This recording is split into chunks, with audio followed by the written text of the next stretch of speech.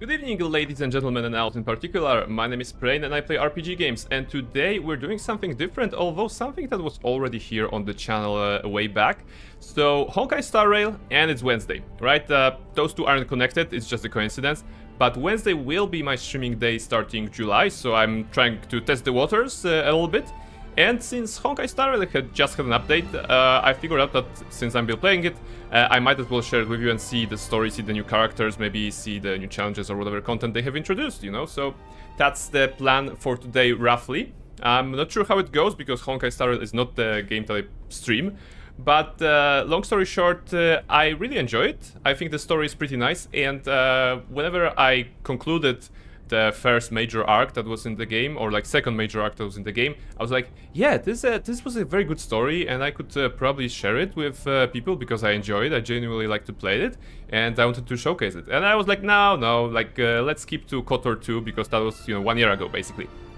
And then the second, or actually third arc came, and I was like, yeah, this is I like the ending, there was emotions, there was plot twists and everything like this. There were interesting characters. Maybe I could stream this. And I was like, no, let's keep to KOTOR 2 and Baldur's Gate because that was the thing I was playing at that time, right?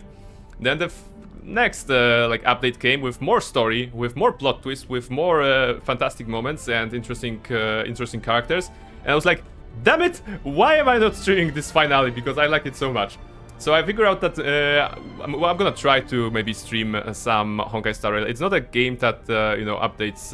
It updates regularly, but those bigger story bits are only taking place at some points, at some intervals. So I don't expect this channel to become a Honkai Star Rail channel. But every now and then we need some colorful and happy-looking waifus and husbandos in our life. So why not? Why not? We're gonna do this. So welcome one and all. We're gonna be playing some Honkai. Let me first extend my greeting to Cryjax, who was here first today, and even found that there's a reward for channel points reward for 5 channel points. Amazing that you can click to showcase everyone that we were first. So congratulations, Cryjax, on being first here today. New Model is also here. Hello, New Model. Yes, the drops are apparently enabled. So yeah, 20k credits for only 15 minutes of watching.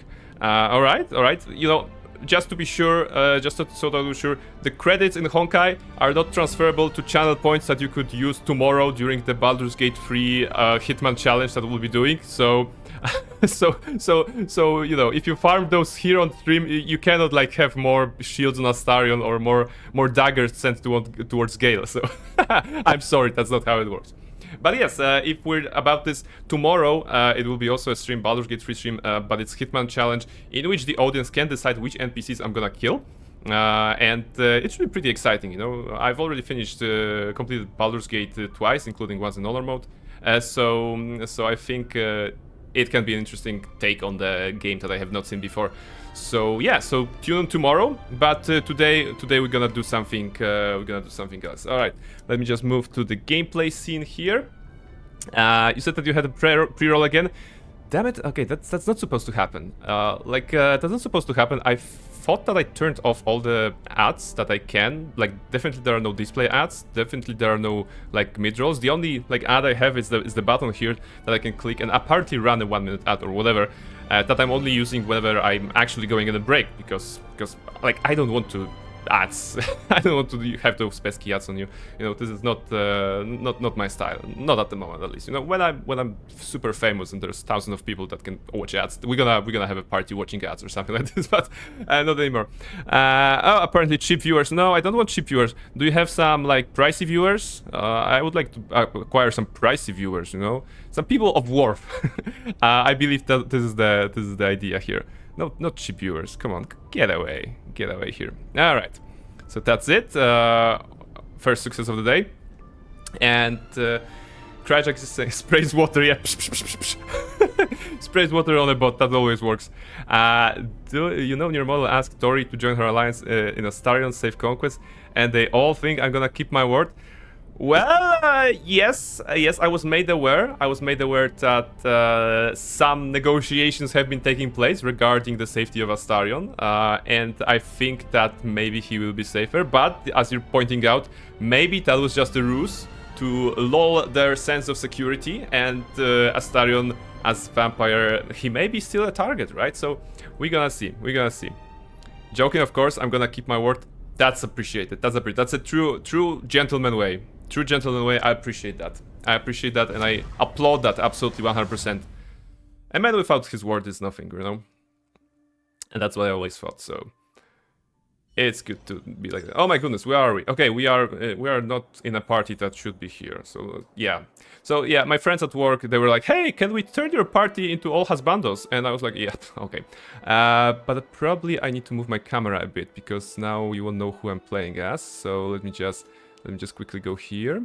And for the purpose of Honkaiing, maybe I should put myself here, right?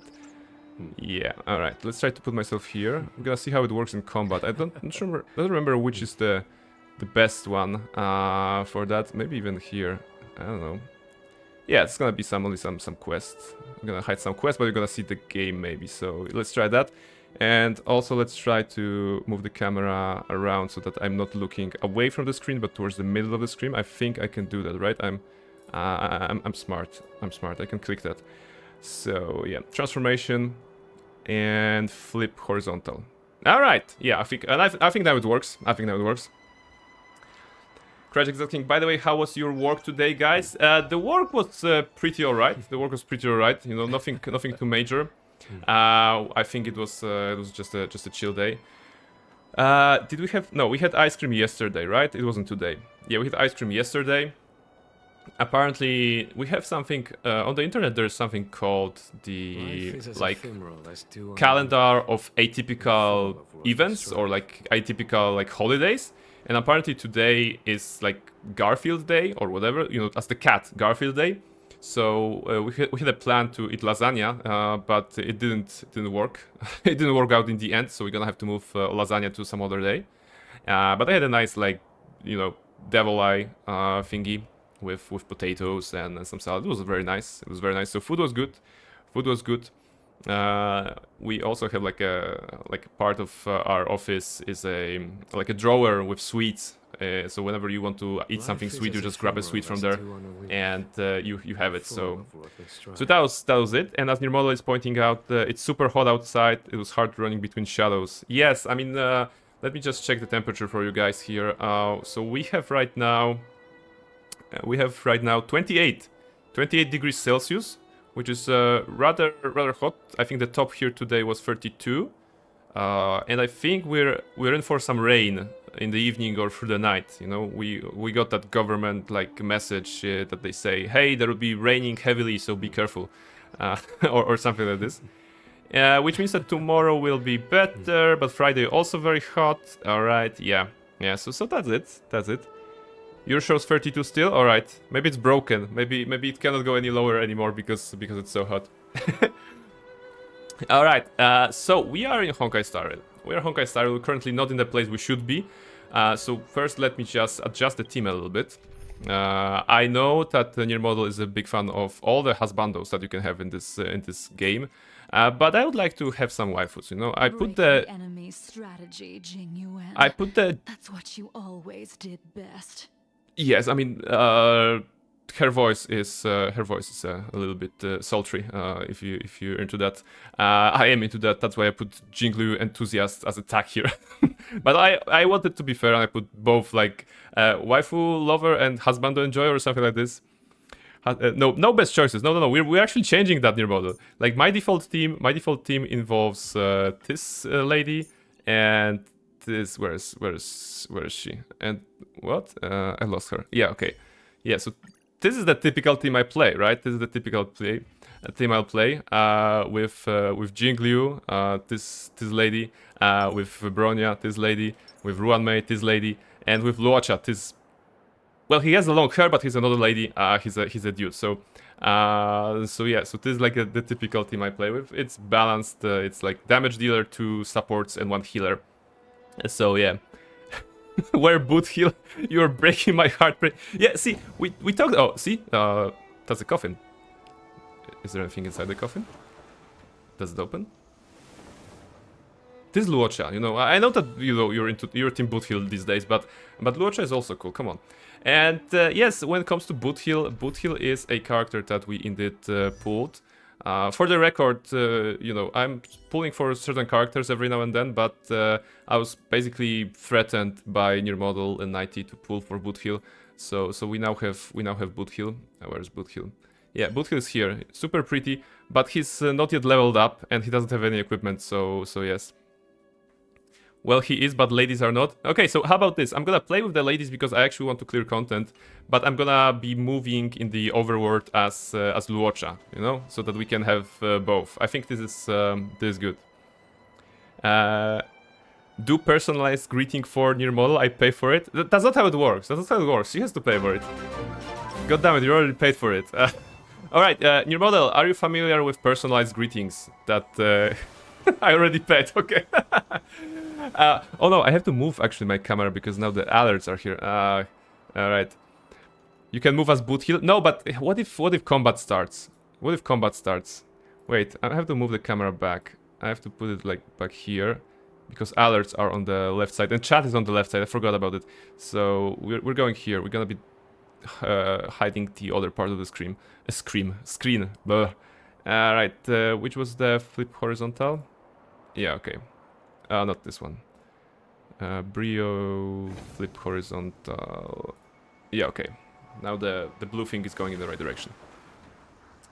Okay, Near Model, who is Boothill? I'm not familiar with the game. Only the sexiest combo in the galaxy. Yeah, Boothill is a character in Honkai. Let me just showcase it. Showcase him once again. He should be somewhere here. Yeah, so that's Boothill. That's Boothill. He is actually a very, you know, interesting character with a tragic backstory. He is a cowboy cyborg. He's, you know, kind of a more than machine than a man when it comes, at least like neck down. So yeah, so this is Boothill. He has a fabulous long hair, you know. He has a hat, like a cowboy hat. He's cool, right? This. Do I need to throw another Dante gift from the DMC in cowboy hat? Is there a Dante gift from DMC in cowboy hat? And do we mean like Dante DMC in the from DMC or Devil May Cry main series? So yes, that's Boothill. And yeah, to redeem the to do the reward that was redeemed. So Near Model, are you familiar with personalized greetings that we do here on the channel? DMC5, there's a hat cowboy and most powerful weapon. Alright. I imagined that a hat cowboy can be a weapon. So, quick recap. I introduced a reward called Personalized Greetings because my bot, Scribe bot, can have this like a event set reaction. So, whenever someone writes on the channel for the first time, they get greeted by chatbot. For example, I'm gonna give you an example because recently we had the first redeem of that reward from where is it? Yeah, from Twinkle. So there's like a short message. I'm not sure if you can see it. Maybe I can zoom it in a little bit. Okay, I'm actually, well, not really. That's not helping. Okay, so it's like a short message. For example, in case of great streamer who is Twinkle, Twinkle has made us out. This owl is a true sister for life, an amazing streamer. Say hi to her. So this is basically the short like greeting that I would like bot to have whenever some people who have chosen to spend their hard-earned channel points on that greeting. Right now, Cryjax paid kind of for your personalized greeting, so if you wish we can set it up for you. You know, I already have a placeholder here. So how would you like to be greeted by the chatbot? I also want a refund with points for hype emote that is still locked. Wait, with points for hype emote and still locked? You think so? Okay, but did you pay it today? Because I think those redeems are only for one stream. Like the channel emotes redeems, I think they are the unlocks for emotes are only for one stream. But actually, okay, yes, today, huh? How about yeah, refreshing the stream? I don't know. Maybe that's how it works. Make a greeting, yeah. Just as I saw Boothill.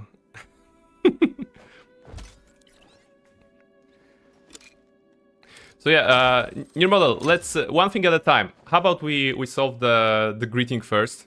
What can I choose? You can choose anything. You know, you can be like the basic like structure is new model has made a sound. This owl. That's how the bot will refer to you. This owl is a, I don't know, a great artist, a fantastic person to be around, a someone we trust. I don't know. You can do it. I'm on the phone. I don't see. Okay, I don't see. So basically, if you're not seeing, it's okay. Just listen. It can be anything that you want. That I think that would make you happy when you're coming to the stream, right? So like your model has made a sound. This all is, I don't know. I thought that you have presets. No, it's not presets. It's personalized greeting, right? It's deeply personal, you know, so that it can be very unique and therefore worth 1,000 channel points. So yeah, so that's the whole point, right? To have something unique, to have something different. So what would you like to? In what vibes would you like to go? In the, like cat vibes or like Astarion vibes or I don't know, artist vibes? Your model sneaked from the shadow. Okay, all right. I like the sound of that. Let me just take this as a copy paste. Near model, edit. Rogue. Okay, roguish vibes. I understand. Okay, so let's do it like this. Near model has made a sound. This owl. You can do something else. You Miss Owlet is an amazing artist and major support. Or witch. Okay, let's try to have everything in this. This owl sneaks from the shadows. Sneaks in, I think that's the proper English, right? Sneaks in from the shadows.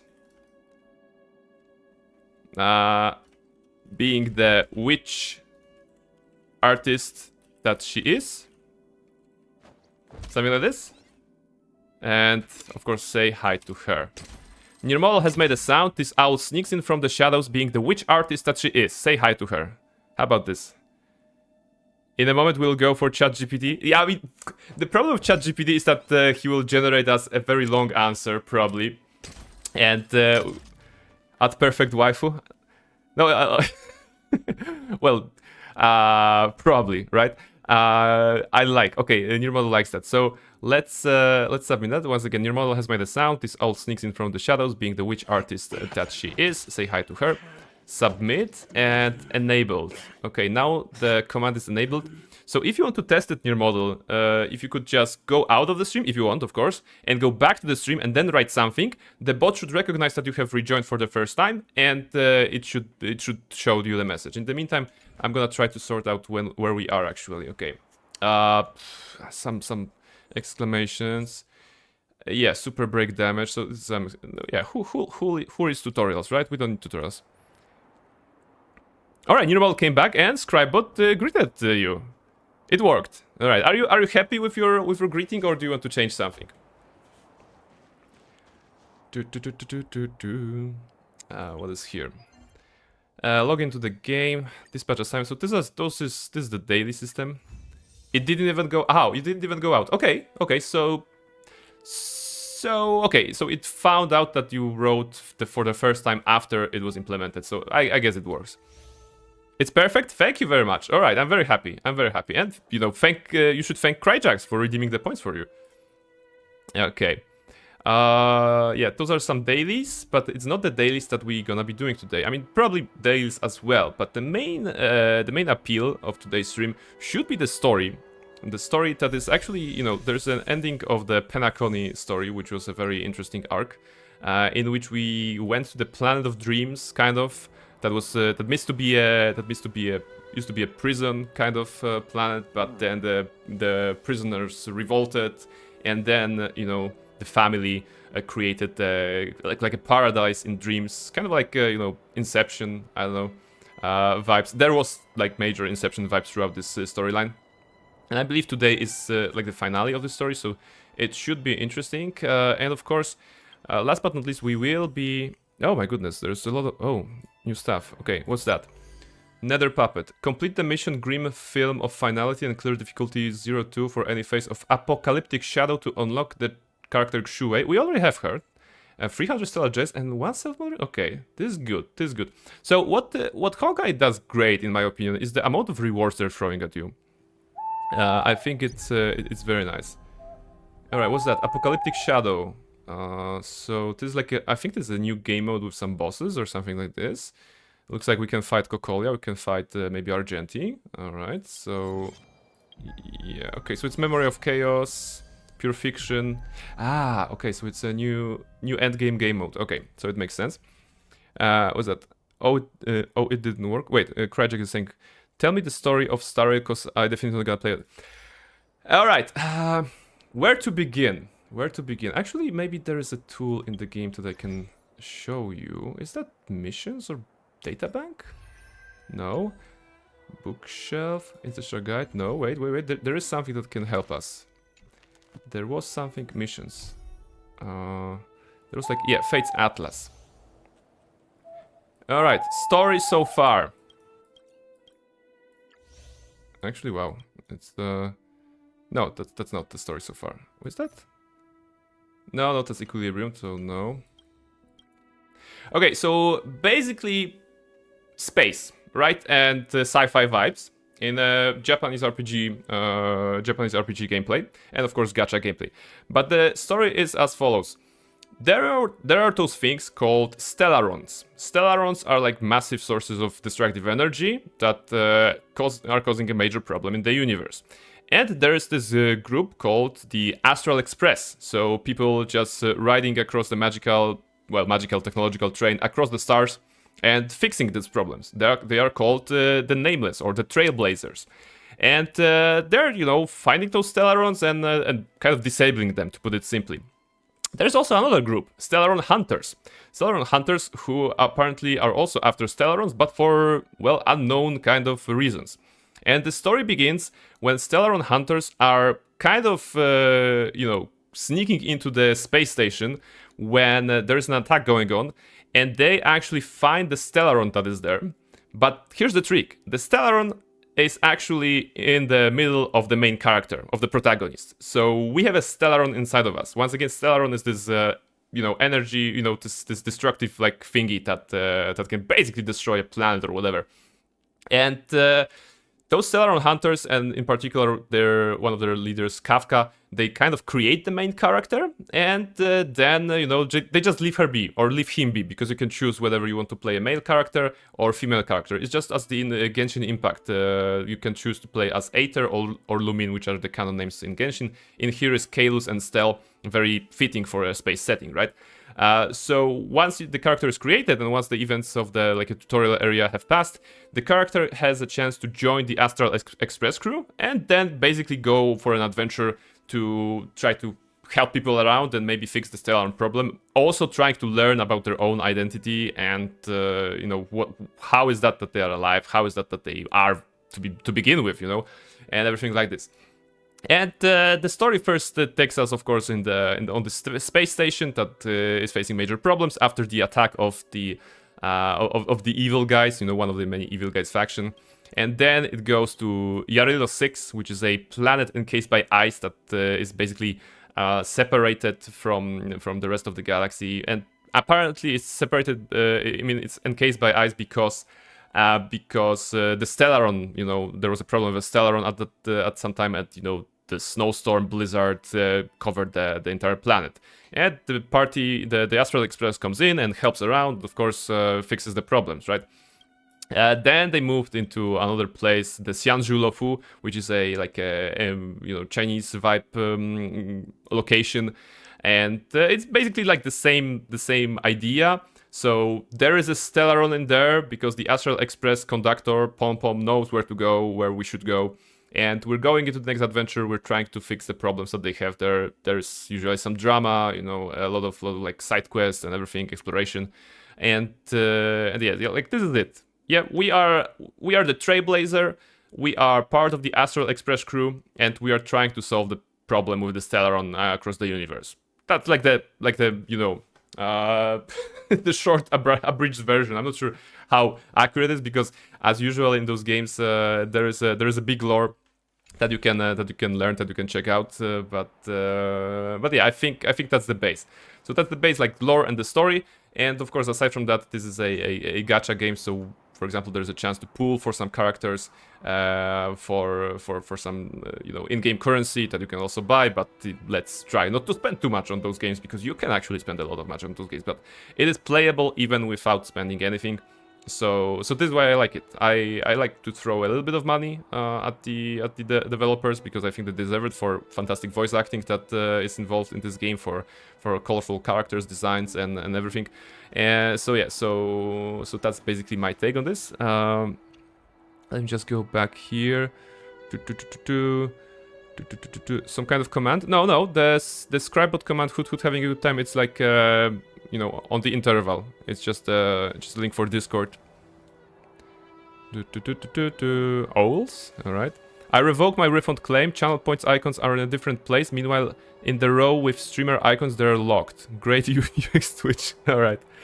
He has Shivan vibes. Yes, I mean, he has Shivan vibes, kind of. Shivan, for those of you who don't know, is a character from D&D that our friend was playing as, and Shivan was a cleric of death of the god Jergal, and he indeed had flowing blonde/white hair. He's actually in the poster right there, right?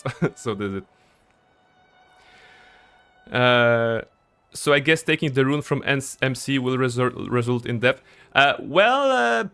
It's actually not clear what would happen if that was the case. I think some explosion would be involved, probably death, yes, but probably also like an explosion so big that it could kill a planet or whatever. Yeah, I think that's the scale of this. So let's hope that won't happen here. And today we're playing the continuation, or like the conclusion of the Penacony chapter. I'm gonna show you Penacony first so that you can get the vibe maybe. Penacony is this little planet, little location maybe, which is actually in the dream, you know. The description here says, the plaza before the entrance to the Reverie, the hotel called the Reverie. The magnificent dial stays halted and unmoving while fountains erupt with golden syrup, reminding guests they dwell within the dreamscape. Okay, so the world of dreams, in which the midnight never comes. It's the perpetual party, you know. Think like, you know, the Great Gatsby, forever, you know, in time. So partying and everything. You know, you can see the location around. So this is the Penacony dreamscape. Of course, you can see the billboards. You can see back there's Robin, actually one of the characters in the game, and also a singer in that billboard here. But if you want to see something fun, I'm gonna show you something fun. Where are the billboards? There are billboards around here. There should be billboards around here. Ah, yeah, there's a billboard.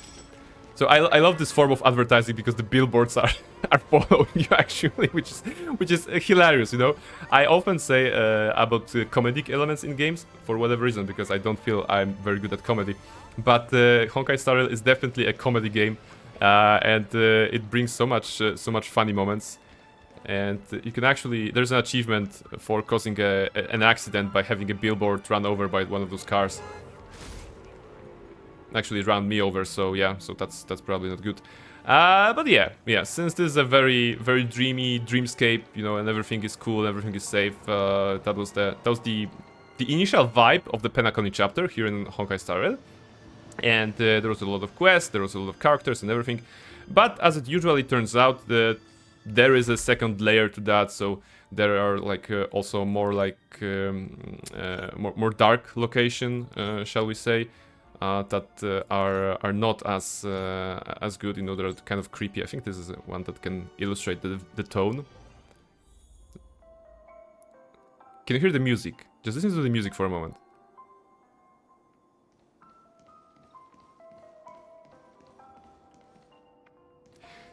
So yeah, so apparently, you know, the dream that was described to us in the main area that we just visited is not everything to Penacony. That was the case here, and there are some inner layers and some things outside of what is proposed to the audience, proposed to the people that are coming into those dreams, into the Penacony, and it's rather dark. Although even in the darker places, you can find some nice things. Like those are origami beards Origami beards are super cute. You know, they're amazing. They're my favorite part of, of this.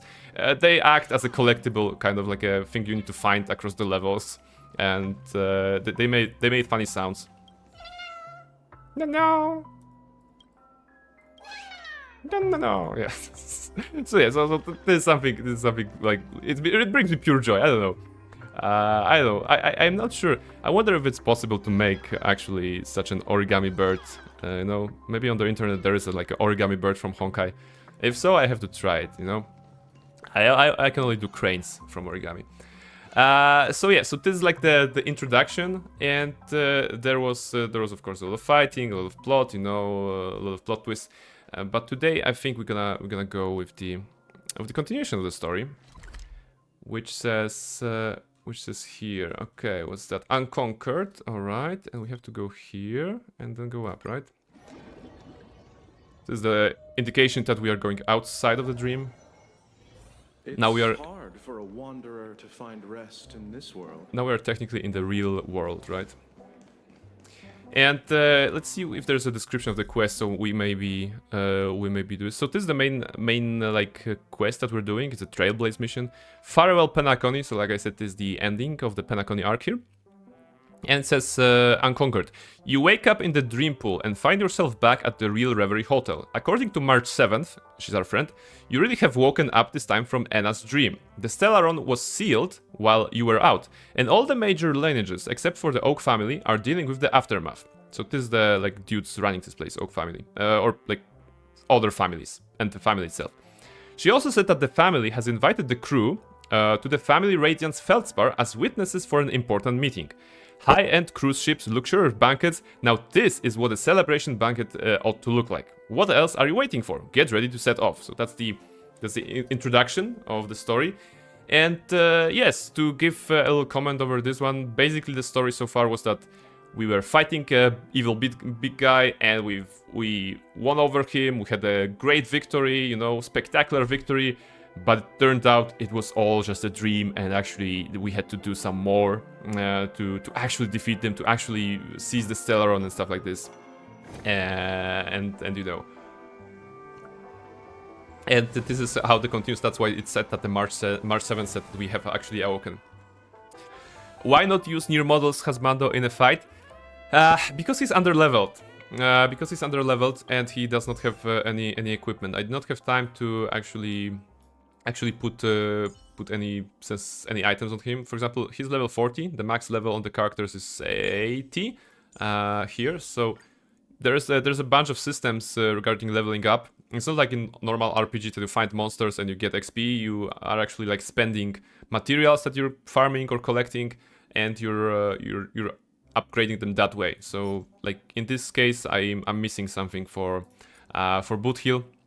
So it's gonna be you know a little bit before I can level up. Apart from the hat, he actually looks good. I'm gonna graphite you on the stream. The chest is not nearly like Scaly's. I mean, it's still metal, you know. I mean, Scaly was also shiny metal, but he has something. Actually, you know, since we are talking about characters, let me just showcase some of my favorites. So yeah, there are mostly in those games, in gacha games, it's the same in Genshin Impact, I believe. There are more female characters there than male. They know what they're doing, right? There's more sexy girls than sexy husbandos. So yeah. Oh, that's nice. Yeah, yeah, you know, that's Jingliu. Her thing is that she's fighting with a big ass ice sword, so she's giving me Elsa vibes. If Elsa had a you know, terrible mind problems, you know, there's it's called Mara, you know, it's a disease from something. Or you can actually see it. She's a problem. She's wearing a blindfold to cut herself out of the Mara. What on her waist? Some kind of moon? Yeah, I believe, yeah, because she has the vibe of moon stuff. She's like Elsa of ice powers plus some character of moon powers, kind of, you know, it's all out like this. Hey, Delta is here. Hello, Delta. How are you? How are you doing? And you even found the little reward for channel points for reporting in. So thank you for reporting in, Delta. Welcome, welcome. I made it early this time. Yes, yes, you made it early. Welcome in. We are playing Honkai Star Rail. It's not the game I usually play, but because there's a new story involved, I figured out I'm gonna check it out today. It was released yesterday, so I just made a quick recap of what the story is currently about, and we're looking at the characters that I have here, and then we're gonna see some of the actual story. So yeah, so that's it. In short, Delta, if you don't know this game, this is a sci-fi Japanese RPG gacha game that is available on PC, on mobile, on console. I think on console as well. Yeah, I think it is already. So yeah, so this is it. I'm still at work, so we'll be in and out, but I'm still lurking. Thank you very much. Thank you very much. I hope that we can make the hopefully end of your workday a little bit better, or start of your workday. I'm not sure. A little bit better with this waifus and husbandos. I'm curious to check it out. Yeah. So Bronya is like a leader from the Yarilo 6 planet that I mentioned. Ruanmei, basically a scientist without morals that wants to become a goddess. Aeon, you know, a local equivalent of a god or goddess, you know. Luocha, mysterious handsome dude that carries a literal coffin on his back, but he's also a healer, which is funny. Himeko, which is one of the main characters from the Astral Express, so she's basically, you know, the mother of the crew. Who's that? Jeopard, the guy that doesn't understand jokes, but he's a great when it comes to shielding people.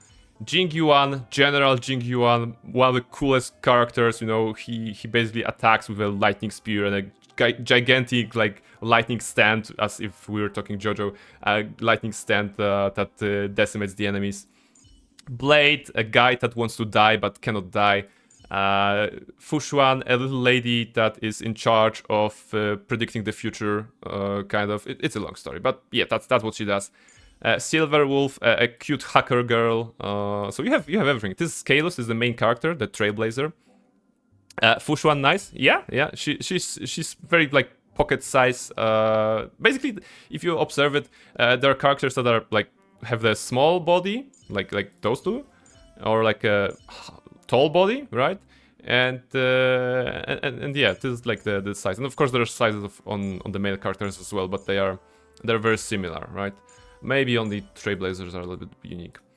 Dan Hank, half dragon, half cool guy. Actually, full cool guy, but also dragon. Reincarnation of other use. Silver Wolf has Nighty vibes. Oh, that's very interesting. Hey, near model, can we call Nighty that she could make a cosplay of Silver Wolf? That would be cool. It is black. See, it is black, so maybe she would wear it. So yeah, so that's interesting. Welt is actually older than he looks. He draws I think cartoons, but also has the power to basically create a black hole. so he's dangerous. Sushang. Near model will kill me because I can't say it correctly. The name says Sushang, but it's not Sushang. It's Sushang, something like this. I don't know. She is fighting with a sword. A big-ass sword is much too heavy to her, but her family basically her mother is very oh, you should train with this sword, and it's not very this. French accent, Sushang, okay. Well, I mean, you know, a little bit. Natasha, a lady from the underground of Yarilo 6 who is running an orphanage and also kind of a hospital, and also she fights with a mortar and is a healer, so combine it all. Gallagher, guy who has fire attack with fire claws as Wolverine, but also a healer, and also also makes drinks, you know, heals you with giving you soda. Asta, a lady that is much too rich and can't stop buying stuff for her space station, for actually her superior space station, but she's mega rich basically. I know that she doesn't look like that, but she has a problem that she at some point had given her credit card, her space credit card, to her chief of security, and she was like, "Oh, why did I do that? Whose idea was that? It was yours idea, Asta, you know." I observed today. And she's also into stargazing, you know. Who's that? Pella. She's actually very very pocket size as well. She's an intelligence officer, so she's police, right? She's police. Ting Yun, very rich lady, technically dead right now in the lore, but she's Foxian. She has ears, you know. She's a fox girl. So if you're into that kind of characters, then she's for you definitely. Shuei, this is actually a lady that her soul is powering a puppet, you know, kind of like a robot thingy. This is why she's. I don't think she's blinking, right? She's not. Okay, she is blinking actually, but she has this in this.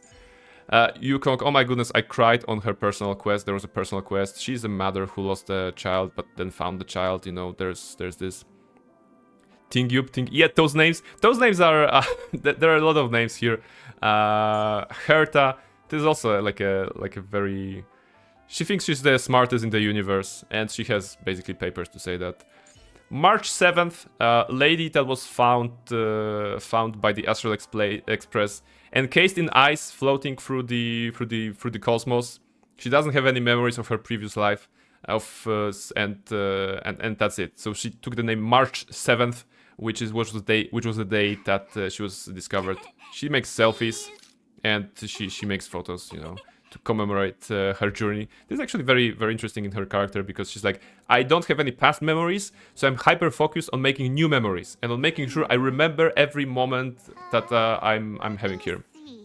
So yeah, Serval has a very nice design if you look closely, because it's like a little white on here and a little black on here, and actually if you look like this is the Serval, the rocker girl, and this is the Serval, the scientist. And actually Serval was the scientist who became a rocker girl. So yeah, so this is her vibes. She's playing a guitar. Actually, she's playing a guitar together with Pela. Pela is playing drums, I believe. Right. Lynx is younger sister of Serval and of Gepard that we mentioned. She is from that icy planet I mentioned. She goes into the icy wastes to just explore. She's like a survivalist, I would say, you know, something like this. Danheng is the form of Danheng that we mentioned earlier that is not Dragon one. Who else is here? Luca, this guy is punching people. He's like a Fight Club vibes dude. No one builds him. He's not very meta character. Gwynafen is a very interesting character because she is juggler, performer, and also a streamer. And actually, one of the mini games in Honkai in previous updates was related to her. And you were running social media with her of a ghost hunting squad. Like it sounds like weird, but the story weaves it very nicely, and it's providing entertainment every time. Xingque, she's working with Fushuan that we mentioned earlier. She's slacking. She would rather play the equivalent of mahjong all day rather than do actual work. So that's her. Boothill, we already talked. A cyborg cowboy from space and also Galaxy Ranger. How cool is that? Xinque. Okay, let me just move my camera so that Near Model can roast me. Yeah, see? Quinque? Xinque? Cinque? No, that's not how we're saying in the trailer. I don't know. Anyway, she's playing Celestial Jade Hill. Boothill. Bailu, a little healer lady, also dragon, kind of Vidyadhara, I think that's the proper name of the dragon lady. But she is being titled Dragon Lady actually, so it makes sense. Dr. Ratio he's the member of the Genius Society, and he has the papers to prove it. You know, super high IQ and very like this sarcastic outlook on life. Basically, when he attacks people. There's a sound of a school bell ringing, and he's like saying 0 points or something like this. So this is a very interesting character. Hania, I don't even remember what is her story, but she appeared in the Ghost Part Squad. Yeah. Oh, okay. She's from the Judges Commission, you know, so organization in the Xianzhu or something like this. Arlan, the aforementioned chief of security on the space station that is usually tasked with, you know, guarding Asta's space credit card, and also with walking her dog, Peppy, or Poppy. Sampo, a dude that tries to double-cross you every time, and he does it with a smile, so the typical roguish character that you can have. Yanqing, who is a boy who trains under General Jing Yuan and wants to become a great sword master. He actually collects swords. There's a dialogue in the game in which he like wrote a message to you, and he's like, "Oh, I think about buying this new sword, but I'm not sure if I should do it because they have this sword, this sword, this sword." And you can write to him, "You should buy them all." And he's like, "Yes, I should actually buy them all. Why not?" You know. So this is it. Okay. Turn Hanya around? Okay, turn Hanya around. Here's Hanya in the back.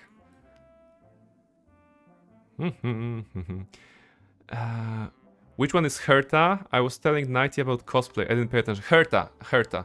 Herta, let me show you. This is Herta. This is Herta. So actually she has, you know, by her clothes, I mean Alice vibes, I think. Also, Nighty said she can cosplay Boothill. Yeah, of course she can cosplay Boothill. Actually, you know, if she can cosplay Boothill the next Halloween, maybe I can cosplay a character from Honkai as well. Let's do that. New model, let's do that. Let's have cosplay from Honkai. I just need motivation.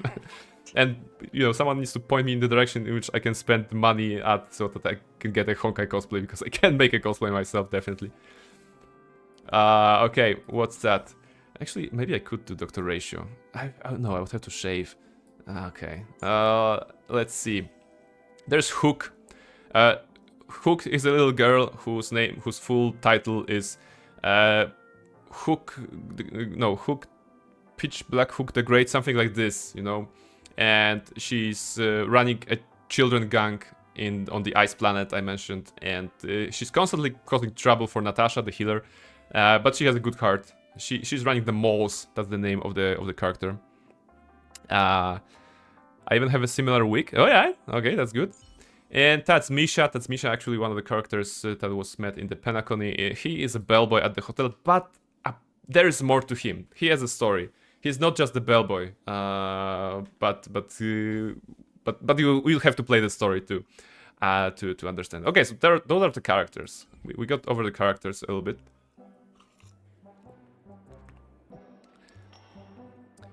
New model, you know Mandarin. I was learning for a few years. Yeah, very low level, but I did an official exam. Knowledge of a second grader. That's, you know, that's better than us here. So yeah. All right, let's see. So we're back at our, you know, apartment, and let's see what is here. Wake up! Wake up! It's March 7th. That's the Print Perfect is there. I wouldn't say so.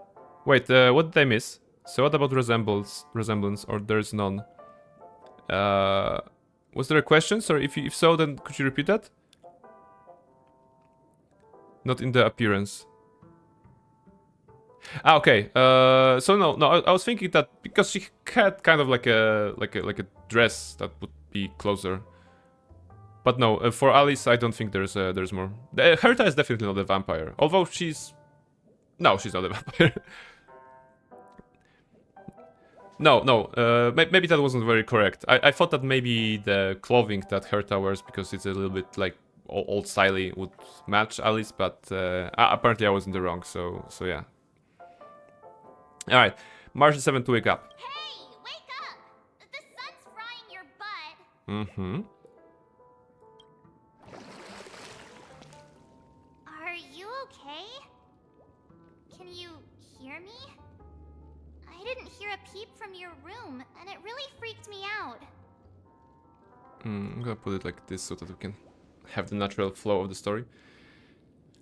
Alright, and of course there are options. Am I dreaming? Whoa, this conversation is such a deja vu. Stop making a big fuss. Actually, those conversations, the dialogue here, don't really matter. They are only resulting sometimes in a different response from the character you're talking to. But it's basically to progress the story. And I read like an interview with the developers of Genshin. So those are the same developers, of a different team than as Honkai. And it was like, why are there such dialogues in the video game if they are not really giving any choices, if they're not leading to any other outcome? And those were the explanation there was that those particular breaks of after the character you meet talks and then you have a chance to talk, those breaks are basically to make sure that the player is still paying attention to the story, you know, that it's still invested, because you probably have to listen to the character so that you can respond appropriately, even if those responses are not really like super important for the outcome, because they are not. And after you have chosen an answer, you usually, the player is like human mind, you usually want to hear their response, right? So this is how the developers make sure we are paying attention to the game. Alright, so yeah, March just came in. You can also read what she said. And a very cool feature, you can actually, you know, you can listen again to what the character said. Hey, wake up! The sun's frying your butt. So this is very cool if you want to hear something, because voice acting is really good. You know, I'm playing in English, of course. There's Korean, there's Chinese, there's Japanese. You know, all the language. And the sun's frying your butt. Yeah, I mean that was me today. Actually, it's uncanny how accurate this is, because we talked earlier about how hot it was here. Drink. Oh yeah, drink is good. Thank you very much. Let's drink. Hydrate. Wait, hydrate it? How do I hydrate my butt? I'm just gonna drink here and hope that it gets to my butt, okay? Thank you very much, Cryjax, for redeeming the points. Alright. So Marge is saying that we should wake up. And am I dreaming? You're not dreaming. We're in the Reverie Hotel. In the real world. The Order's dream is over. Even though it's been a day, I still break into a sweat when I think about it. Our trailblazing expedition almost ended in Penacony. I'm so jealous that you got a good night's sleep. Oh yes. I was traumatized and too scared to even close my eyes. I thought if I fell asleep, I'd never wake up again.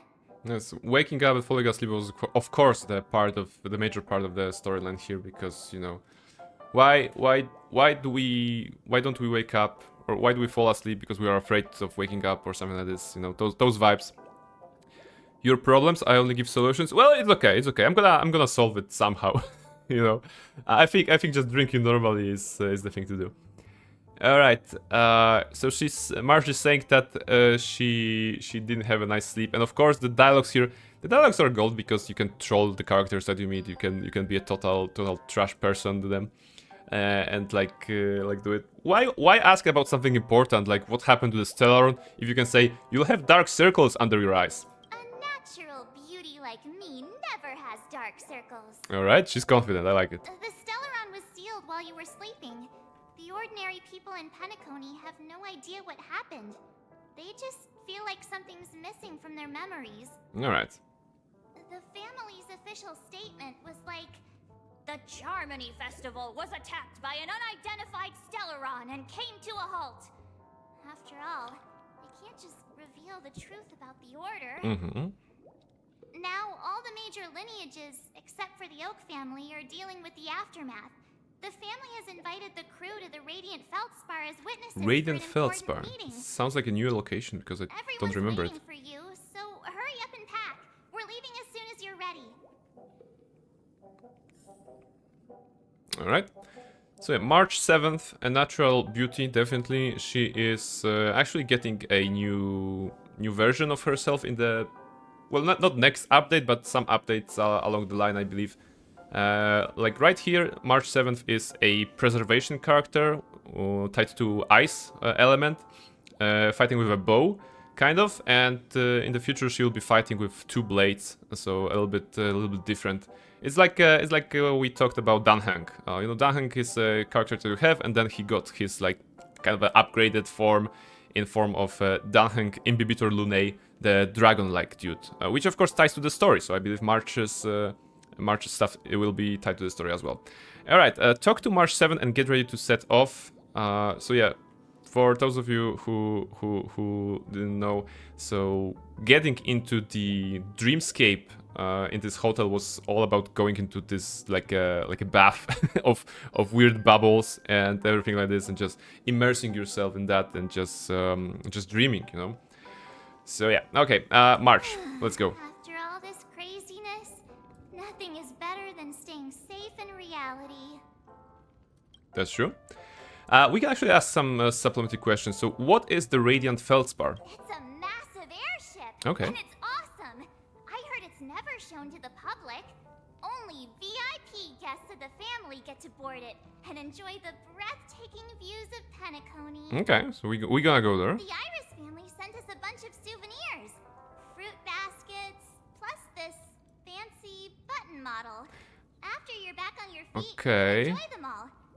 We are pretty much celebrities on the planet of festivities now, aren't we? Technically, yes. Technically, yes, because to get to a certain place, we had to win like a popularity contest that was running, you know, kind of like a talent show. Like Penacony's Got Talent. No, America's Got Talent. The what's the name of the program? America's Got Talent. Oh, they had of course editions across the world, but I'm not sure what was the original one. I know the Polish one, but doesn't make sense. All right, tell me more about the current state of Penacony. Maybe we can learn something. The Stellaron was sealed while you were sleeping. The ordinary people in Penacony have no idea what happened. Okay, so this is something that she They already just said. feel like something's missing from their memories. The family's official statement was No, like you already heard that. the Charmony Fest. Now Okay. all the major lineages. You heard that. What happened to you in Anna's dream?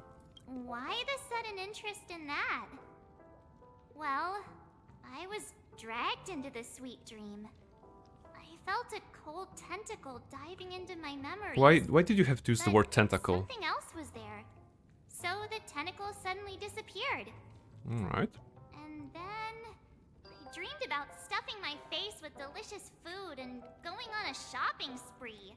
Sunday didn't seriously believe that was the life I wanted, right? Sunday was a misguided Being free from kind of that an cheesy illusion. antagonist It's just a of the piece previous cake. arc. All right, let's go meet up with the others. Yeah, let's go. We've got some time before we board the ship, so let's catch up with everyone at Dream Jolt Hostelry. Okay. After you, March. Oh, it's a cutscene. It's Firefly. Firefly, she's a waifu. How extravagant. Just like Epsilon. How was it? Did it live up to your dreamscape expectations? You already asked that when we first got here. So maybe I should actually tell something about Firefly and why is she a relevant character. Firefly was introduced in this Penacony arc, and we first meet her when she's running away from the police, because she apparently is a stowaway. We, as the main character, kind of, you know, knight in the shining armor, we stand up for her in defense, and then we actually befriend her. She's showing us around the Penacony. We kind of go on a little date, technically, because we go eat something, we go to see the sights, we go to, you know, in some places. Then you have the whole section of going through the level on the tall buildings, on the rooftops, and there's like a very nice music playing, and she's actually showing you her secret like a spot into which she retreats, and that's basically like a whole arc. Then when we discover that Penacony is not what it seems on the surface, we have to run with her across those corridors that I showcased you earlier, you know, those creepy music, dark vibes and everything. And then she's being taken from us, Firefly, and we thought we lost her, and everything is crying, everyone is crying, you are crying, I am crying, everyone's crying. And then we actually find her, because she's not lost. However, there's a chance that she will be lost. And then we actually learned that she's the member of the Stellaron Hunters, and she is, you know, from a race that was basically bred to war and is affected by the entropy loss syndrome, which is causing her body to disintegrate, which is an additional layer of her of sadness to her story. And she's usually, you know, riding or going in with armor that she's using for fight, kind of like Iron Man armor, the armor called Sam, which is absolutely badass and destructive. and yes, and we learned that truth about her during the course of this segment.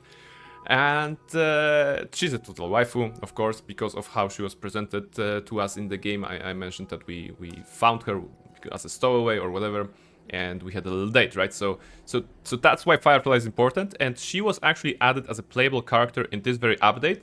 So we're gonna try to pull for her when we get the story. Kind of 4 out of 10 for me. You mean her look, or you're referring to something else? Yeah, and you said no back then. But after all this madness, I'd say you've grown fond of it.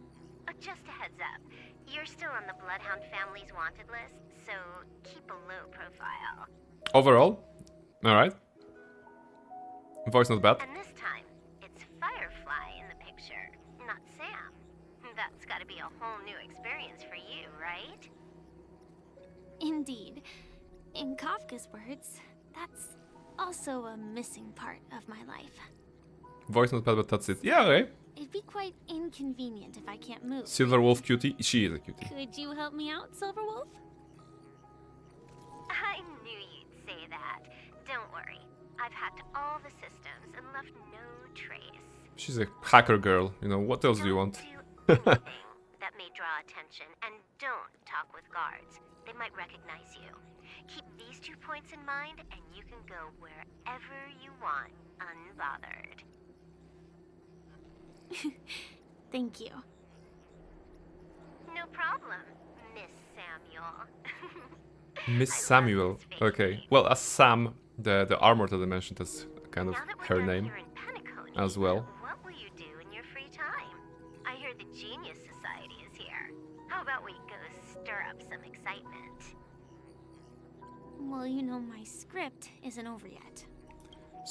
The script word is important here because the Stellaron Hunters I mentioned earlier, that those 2 ladies are part of.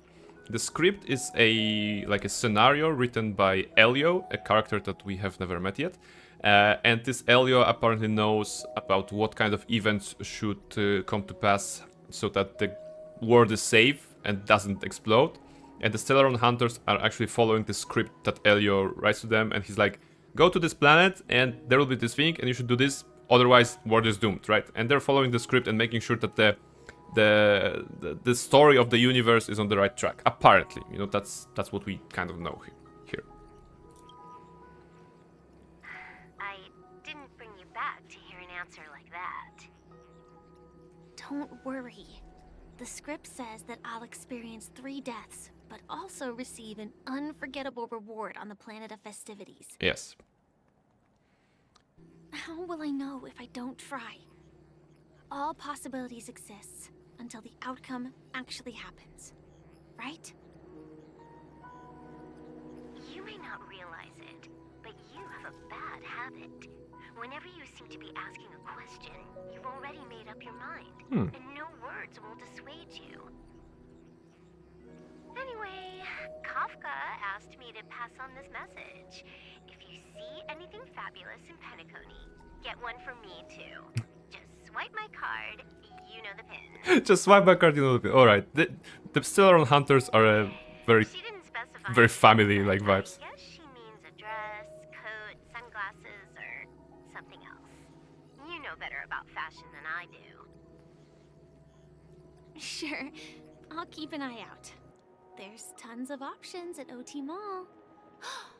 Do you think she'll like trinkets, like hair accessories or brooches? Just buy everything. She's paying. Those sound more like something for young girls. Maybe you should keep them for yourself. Yes, Kafka is the older lady. Oh, by the way, Part of the community would call her a mummy. say it, but I think he was trying to say something like, temptation will show up again in Penacony. He's always so subtle with his words. Got it. He was just worried about me. Relax, Silverwolf. You know me. I won't do anything crazy. I just want to wander around and see more of the world for myself. I want to buy some oatcake rolls. Her favorite I've had a food. cake roll every day since I arrived in Penacony, from the first day to the last. That's what you could buy her during the date Today, that I mentioned. I'll buy 2 and give you 1. And if you don't like them, I'll enjoy double the pleasure. Or I can bring one to Kafka, as she never refuses. Or maybe I'll give it to Blade. He'll appreciate it. Blade was That's that not gloomy reading guy the that wants to script, die but right? cannot. But as you see, I have added new footnotes to my destiny.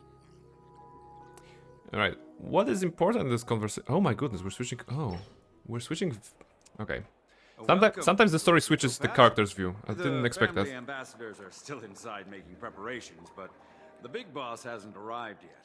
It'll be a while before the conference starts, I'm afraid. Huh. Quite a spectacle.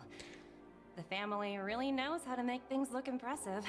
So Topaz is a worker of the Interstellar Peace Corporation, and she is basically going from planet to planet, making sure that all the debts are paid. So that's her dig. She also have a space pig as a pet, and yeah, that's short. And also, if we're gonna see her up front, there is a button holding the sides of her shirt or jacket or whatever it is, vest, I suppose, and this button is holding for his life, basically. If you know what I mean. They would choose a more formal and low-key location for the conference. I didn't expect them to go with a luxury airship. About this, Director, I've asked around. This airship named the Radiant Feldspar belongs to the Alfalfa family. Alfalfa. This conference between the IPC and the family will have a direct Interstellar Peace impact Corporation, on IPC. Penacony's future. Such an important event should have been held at well, somewhere secretive in the moment of morning dew. The atmosphere here, it doesn't feel serious enough. If I'm right, this conference This button is here. probably just a prelude. Whoever organized it wants to assess the IPC stance beforehand. This influential figure either has their own ambitions and wants to reach a preliminary agreement, or they plan to put pressure on us to make us back off. Oh, your mind is always so sharp, Director Topaz. And when the big boss arrives, My goodness, look at please the remind her to curve, be cautious. you know, Watch out of her back. for any traps. She has a big ass. Thank you for the reminder, but I don't think that will be necessary. When she's at the table, it's the others who need to be cautious. Just tell everyone on our team to stay focused on their tasks and not worry about the negotiations. Oh, got it. I'll do it right away. Nice one, actually. One more Yes. thing. Don't call Miss Jade Big Boss in front of her, or there will be serious consequences. I mean, really. I mean, the beauty of those gacha games is that got it. there is enough you for the characters reminder, that Director. probably everyone will find something that they like. Like for example, you can say that Boothill is a very favorite of Nighty, okay, because she's into cybernetic space cowboys, right? Probably not everyone is into that characters, but there is like a handsome general, but there is a guy with a coffin, but there is a guy who is murky and wants to die but cannot. So that's only husbandos, and of course in terms of waifus there's even more. Okay, apparently the game is telling us to play Topaz and Nambi for a moment. She's not the greatest choice, so we have to readjust the party a little bit. Let's still have the Jingliu here. Why can't I change? Oh, of course. Let's put Topaz in here and the Jingliu in here. I'm not sure if there will be any damaging stuff, but yeah. Take the elevator to the lower... Wow, we are actually flying on an airship. Okay, this is nice. Okay. Why is there pool? Oh, we can go into a pool. And there's an icon. Okay, so there are those peak creatures. She also has one of those. But why are they in the pool? I don't know. Sometimes you can attack an object to get some items out of it. But let's follow the story. Let's not worry too much about... Oh, yeah, actually we can find some chests. You know, some treasures. Oh, free stuff. Alright, it's always nice.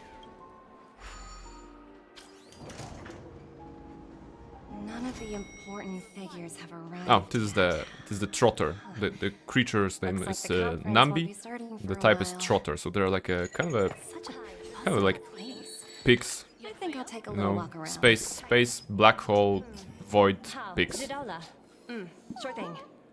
Okay, kill time while waiting for the meeting with the family's rep to begin. Alright, kill time. That's I can do that. Kill this. And let's kill time.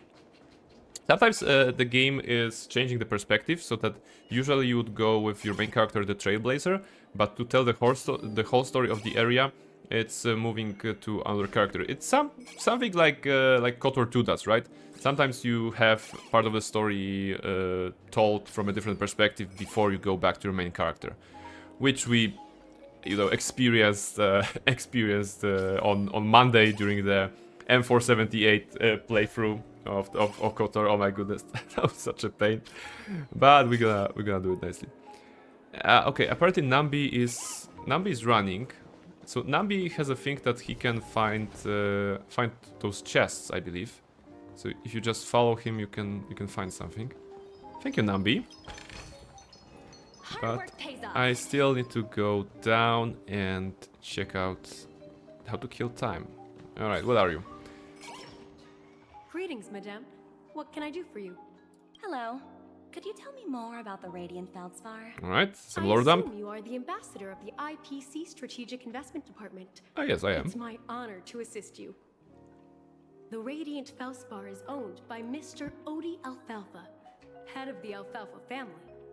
Mr. Alfalfa invested a significant amount in building this luxurious airship an Ember era ago, and it has been sailing across the 12 hours of the dreamscape ever since. Okay. Oh, so it's owned by old OT himself. No wonder the ship is so lavishly decorated. We never met this OT, I think, so Mr. Alfalfa cannot comment has on that. impeccable taste. Only the most prestigious guests are invited by the Alfalfa family to board this airship. Please allow me to continue my introduction.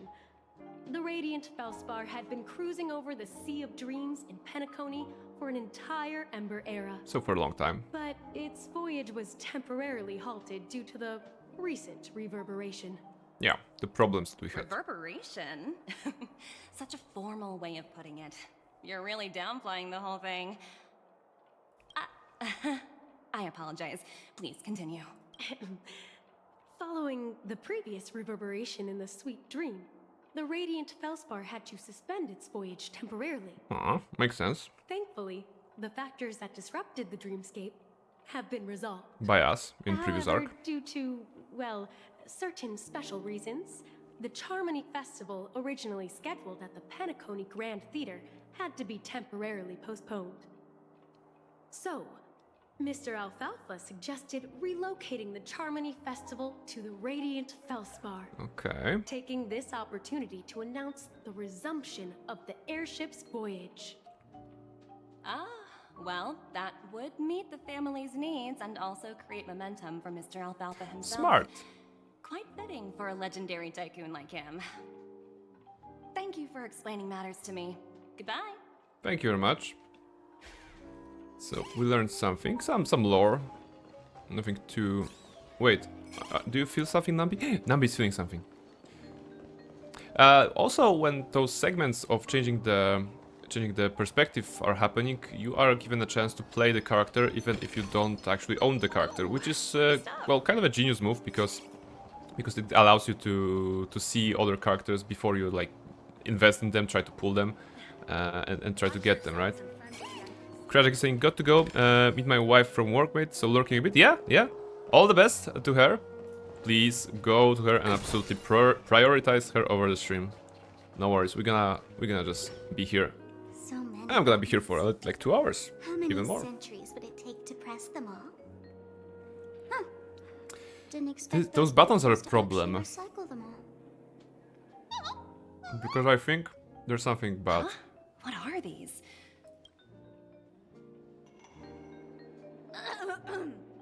For your safety, please stay away from those objects. For my Wait. safety? Are these buttons something dangerous? Wasn't like the family's guard, so many buttons, how many centuries would it take to press them all? But what's the voice? So many buttons. Oh my goodness. How many centuries would it take to press them all? And now when he's saying it, it's For your safety, please stay away from those objects. all right. That's not the dude. That's actually a character that we've met before. Although Topaz has not met her. It's Sparkle. She's part of Masked Fools, and she's kind of a shape changer. And she has been giving those buttons to everyone around. And apparently, when you click them, I think she's going to blow up the whole installation. Like, so that's tricky. Not exactly. Lately, there's been a prankster in the Sweet Dream who's been handing out strange button devices to Exactly what I anyone said. he meets. Exactly what I said. According to those involved, he said something like, "Just press this button and all of Penacony will explode." That's not what she said. She was actually saying, just press it at the right moment and you're gonna see something wonderful or something like this. Luckily, no one believed him. Still, the Bloodhound family collected these buttons just to be on the safe side.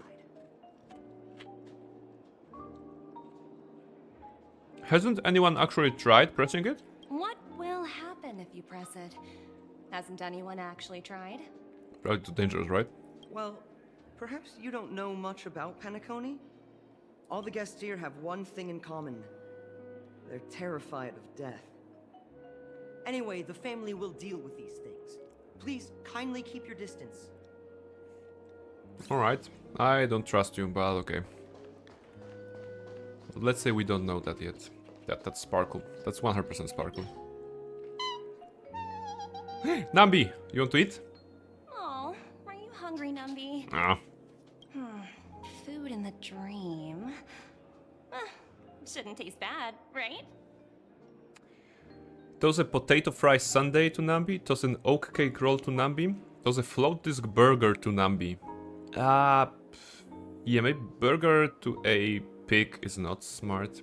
Sweets? Oat cake roll? I think I'm gonna go with oat cake roll. Like I said, this doesn't matter, but it's always nice to have some agency over the game, right? Numby! Ah. You like it? You don't like it? After eating the oat cake rolls, Nambi seems a bit uncomfortable. Ooh. Oh, sorry. Oops, not to your liking, huh? Sorry. Sorry. I'll treat you to a nice meal once we get back to reality. Yeah, so no real consequences, but at least some probably unique dialogue, like maybe some other stuff you would like. The talent Or she, I motivation think. department. Is she Again? Nambi? Internal review? Will it ever end? I'm working on a major project. I don't have time to squabble with you guys. The way I handled the Urillo case was approved by senior management, and all Yeah. of the project logs. She's all and about calls are corporate stuff. complete. Can't you check on them yourselves? I just don't understand. Why are you so fixated on this minor case and constantly escalating it? Seriously, what's your purpose? Sounds exhausting. Yeah. Why not just hang up? Oh, is that Jade? It is Jade. In my opinion, you Ooh. handled that project quite well. A little ball of ice in exchange for the Astral Express's good favor. That's not a bad deal for the department. It's been a while, little Yelena. Yelena? That's her name? I've been looking forward to working with you. Never imagined this day would come so soon. Oh my Is goodness. there trouble? You can tell me anything. Well, she... like This is old Jade. times. This is her superior. It's been a while, Madam Jade. And she has I'm honored total to have the fan fatale opportunity to vibes work to with me. you. She will be playable in You're 2 still weeks, so technically. formal, aren't you? Forget about the hierarchy and treat me as your equal. No need for unnecessary titles like Madam. So that's why they're introducing her right now, because if she is being playable in 2 weeks, I mean playable, she is pullable, maybe that's what I should say. So there's a chance to pull her from the gacha in 2 weeks. So it makes sense that right now they're introducing her to the story so that player can get to know her, fall in love with her, I don't know, fancy her, learn about her first and foremost, and maybe then get interested. So like the design of the process of introducing characters and then pulling the money out of your pockets, it's very well done here. I'm sorry, but it might take some time to get used to that. After all, you are a senior. Mm-hmm.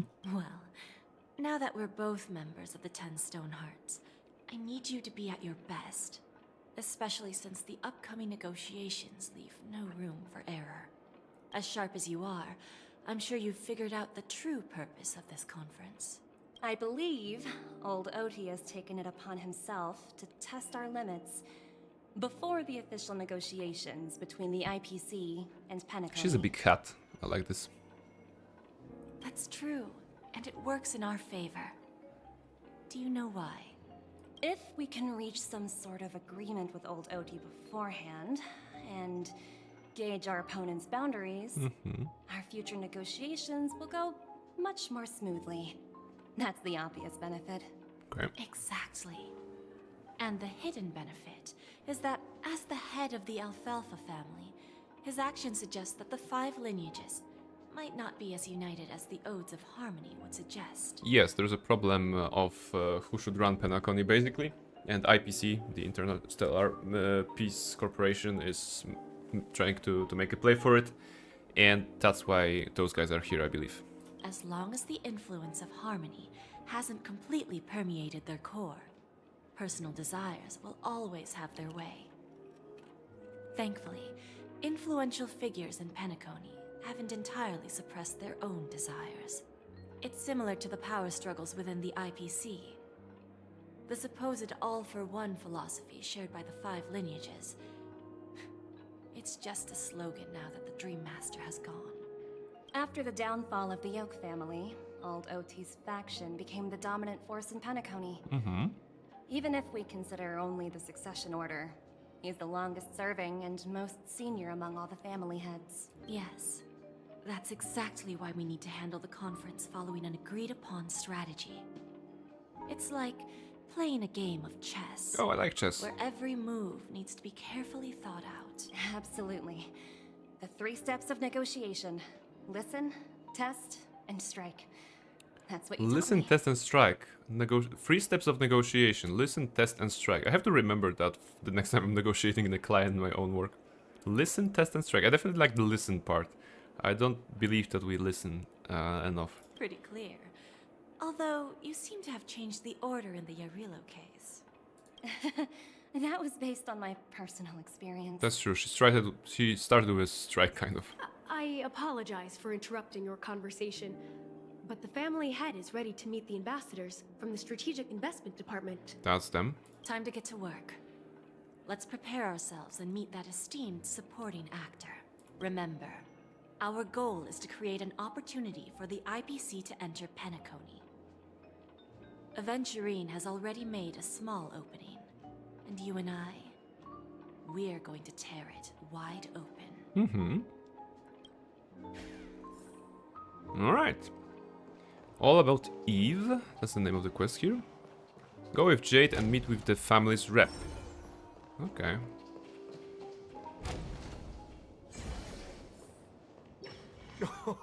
What? Is that the guy? Oh my goodness. Welcome aboard my ship, the Radiant Feldspar. Smart and charming ladies. Is he? What? Who is he? Please, have a seat. Oh my goodness, the Let's design. have a pleasant conversation. He has rings on his fingers, like all of them. And something like an expensive watch. A beard, of course.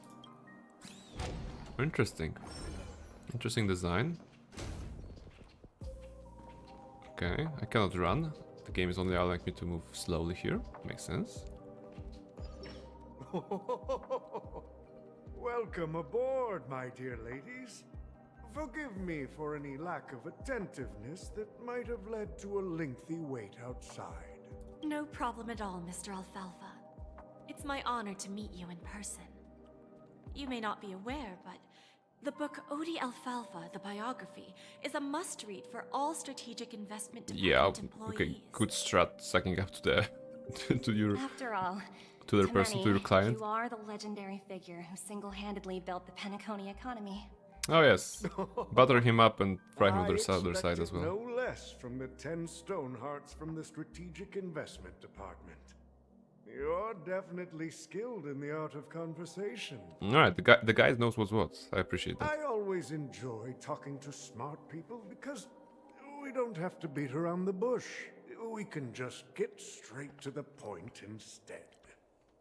Since I invited you IPC ambassadors on board, I'm sure you've figured out the topic I'd like to discuss, yes? Alright. The future of Penacony, if I'm not mistaken. Yeah, just the future of the planet. Why not? Precisely. Those few words represent a terribly complicated situation indeed. Let's take that golden-haired guy who's not showing up, for example. He put in great effort and Aventuring, almost got golden himself hair. killed. But what was it all for? There was a story to him, related to him as well. Wasn't it eventually to create an opportunity for you IPC to regain control of the precious Astana? The wisdom and experience you've accumulated over 10 Amber Eras are truly impressive. Let's assume your assumptions are correct, Mr. Alfalfa. How would you respond to the IPC's actions? I appreciate your composure, Miss Jade. You must have witnessed much in your worldly experiences. Are you suggesting that she's old because she have experienced much or witnessed much? However, perhaps you don't know much about Penacony. Old Oti won't sit idly by when faced with a greedy wolf. Okay.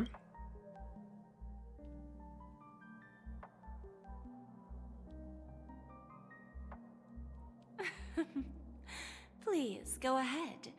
I'm all ears. Then I'll be straightforward. I requested this meeting before the official conference to dissuade the Strategic Investment Department from trying to lay a finger on Penacony. To dissuade the strategic Ah, okay, so he wants to talk to them so that they don't make a play on Penacony. If you back off now, you can make a smooth exit and prevent the IPC from losing face during more important negotiations. So they went in here thinking that, yeah, we're gonna test the guy out, and the guy is like super tough negotiator apparently. One of our P-45 executives was attacked and nearly killed in the dreamscape. The IPC can't simply ignore this incident. Moreover, considering the turbulence during the Charmony Festival, Penacony's credibility has taken a hit in the public's eyes. Despite your determined attitude, the issues plaguing Penacony are real, are they not? Okay, pulling that card, Topaz smart. You used the term real, Miss Topaz, but let's not forget that this is the realm of dreams. If you want to succeed here, you need ambition and unconventional thinking. Curious about how I plan to respond to the IPC? Well, I don't mind sharing. My actions will help Penacony take a significant step forward by self-listing and going public. Going public? Going public? Actually, yes, my question as well. If I'm not mistaken, you want to bypass the IPC and go public on a universal scale. Precisely. Instead of watching the IPC gnaw away at Penacony, I'd prefer to open the doors of the sweet dream to the entire universe. Okay. Well, it looks like he's an idea. Not sure how that purports to us, anyone but... in the cosmos can become a shareholder of the land of the dreams. This is the path of harmony I'll choose. It's okay, then the IPC just have to buy the majority of actions, you know? Of shares, sorry, not actions. It's actions in Polish, and it's shares. This reform should have been implemented earlier, but unfortunately, the Oak family were a bunch of blockheads blinded by order. Their level of intellectual flexibility doesn't even come close to an old fellow like me. This is a guy that basically maxed out his intelligence and became like a tycoon. Thanks to the little reverberation. Or that's how it sounds. The biggest obstacle between me and my reforms has been eliminated. The Alfalfa family will publicize the financial results of Sweet Dream Paradise, so that the entire universe can see that despite the catastrophe, Penacony still holds immense potential and opportunities, and that the family remains confident in its future. Ah, Jade is thinking. Crisis and opportunity are two sides of the same coin. So, you've been waiting for the right moment for Penacony to regain the spotlight. And if Penacony should seize this opportunity to overcome adversity, even if the IPC tries to intervene, every move we make will be scrutinized by trillions of people. Now I'm convinced that you've indeed familiarized yourself with my biography, Miss Jade. Yeah, she wasn't bluffing. About your Probably next she read that. Please consider it carefully. Indeed. We need some time to digest such a wealth of information. I suggest we conclude the first half of our conference, Mr. Alfalfa. Please allow Topaz and me to confer privately for a few moments, and to respond on behalf of the IPC later. Of course. Take your time. This is one of those business negotiations in which both sides are like, you're not getting anything out of this, and I will not allow you to get anything out of this. I'm gonna be the winner of this conversation, but they're so polite, you know, so painfully polite on both their actions and their like words they're using. They're like, take your time, dear ladies. Of course, and he really thinks like, get out of this planet, you filthy IPC dudes. You're not taking anything out of this. I'm going public. And they're like, go away, you old fart. We're taking it whether you want to or not. The Alfalfa family had a meeting Hey, with Dan the Hank. IPC? I got this information from a message sent by that IPC ambassador. He said it was to return the favor. So, Aventurine, let us know. It's not hard to imagine. Penacony today is pretty much like the frontier prison it once was, with external forces casting greedy eyes and the undercurrent of order lurking within. Instead of falling into a situation where they are plagued by both external and internal threats, Penacony would rather take a step back and invite the IPC to negotiate at the table, ostensibly to cooperate, but in reality, to secure more opportunities for their own survival. I could do Welt cosplay. He has glasses, I have glasses. He has brown hair, I kind of have like brown hair. He has a little more hair than I do at this point, but if I don't like do anything till Halloween, it would be just like this. And his costume is pretty easy. Well, no wonder they sought the mediation from the Astral Express. In your opinion, who should we stand behind? I don't think the followers of the Harmony are completely innocent victims in all of this. For reasons unknown, they have a strong desire to smooth things over, which leads to speculation about their motives. If either the family or IPC were to assume full control of Penacony, it would return to its previous illusory dream of hedonism, and the efforts of those previous nameless would once again go to waste. That's true. The IPC should not have control over Penacony. There you are. Did you rest well? Hey, that's us. I didn't disturb you since you were in a deep sleep. Dan Hank, such a bro. Thank you very much. Where's Himeko? Ah, she went to negotiate with the family as a representative of the crew. She'll contact us once her arrangements are ready. Okay. After Anna's dream was shattered, the family branch from the Montour system soon arrived and swiftly took control of the situation. Most members of the Oak family fell unconscious, but fortunately, their lives were not in danger. The mastermind behind the plans was confirmed to be Gopher Wood. Gopher Wood is such a stupid name, by the way, but that was the name of the villain kind of. Dead already. By the time we arrived, he was dead already. Ah, okay. We don't know about this. Okay. What about Sunday? He'll face a trial. As for further details, the family would rather not disclose them. Yes, it's deeply political and internal.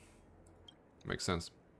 Ultimately, the public perceived the incident as an attack by evil forces targeting the Charmony Festival. They believe the family failed to safeguard the sweet dream, significantly eroding their credibility in the process. While quite different from the truth, This appears to be the outcome with the least impact.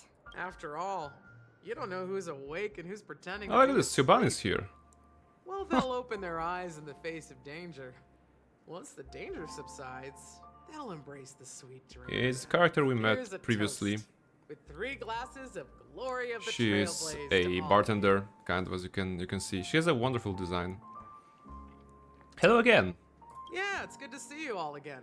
Although we might be saying goodbye again after this reunion. Mm-hmm. When will the Astral Express leave Penacony? We'll stay a bit longer, but not... Yeah, for the duration of this current story, and then we're gonna go to another planet. So, this is our final meeting then? If this is a farewell, then it seems to be missing something. Music? Atmosphere? Ah, maybe a special drink to honor those who are not here. To honor Gallagher, maybe? Let's see. The mixed drink should be solemn, dignified. Because Gallagher is no longer with us.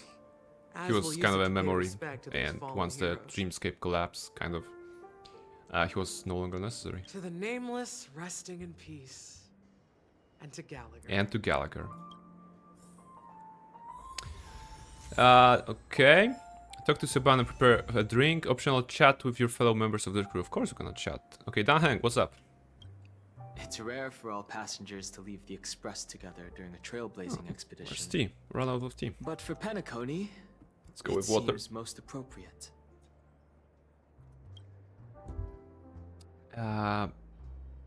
What about the Express? Given the conductor's presence, there's no need to worry about it. Okay. However, So Pom Pom is it's protecting the crucial Express.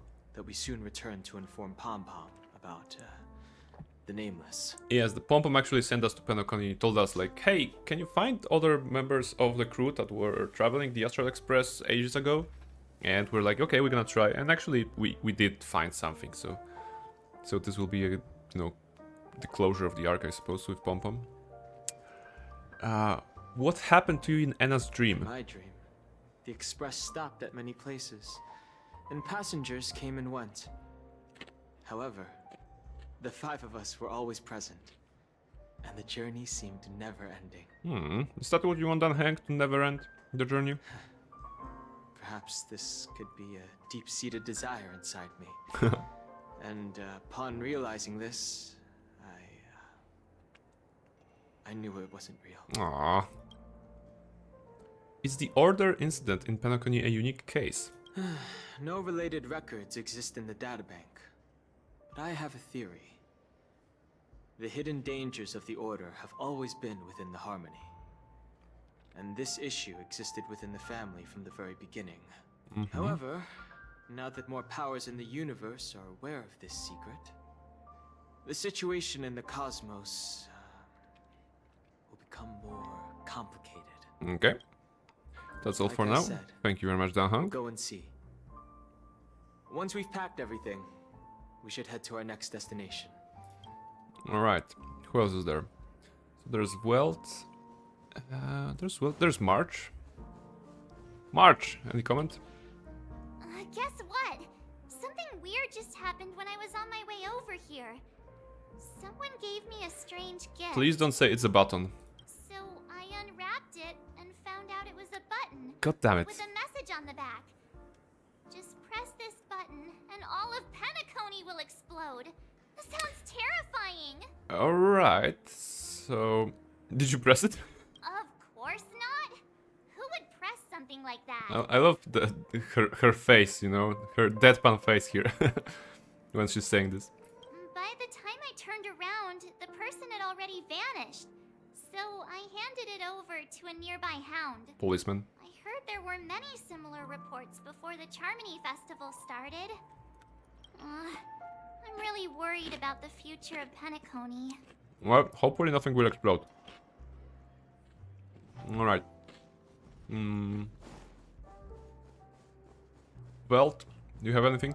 This trailblazing expedition has been thrilling and memorable.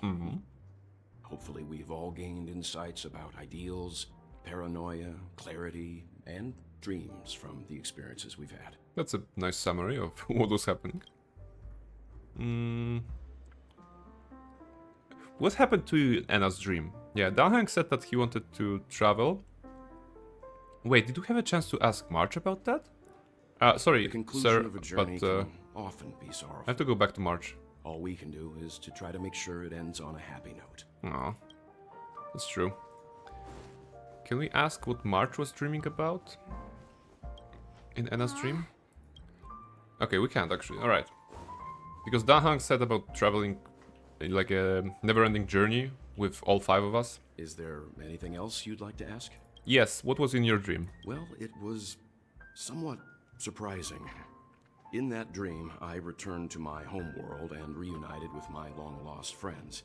And for some reason, Acheron resurfaced in my mind. When I realized that her conclusion was not preserved in memories, I became aware of the bitter truth. Okay. What will happen to Sunday and Robin?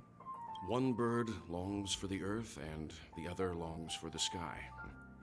Even if Robin had to stop her brother with her own hands, she won't give up on him. That sounds like Robin. However, facing punishment from the She's the singer character that we've met before.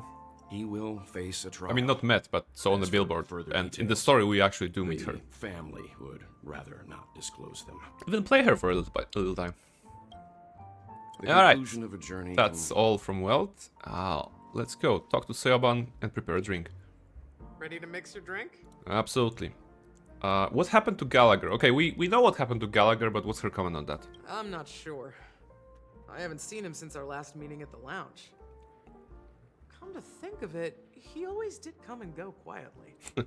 Gallagher described himself as a fictionologist, I think, and that's like a person in the dreams that you know, takes care of some dream stuff. In short, but when the dreams was shattered, Gallagher was no longer necessary. So Gallagher is out. We used to discuss everything here, but every time he'd leave, I'd realize that I didn't know him at all. Such is the mystery that is Gallagher. Yeah, Gallagher at some point in the story, you weren't really sure if he's a good guy, but in the end, no, he was a good I guy. have a hunch. Perhaps he's already fulfilled his wishes and won't be coming back. That's true, but he's playable, right? So let's mix the Before drinks. we start, would you like to talk to your friends? I already did, lady. We have plenty of I was time. going to say I already did, sir, but no need. Let's get started. All right, as you wish. We covered everything. Huh. I think I have an idea about what drink to make. Would you like it bitter or sweet? It's up to you. Choose the flavor that suits you best at this moment. All right. Let's go with sweet or bitter. I'm gonna go with bitter. Here's Bitter Dreams, the least popular drink in this bar. Oh, really? It's bitter and sour. Just like the harsh realities of life. Okay, that's like super downing. Can I get sweet instead? Not a bad choice. Let's start mixing. No, let's go sweet instead. There's a minigame. Alright, so in previous updates there was a minigame that in which you were serving drinks to actual like enemies, you know, enemy type characters, and you were learning their stories, and actually there was a little bit deeper insight to what they are. It was rather fun, a minigame. In here I think we just need to follow the rules. Select mini vintage glass. Alright, here we go. Next. Select more ice. More ice, less ice, more ice. Okay, more ice is good. And it's saying liquid dusk ×2. Alright. And rejuvenating soda water. We have it. Every ingredient that you would add during that minigame would change the flavor. Bitter, sweet, intense or not intense, and thick or not very thick. And those characters that you were serving drinks to, of course, they had demands, and it was like, this drink has to be at least 3 points sweet, but not so intense. And it has to be served in a tall glass for whatever reason, right? So it was like a very, very fun minigame. You were sometimes following the instructions, and sometimes you had to, you know, improvise and see something for yourself. I rather enjoyed it. I like making cocktails myself. Even though that most of my friends do not drink alcohol when they are, for whatever reason. Either they're here by car, or maybe they don't drink at all.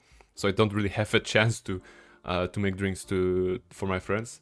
I sometimes make some for myself just to, just to experiment with the colors, to see the layers, to taste them, of course. Select sliced lemon. All right, that's good. Why can't we go, origami bird? This is superior. Origami bird is superior. I want such things.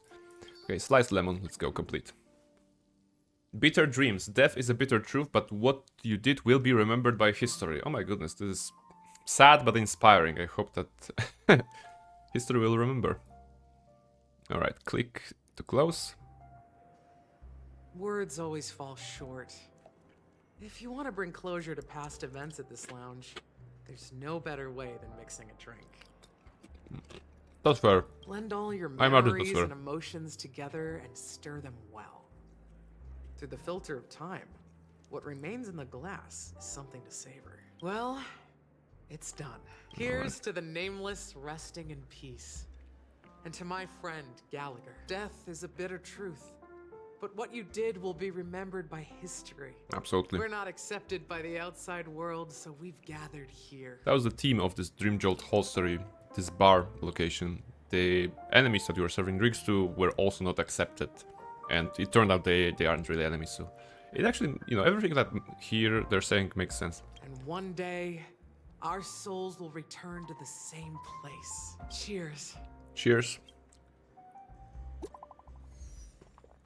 Alright, we're getting a message. Oh, it's Himeko. Guys, let's make our way to the Radiant Feldspar, so the luxurious airship. I'll wrap things up soon. Let's meet at the aft pool in the stern. Dan Hank saying, Roger, well, catch you later. I'm on my way. Let's see. I'll lead the charge, right? And March is responding. By the way, what are you doing on the Radiant Feldspar, Miss Himeko? She says, it's a secret for now. Be patient, you'll find out at the opening ceremony. Hey, I can't wait. Alright, Himeko has something going on, apparently. All the flowers are dying? Wait, is that that's the name of the achievement that we got. What's that? Here's to the departed toasting the bitter reality. Crafting the special drink Bitter Dreams. Alright, all the flowers are dying, that's the name of the achievement. Okay. Alright. Say goodbye to Sayoban to prepare to board. Yeah, okay. That's where we are. Leaving? Well, then take this with you. What you have for us? Oh, it's a goodbye drink? I've mixed more of this last special drink for you. Okay. The past shouldn't be forgotten. So I hope it brings back the flavors of Penacony. Well, I still regret choosing bitter, I suppose. Maybe I should have chosen sweet, because I don't have bitter. Okay, bittersweet, I think that's the more accurate. There is a bittersweet feelings to this arc in Penacony, and I would describe it like this. Thank you. I'm sure it'll leave a lasting impression. If you happen to run into Gallagher, make sure he has a sip too. I know his taste. Does she expect us to like run with the glass around? All right, let's say we will. Because other option is like, but what if we never cross paths with him? Well, you never know. Alright, enough with the heavy stuff. You guys have important things to take care of. So let's not dwell on things. Yes. Whether it's the Astral Express or Penacony, there's still a long journey ahead. So let's lift our spirits, guys. He's an excellent bartender, And embark towards our tomorrow. Inspiring, listening. And we're going back to the IPC. Old Odie is a tricky opponent. Perspective. I didn't expect him to take the risky step of going public at such a critical moment for Penacony. Those two ladies are trying to make a play to get some control over Penacony, but the old Oti dude is not giving up. Indeed. He's definitely bold. It's that kind of boldness that made him the Odie Alfalfa he is today. Still, the outcome is uncertain. Shouting loud doesn't necessarily carry any weight. What about the phone call I asked you to make, Topaz? Oh? Ah, they agreed. But it'll take some time before they arrive. Just as it should be. The sweet dew should be served. Who did she call? The bitter poison. Did she call like us? No, we are made aware of this by Aventuring, not Topaz. Who is she inviting? Like we'll be skipping the exchanging apples step this time around. Now that we're dealing with a greedy merchant, A simple apple wouldn't make a difference. Well, I guess I included myself in that remark too. Now I'm a bit curious, Topaz. Do you think Penacony is a quality asset? Yes. Despite its recent calamity, Penacony remains a top quality asset within the cosmos, with good credit, lucrative potential, and promising prospects. That's true, but it's also, well, That's obvious. it's rotting But in, what I truly wanted to know is, in the very this core. project is obviously too bland for your taste, isn't it? That's true. I wouldn't be here if it weren't for Aventurine. But despite that, you trust him. You even entrusted him with a cornerstone. Something as precious as life itself to finish this gamble. That's true. That's true. She did give him her cornerstone. Are you not in the same boat, Miss Jade? Without us playing along, your What a pretty lady. I assume you mean the one in the hat, right? In your model? allowing you to see all desires that flow through dreams to gain a bargaining chip in negotiations. Yes. Yeah, her name is Jade, and she's working with Topaz and Aventurine, and she's working under Diamond. And you could probably already hear what they have in common when it comes to their names. Topaz, Aventurine, Jade, Diamond, after precious stones. She's being introduced today with this latest patch, and she's pullable and playable in 2 weeks, you know. So if you and Nighty change your mind about pulling characters, then why not? That's why I'm willing to. I'm not really needing her because she's a erudition quantum. So AoE targets with the quantum element, but I have other ways too. She's acceptable. Wow, okay, that's a lot already. It's probably because of the hat, right? You just like the hat. Once that kid sets his mind to something, nothing can stop him. Not even fate. Well, at least he's still alive, and that's the best outcome. Actually, I'm gonna wait. I cannot. It's not Steam. I cannot just press F12 and make a screenshot. I'm gonna just press like this, and I guess I'm gonna save it in Paint. No, not in Paint. I have to think about the screenshot for the thumbnail, right? Maybe I'm gonna use this one. Let me just put it somewhere in the GIMP, maybe. Yeah, okay. All right, now we have it. Looks like. It's gonna be either Topaz, either Jade probably, or Firefly on the thumbnail, I imagine, so. No need. I'll go it alone. Meanwhile, you can go greet our honored guest and wait for my message. Maybe you can cosplay this lady in your model. Big Okay. hat, you have big hats.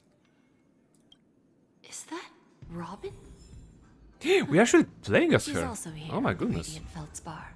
Interesting. We can look at her even. Inspect her more closely.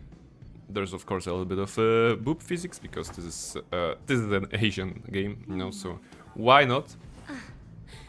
Is she? Like this. Did you see that? She's actually signing documents with her lipstick in her idle animation. Can we go with the photo mode? How do we do photo mode? There was a photo mode here. Yeah, okay. There's a photo mode, and I think you can go with some animations. Yeah, idle action 1. No, he's just checking her bracelet. Jade bracelet, I believe. And idle action 2. Yeah, she has this. And look, she's signing a document with her lipstick. How cool is that? Oh my goodness. And she just froze the thingy on the ground. All right, she is a boss lady, definitely. She's definitely boss lady. I like that. All right. So, having inspected her, she can be in this slot because she's an attacker. Say hi to Robin. Okay. Let me just check the animations as well. Yeah, she's running as a typical tall female character, and she's attacking with a whip. Did I say that she's giving a femme fatale vibes? I really mean it. And she's attacking with a whip. I hope that we can get some fight with her soon so that we can test her. If not, we're gonna be able to definitely test her in like 2 weeks. I didn't expect to Because meet they're you. always like giving you a chance to test the characters before you have a chance to pull them. Miss Jade? Greetings. The opening ceremony for the Charmony Festival has been moved to the Radiant Feldspar, so I'm here making some preparations. Well, she's slaying on those hills. Alright. Who are you talking about? 90, I agree. We're actually talking about Jade. This is the character that was just introduced to us. And she is a kind of a businesswoman, and she's signing her documents with a lipstick, which is, I think, pretty cool detail. And she's attacking with a whip, so you know, fan fatale vibes. Also, welcome back from our lurking Cryjacks. And by the way, this is Robin, so this is the famous singer, and her brother Sunday was actually a kind of a bad guy, but everything was solved. How about you? Have you spoken with Mr. Alfalfa? I'm actually on my way to meet him right now. Do you know him well? You're lying. You've already met him, actually. Unfortunately, I've never met him. I've only heard a few comments from the former head of the Oak family. Oh. Mr. Alfalfa is respectful. She's saying former head of the Oak family and not from my brother. This must be painful. I can't say the same. Jade is a MILF? Absolutely. Where do you think the future of the planet of festivities is headed? Like, the character designs in Honkai Star Rail are like, it's either a MILF or it's either like a cute girl, you know? There's nothing in between. I believe the sweet dream will see its rebirth.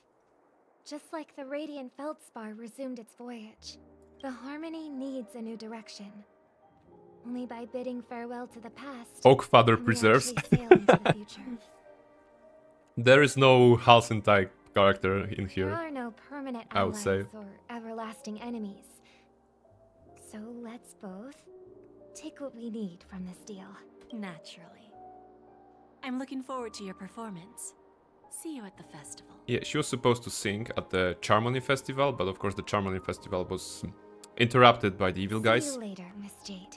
So maybe she'll be having a concert later on. Keep talking with Oti Alfalfa. There are origami birds here. I can't be the only... Don't your claws are so weak standing up so high? They're making sounds. If you jump, I jump. Why are we jumping? We can fly, tweet.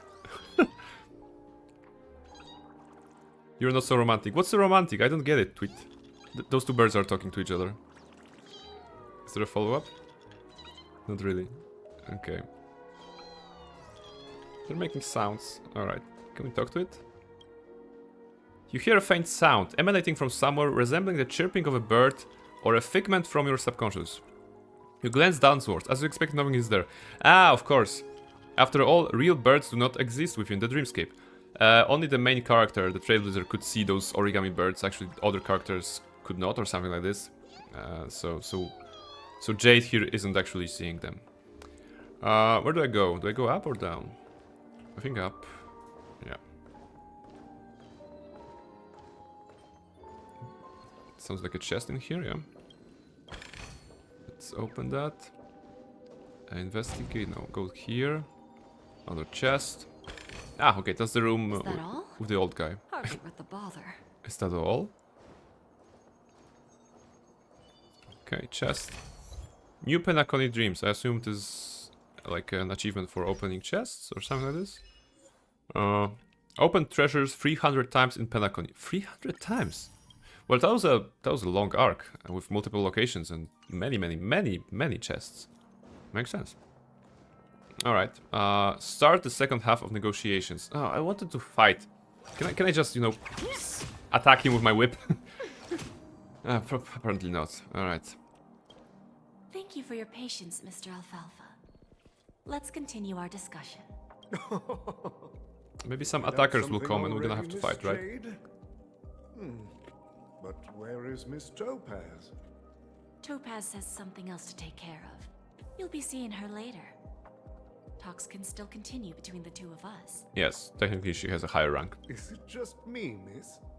Your tone sounds very different now.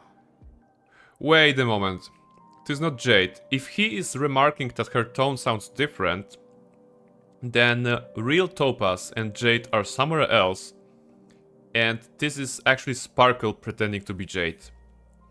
I already talked about Sparkle regarding the buttons, but Sparkle... I made a remark that you are lying because you already met him when she was talking to Robin. So Sparkle probably wouldn't have known that. There's a plot here. There's a plot here. I need to set a good example for my junior. It's not a good habit to be too loose-lipped during negotiations, right? Yes. Now we can speak frankly and openly.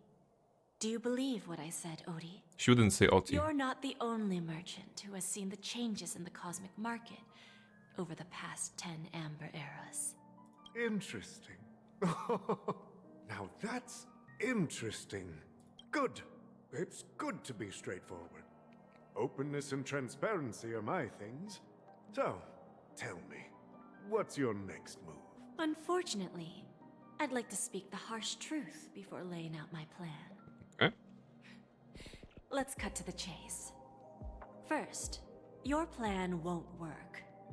Penacony has no way of sidestepping the IPC and going public. Which was his plan? Second, you can't stop the IPC from entering Penacony. We've got all the time and connections in the world to find a way in. We'll keep tearing down and rebuilding this place until the Asdana system gets used to the IPC's ways again. Now, I'm repeating your words exactly. If you don't want to be a laughingstock and have everyone gunning for you at the official conference, you'd better drop your little pie-in-the-sky plan. Yeah, that doesn't sound like Jade. Jade was more refined when she was first talking to him. So even after that, that must be Sparkle. Oh, interesting. Indeed. You surely have a way with words. Now, I'm curious to know what you have up your sleeve. She probably doesn't have sleeves. Mr. Alfalfa, let's not forget that the IPC controls the biggest interstellar publicity platform. More than half the news networks in the universe take their orders from us. The moment news spreads about Penacony going public, trillions of customers will immediately receive a message like this. The family's protection for Penacony has expired. Any mishaps in the dreamscape could result in permanent brain death. Alright, if media would share such an information when he was going public, then it definitely wouldn't end well. No one would come to Penacony. How many ways we have to turn Alfalfa credits into worthless junk within a measly 24 system hours? With the entire cosmos keeping a close eye on Penacony, I assure you, it won't be too hard. You really think you can pull that off? Even from Pier Point, as distant as it may be, I'm more than capable of keeping you on a tight leash. I'm more than capable of keeping you on a tight leash. Oof. However, if you agree to give up that half-baked plan to go public, the IPC will assure you that we'll never jeopardize the interests of the family heads under your leadership. After all, we also need allies here in Asdana.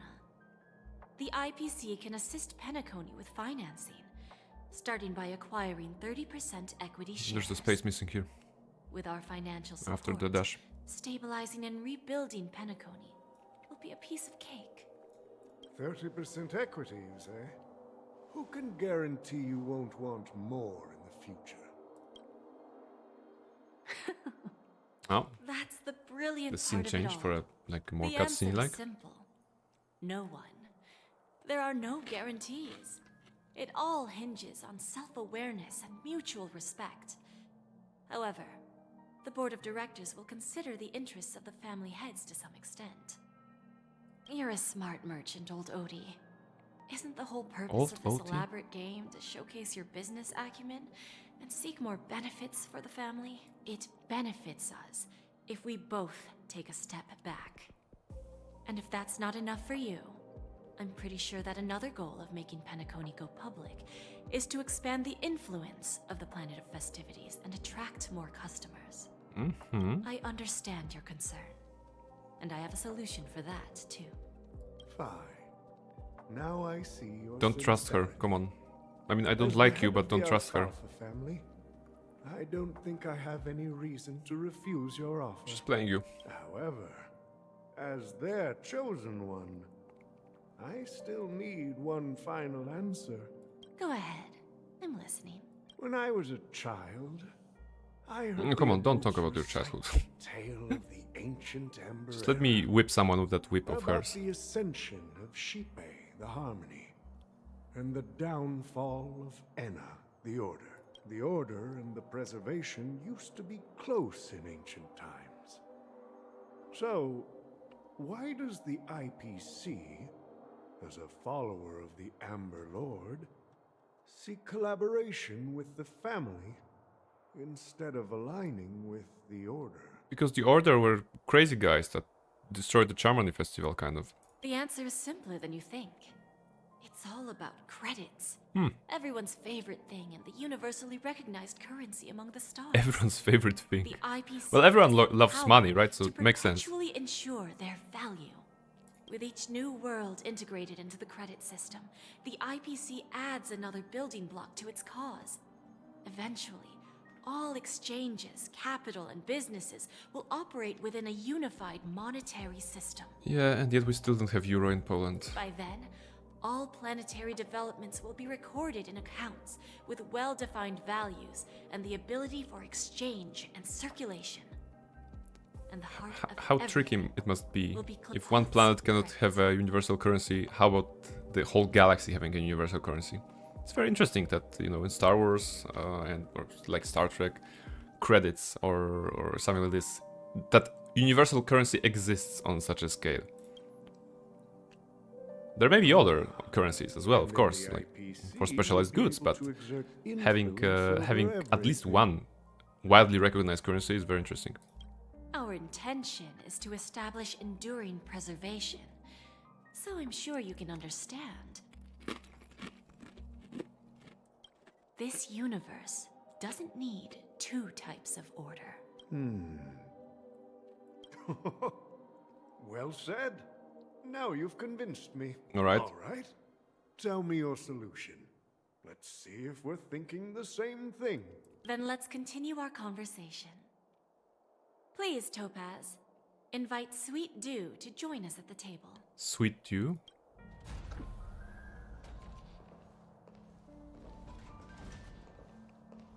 That's Himeko. Himeko from the Astral Express. We know her. We like her. Thank you for your presence, Miss Himeko. Are we sure this is Jade? Maybe... I don't think this is Jade still, but... Please allow me to introduce her to you, Mr. Alfalfa. This is Miss Himeko from the Astral Express, one of the future shareholders of Penacony. Shareholders? Himeko is buying stuff? I've heard so much about you, Mr. Alfalfa. It's an honor to meet you as representative of the Astral Express. This stunning lady is the navigator of the Astral Express? That's true. She is. A pleasure to meet you. I believe everyone here is familiar with the general contents of the proposal. After this round of financing, the IPC is expected to hold 30% of Penacony's shares. And Himeko another 40.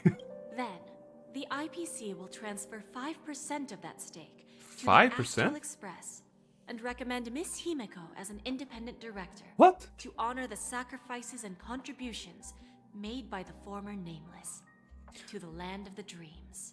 Alright, so the IPC is coming into Penacony, is investing money in it, owning 30% of it, and then giving 5% of it to Himeko. Or does this? While this decision isn't finalized yet, we are honored that everyone here recognizes. Krajak is asking, so does this game have any horned woman? I don't believe so. I don't believe so. Okay, there are those people called Vidyadra, which are like half dragons, and they have like little horns. But the only one that is currently playable is Bailu, and she's like a small child-sized person. So probably doesn't qualify as a horned woman. Yeah, that's the first thing that comes to mind. I will represent the Astral Express and fulfill most would be like human in form, base human in form, but there are races that are like, for example, Robin is a race of Halovian. The race is called Halovian. It's kind of like human shaped. but also with a halo, or like an angel one halo, and like little wings sprouting out of their necks, something like this. Boo game sucks. Yeah, it doesn't have Carla. It doesn't have Carla or like any tiefling like ladies, but you know, maybe they're gonna introduce something like this. The entire crew has agreed to assist in the reconstruction of Penacony. Beyond that, in our future travels, I wonder if Carla will be saved during tomorrow's BG3 Hitman playthrough. To more worlds. I don't imagine a lot of people would like to specifically kill Carla. Of course, all cooperation is based on one premise. The path of harmony in Penacony must not be distorted again, and such a tragedy must never recur.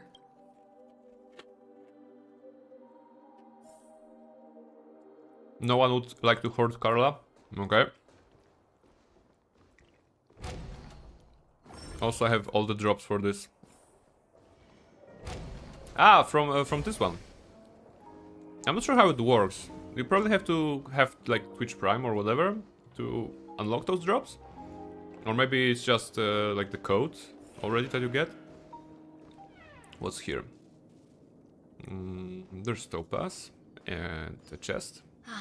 Old OT is in agreement, so the issue is settled. But I would have connect my account to your game. Yeah, no worries about the drops. family head? Start your own account.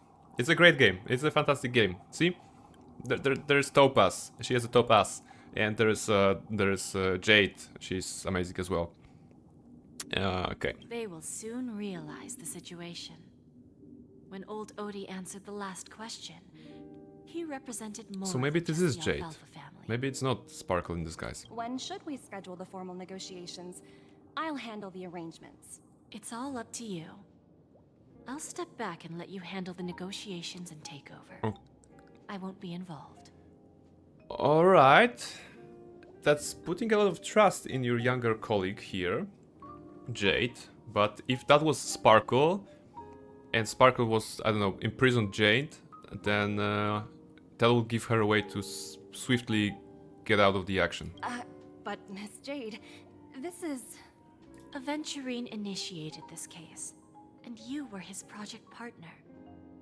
If that kid hadn't overplayed his hand, I wouldn't have been pushed to the forefront. Okay. I came here today to help you sort out the toughest issue.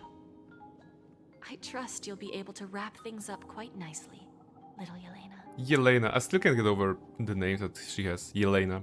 I always think like Topaz, but it's Yelena. Of course, there won't be any problems. And please, give Diamond my assurance. Don't worry. Do you play it with Diamond Polish has acting always on your trusted phone? us. No, with English. I don't believe you'll have there is your Polish voice P45 acting for this position game. back in no time. There is no. Wait, actually, Radiant Feldspar. we can check that after the dialogue. Fantastic ship. We can check in the options, but Now that my business is I don't done, think there is. it's time for me to indulge in my own little hobby. Little hobby. Jade, what kind of little hobby do you have? You want to open a Bon and Jade exchange branch on this ship too? Okay, she has a side business. What is she selling? Opportunities like this don't come around often. Okay, so maybe Just this is look Jade, at the not... guests on this ship. They're surely holding a wealth. Maybe it's not of Sparkle brilliant in disguise. Well, I'll take my leave. A pawn shop can't run without a boss. See you around, Topaz. Take care. I have one more question for you, Miss Jade. Oh? Go ahead. Always when there's a scene and the character goes like, I have one more question, they're gonna drop something strong probably. That dose of bitter poison. I'm curious as to how you found this information. I didn't find the information. It came to me. It was from a lady concerned with the future of the Harmony. Who is she talking about? In return, I've agreed to help her with something. What? But that's for later. We can deal with it after we leave Penacony. You see, that's what investment is all about. The seeds of opportunity are already sown. They only need a little bit of nourishment to take root. And then after, all we need to do is wait patiently. Like right now, for example. It's just about time my final guest boarded the ship. Final guest? Is she talking about us or... I mean the main characters? No, Firefly point of view. Oh my goodness. They're switching points of view quite often today.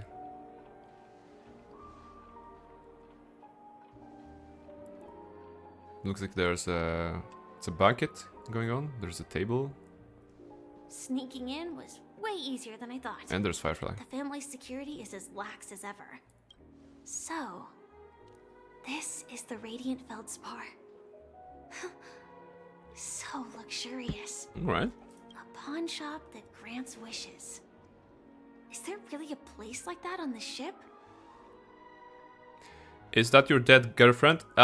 This is my girlfriend. As you can see, she's not dead yet. Not sure if she will die or not. In her script, it was foretold that she's gonna experience 3 deaths in Penacony, and she has already experienced 2 deaths.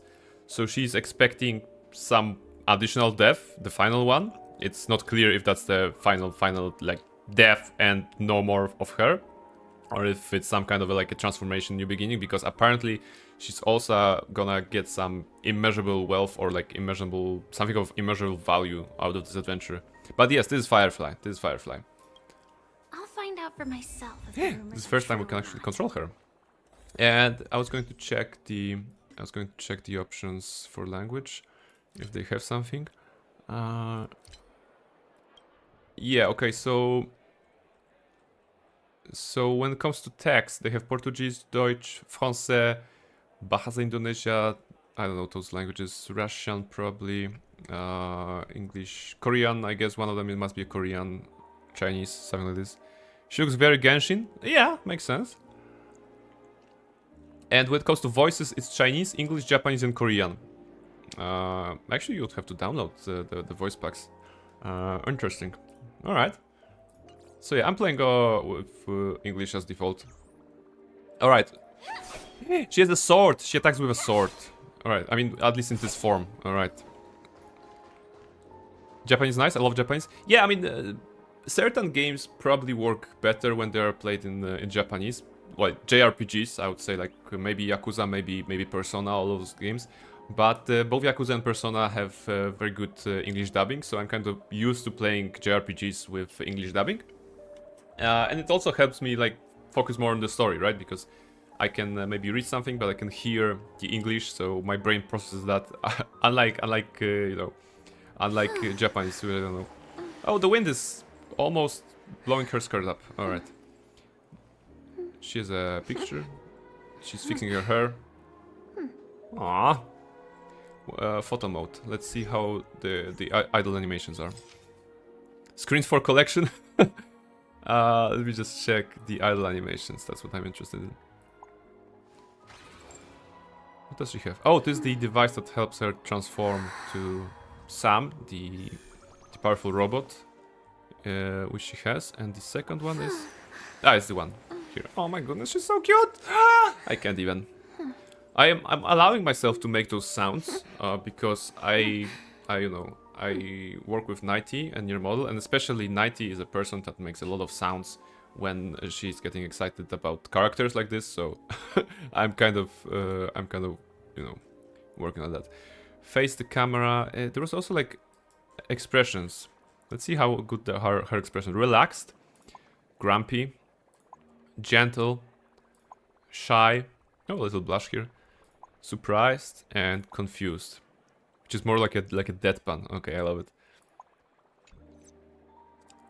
Okay, let's. Does Boothill has his too? Yes, of course. Let me check you. Let me check him for you. Let's change Luocha to Boothill for a moment.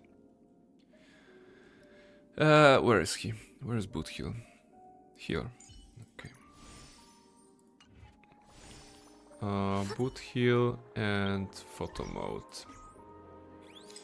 On default, the characters have two idle animations. So idle animation 1. He has a gun in his hand. Oh my goodness, I didn't know that. He has a gun like right here. Once again, just checking. Playing a roulette here. Alright. And the idle animation 2 is... Did he eat the bullet? He eats the bullet. He shoots the bullet out of the chamber of the gun and then he eats him, I think.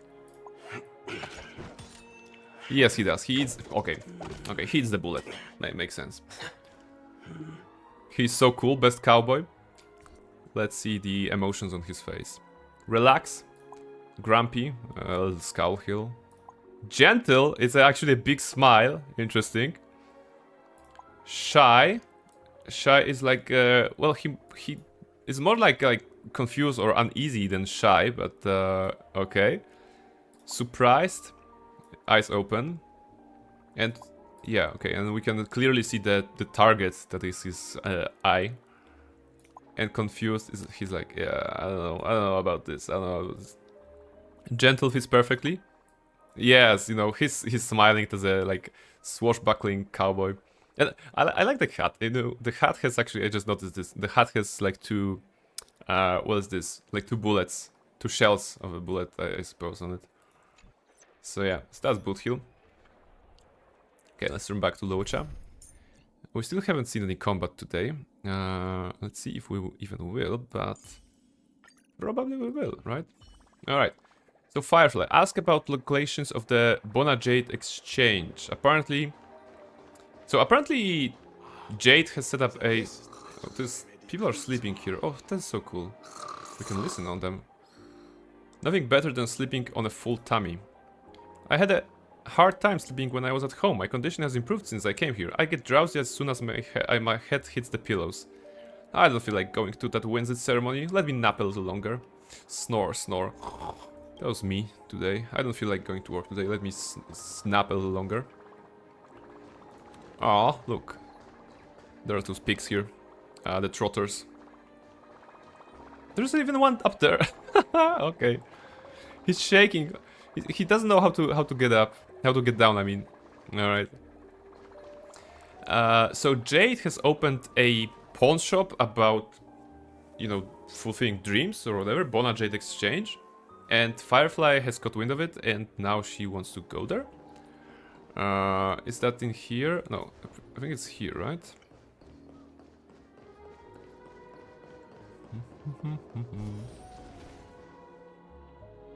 Is that him?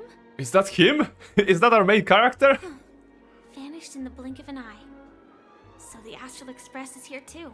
Okay, that was actually very interesting. It's the first time I saw my character running while not being under my control. It's very uncanny to have a point of view for someone else. Really been postponed. Okay, chests. Ask about the location. What about just following for the boyfriend? By the way, there's one more thing. Okay. Mr. Alfalfa and I discussed it. I'll present a gift to the Astral Express on behalf of the family as a token of gratitude for the Nameless's contributions to Penacony. Mm-hmm. Please help me with the necessary arrangements. Right away, Miss Robin. Can I ask you something? Oh, greetings, miss. Is there anything I can help you with? Yes, where's this handsome, grey-haired man, gentleman that runs around the stairs? Do you know how to get to the pawn shop? God damn it, she's not talking about us. Okay. Nirmal is saying, I've made a twin character and basically got basic party. I was trying to make mods work and also made Brain join my game as a casual guest. Yes, Nirmal actually taught me how to install mods for Baldur's Gate 3. I don't think I'll be using them a lot, because the mods that she's chosen for her playthrough are very much different than for I would need. But at least I know how they work right now, so I learned something. Thank you very much, Nirmal, for that. And indeed, I made a Gitianki. I made a Gitianki. What was that, fighter? I think that was it. Hairs are cool too, though. Yeah, I mean that's true, but I'm not very picky. You know, when I was, I think this may be a different perspective because you played a lot of Sims, and you know that there are base hairstyles, and then you knew that there are more hairstyles that you can download, right? And you are kind of used to this possibility of having more hairstyles. And for me, having the hairstyles that are on default in Baldur's Gate 3 is kind of enough, because I could always, when I was trying to create some characters, I could always find the right one for me, you know, because I'm not very picky. I think that's basically the case. I don't have my brain open to the possibility of having those fabulous hairstyles maybe. I can just go with the regular ones, you know. Having played a lot of MMO games in which character creation is important, but not as developed as in, for example, The Sims, right? When it comes to visuals. Maybe minus Black Desert Online, but that's a different league. I don't really expect a lot from the hair of my character. It just has to look cool, and Baldur's Gate 3 Basic, I think, has a lot of those for me, you know. But yes, I made a very green GIF, and I actually used one of the hairs that New Model downloaded. So she's pretty. She's dangerous. I couldn't manage her clothing yet, to be honest. Snack. Thank you very much, New Model, for using this new command. You know, I was just talking earlier that I figured out that if there's a hydrate, there should be like something for the snack. So I brought some chips with me. I already a lot of them, but I'm gonna snack upon them. You know, I wonder if can you hear it? If the microphone will actually catch it.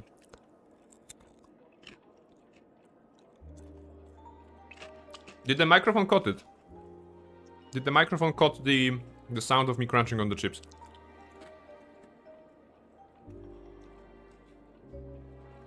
Because I'm not sure what the volumes I set for it, so maybe... Nope, okay. So actually it's good, because I can snack and you don't need to hear me munching on it. So yeah, no ASMR. No ASMR eating. Pawn shop. Ah, you must be talking about Lady Bonajade's place, right? I heard she offers special services there. Lady Bonajade's place? Her name is Jade, I think, not Bonajade. I've marked the pawn Now it caught the first bite? Okay, yeah, because I kind of intentionally bit it stronger. Lady with more force. Bonajade. I think I've heard that name somewhere before. Was it from Silverwolf?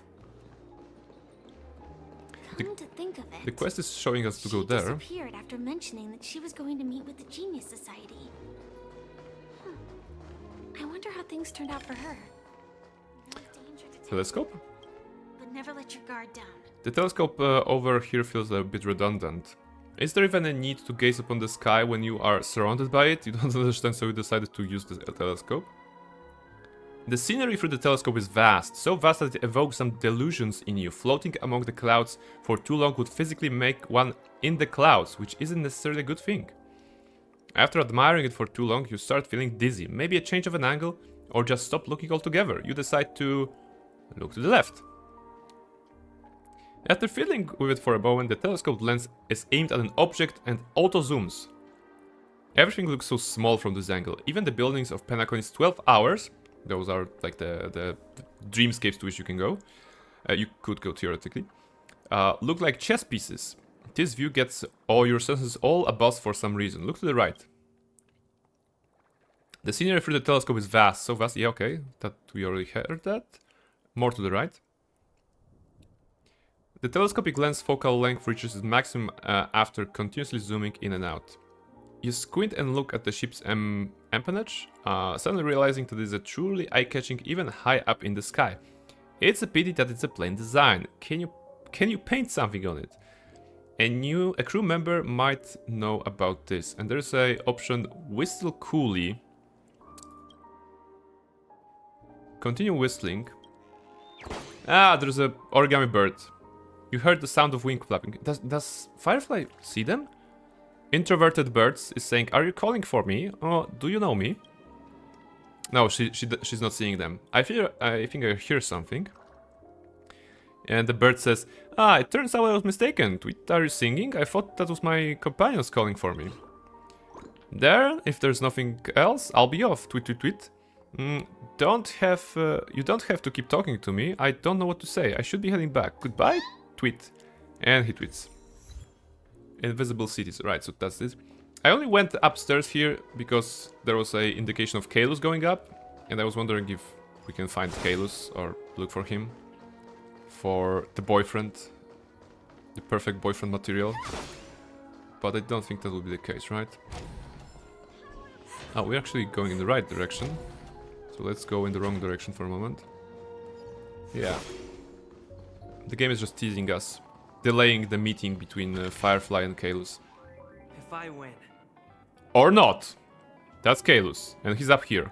Your chest is mine. If you win, your chest is mine? Is... what? Okay. Who said I was betting with you? This is Intelligent, is kind of a robot race that exists here. I did. And Kalus is saying something. They are still a ball of fire as ever. Sorry, but I've got to find Lady Bonajade first. Okay, so apparently... going my way. Okay, so there was like a hidden achievement for ignoring the story. And for... no, that's Invisible Cities, we got that. Encounter the Astral Express unexpectedly. As Firefly, run into the express crew on the Radiant Feldspar. Yeah. Can we talk to him? Or is it like... it's not, right? No, we can't. No, it's not the best time to do that. Okay. Sorry, but I've got to find Lady Bonajade first. The game is not allowing us to meet those faithful lovers. Alright.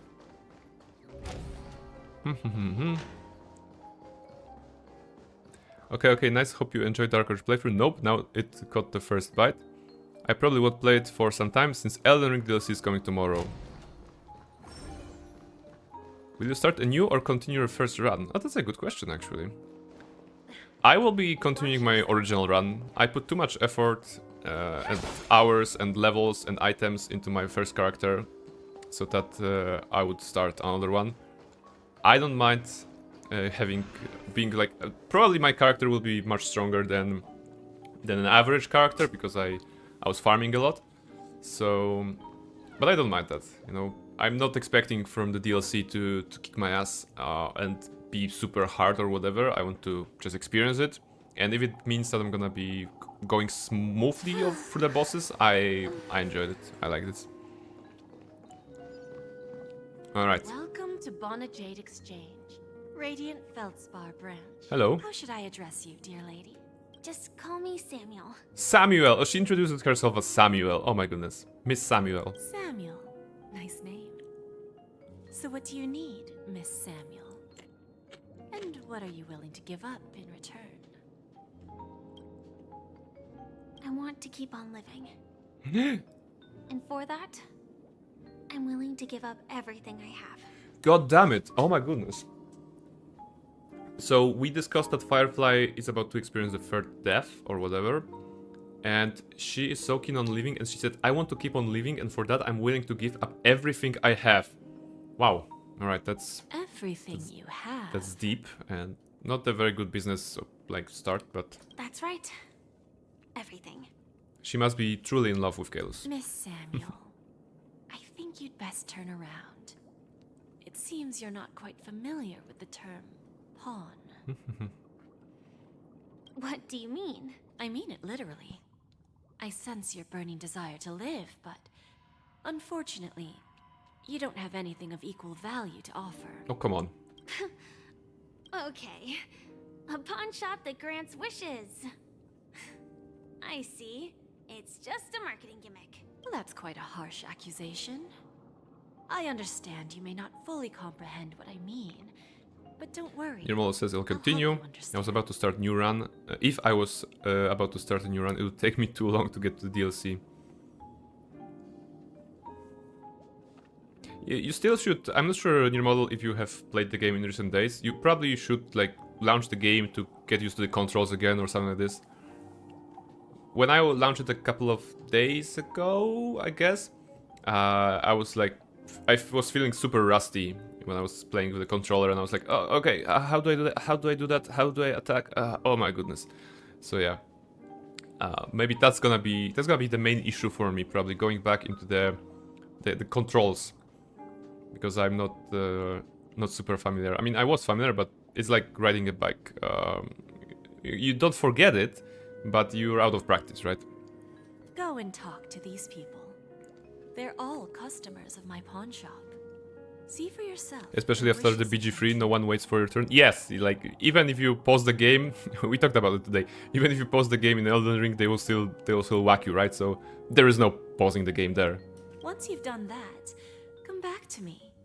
I'll help you understand the true meaning of pawn and make you realize what you're missing.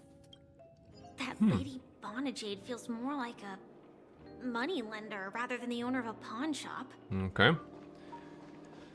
Well, I've got nothing better to do anyway. I'll do as she says and see what happens.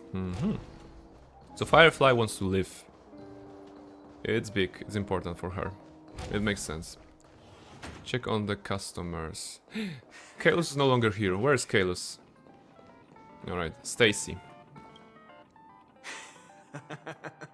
You stupid little girl.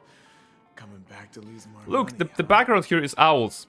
The background is owls. They have those, like, eyes and whatever. Beaks. Enough talk. Let's get started. This will be our final game. I'm betting my entire fortune. That's not good. Oh, You know, a you big should know where to talker, quit. Huh? All right, let's see what you've got. What? It's a minigame? Stacy with 10 apparent H point. Oh my goodness. Origami Bird Clash. Origami Bird Clash is a match-free battling game where you have to match and clear fruits within a certain number of moves and increase the origami bird's combat power. At the end of the turn, the system will calculate damage based on the combat power difference. If the opponent HP is reduced to 0, you win. Alright, so basically Candy Crush, but as a minigame in Honkai. Alright, I expected nothing less. And they make sounds when you do it. Clear fruits to increase the bird's combat power, of course. 4 remaining moves. And they also have. Please do your best to boost this bird's combat power tweet. Okay, how about I do that? Can I make some sort of a combo like... Oh, those are jumping because it's indicating the 4. Combo of 4, alright. Nice. Tomorrow Dirge play? Yes. Tomorrow we are starting the Dark Urge playthrough, which is of course the BG3, but it's Hitman challenge as well. So we're gonna start at the usual hour at 6. We're gonna go through the character creation and through the prologue, and I think after prologue or during prologue I'm gonna explain all the rules, but you guys all know all the rules already. And of course I'm gonna unlock the after prologue. I'm gonna unlock the options to vote for the characters, so we should be there pretty fast. All right, what's that? We click. Oh, there's a 5 here. Turn ends. We've gotten the birds are clashing, and we one hit KO it. Fruits eliminated 46. All right. I won? I actually won! Yes, you did, Stacy. This can't be. You lost to me 10 times in a row. How could I possibly lose to you at such a crucial moment? Well, that was a It's tables true. have turned. Lady Bonajade has truly blessed me. Finally, my luck has turned And for the better. knowing Honkai, this sort of mini game, there will be like multiple stages and like enemies to defeat, and it's a whole different system for rewards that you can go into. Okay, we cannot do that anymore here, so we need to follow the story. Might as well. How do we get down? Do we get down here? Yeah, I think we can do that.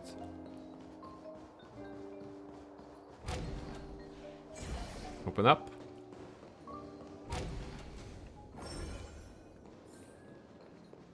Okay, there are Pepishi. It's like small dudes. I've prepared a gift for you, Dorothy. Check this out. Whoa, what a beautiful necklace. They're looking like kids, but think of them as gnomes or like hobbits or halflings. How did you know I love jewelry made of cymothane? They're just small. It has the same purple hue as the necklace my dad gave my mom. I've never told anyone about it. How did you find out, Del? Come on, he just guessed that purple is your favorite color because you have a bow. So, will you go out with me? Ah. Say yes. I will. Ah. Really? I mean, really? Is that all it takes? You just bring a girl a necklace? Okay.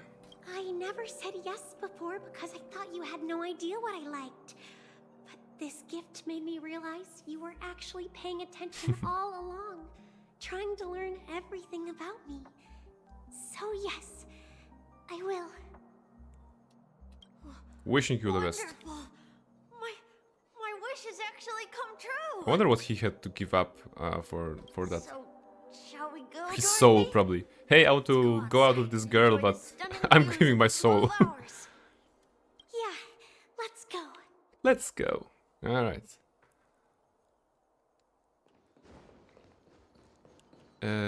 Is that the door I can go through? Okay. Treasure and Walker. Hey, did you see that? Oh? The gray-haired one outside. The grey-haired? Kalus?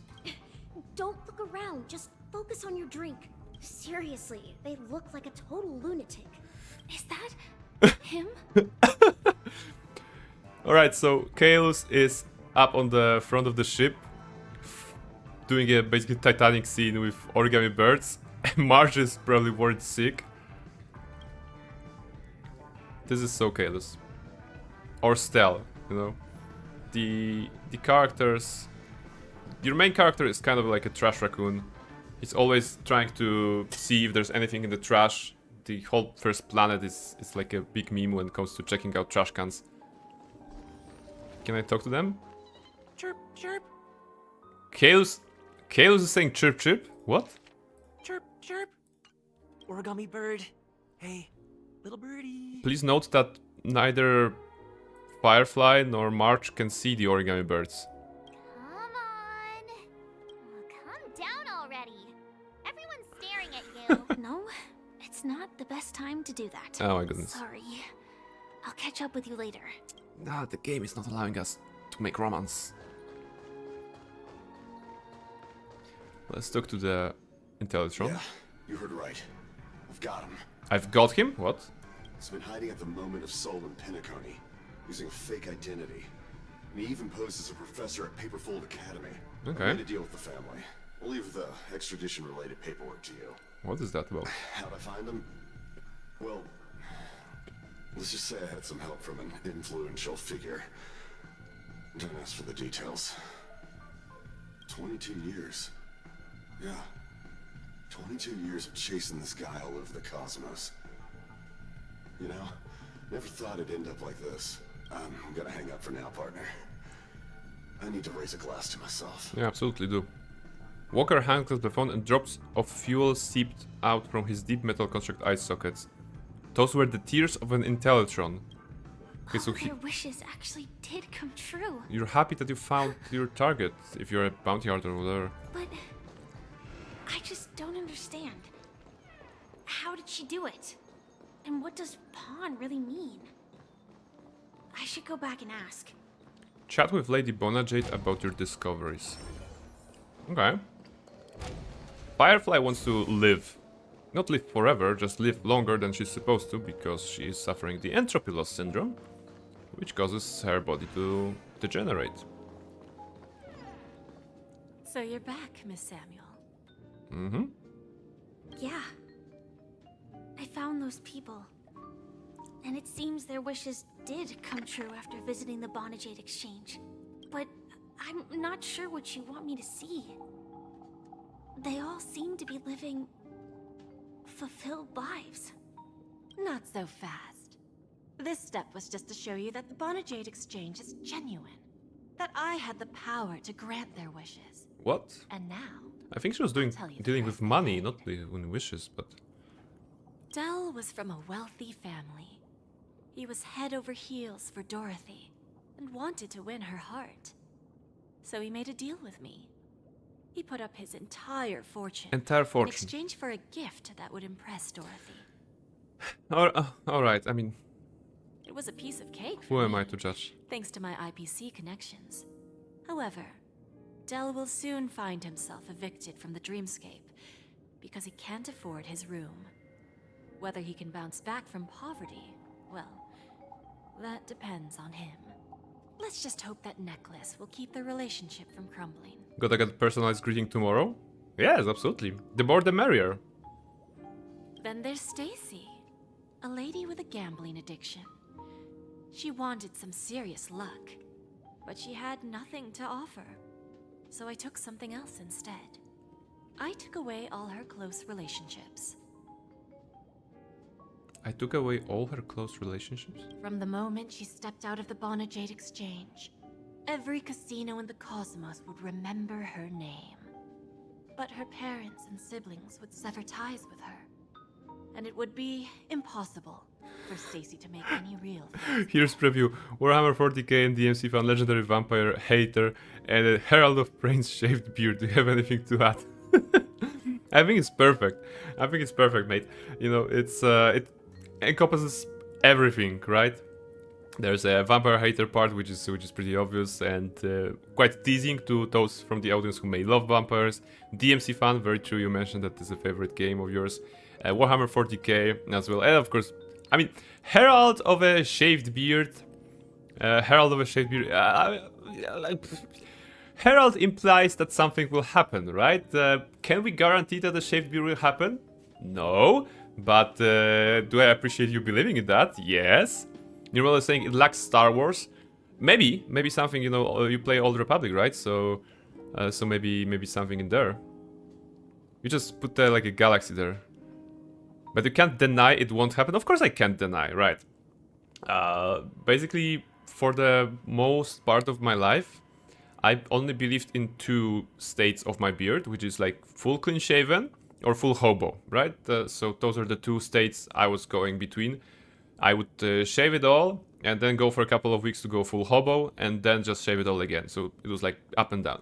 And only last year I decided to do something, trim it around the edges, you know, blah blah blah, and make it. So it's probably possible to go back to that full shaved if I get bored with beard. But maybe not yet. Maybe not yet.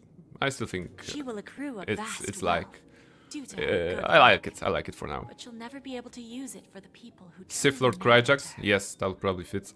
As for Detective Walker, he spent 2 He was detective, not a decades bounty chasing down hunter. a wanted criminal. He sounded like he was a bounty hunter. But he never caught the guy. In his desperation, he came to me. He offered his own memory system as collateral. In due time, his memories as a detective will be erased. Oh. And he will completely forget his own identity and all the sacrifices he has made. Oof.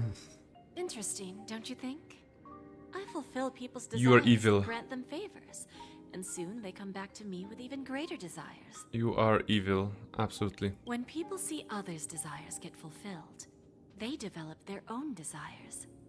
It seems like an endless cycle, but it does have a goal. In the end, I will get what I desire from this whirlpool. And what is that you desire? And patience Come on. happens to be one of my greatest strengths. So now, do you understand what you must give up, Miss Samuel? Or should I address you as... Or should I address you as... Oh no, she knows who you are.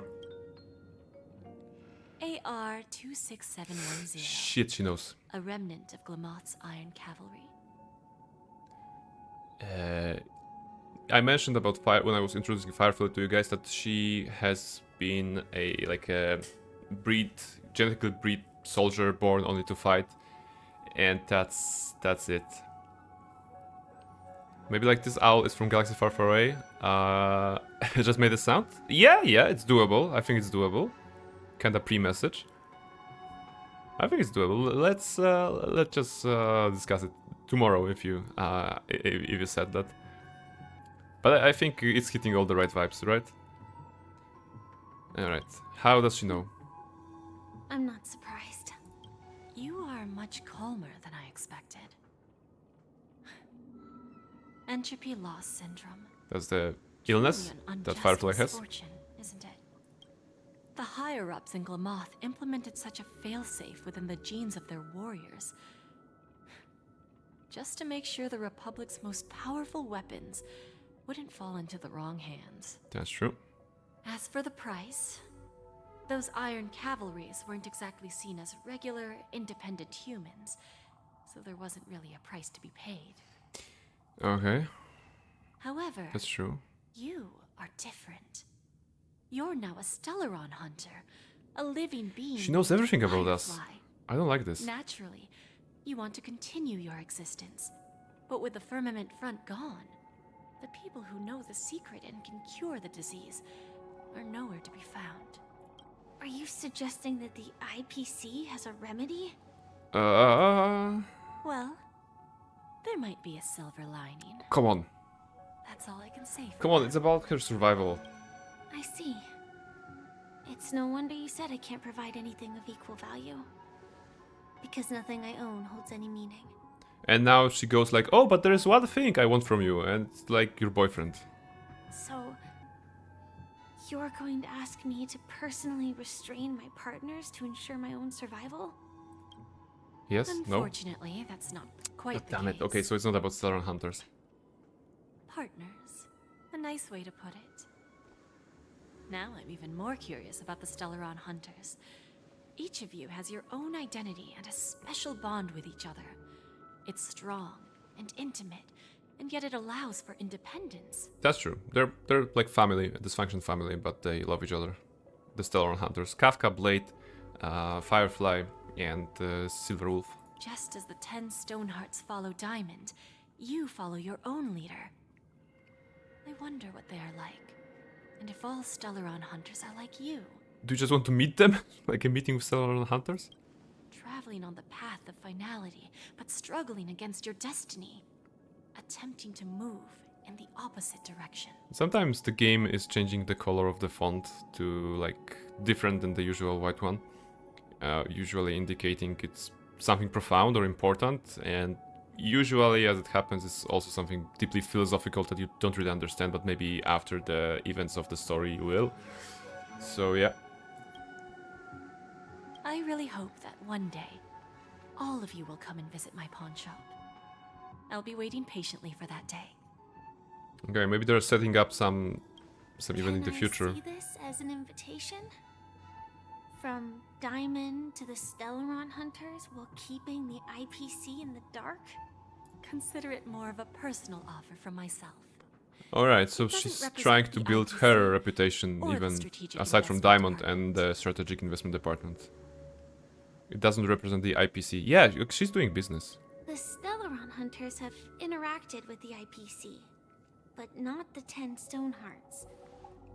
Our paths have never crossed. As for your offer, I can pass it along to my partners. But I have a question. You know who I am.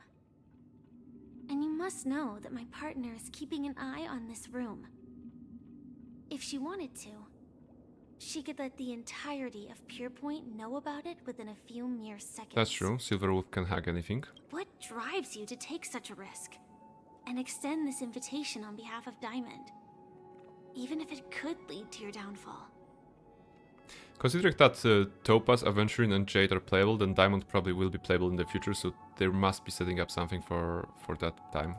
Simply put,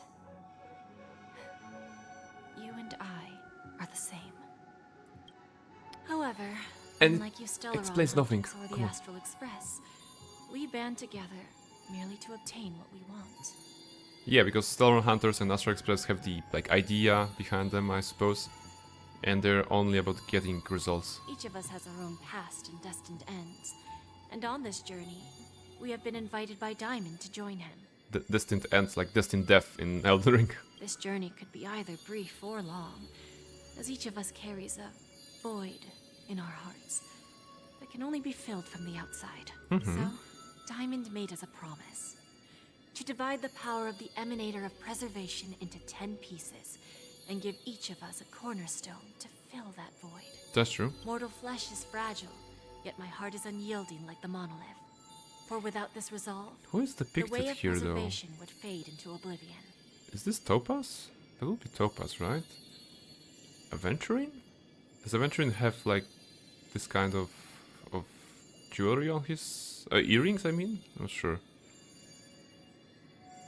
Because those silhouettes would represent the 10 Stonehearts, right? Hood guy on right. Hood guy on right. Oh, this one, maybe. Wait, 1, 2, 3, 4, 5, 6, 7, 8, 9 silhouettes and diamond here. Wait, did I count the jade? 1, 2, 3, 4, 5, 6, 7, 8, 9, 10. No, okay, 10. So that would imply this is a diamond, right? Because he's towering over other figures. Not sure. Not sure. So, you understand? This pledge goes They're basically beyond a the mere oath. organization It's our working with the collateral IPC, but in exchange apparently for also opportunities, wealth, survival, pursuing their own goals a little bit. and a future. Interesting. And whatever we gain from it will fortify the Stonehearts in return, allowing us to achieve the great cause of the preservation when the war among the eons eventually comes.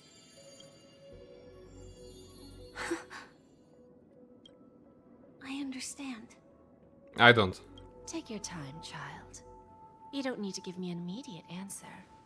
Like I said, patience is one of my greatest strengths. Anyway, stay tuned. You know, in 1 year there'll be another conversation like this, maybe. If fate turns that page, our paths will cross again. It's a shame, though, that this pawn shop can't give me what I desire. My last attempt in Penacony.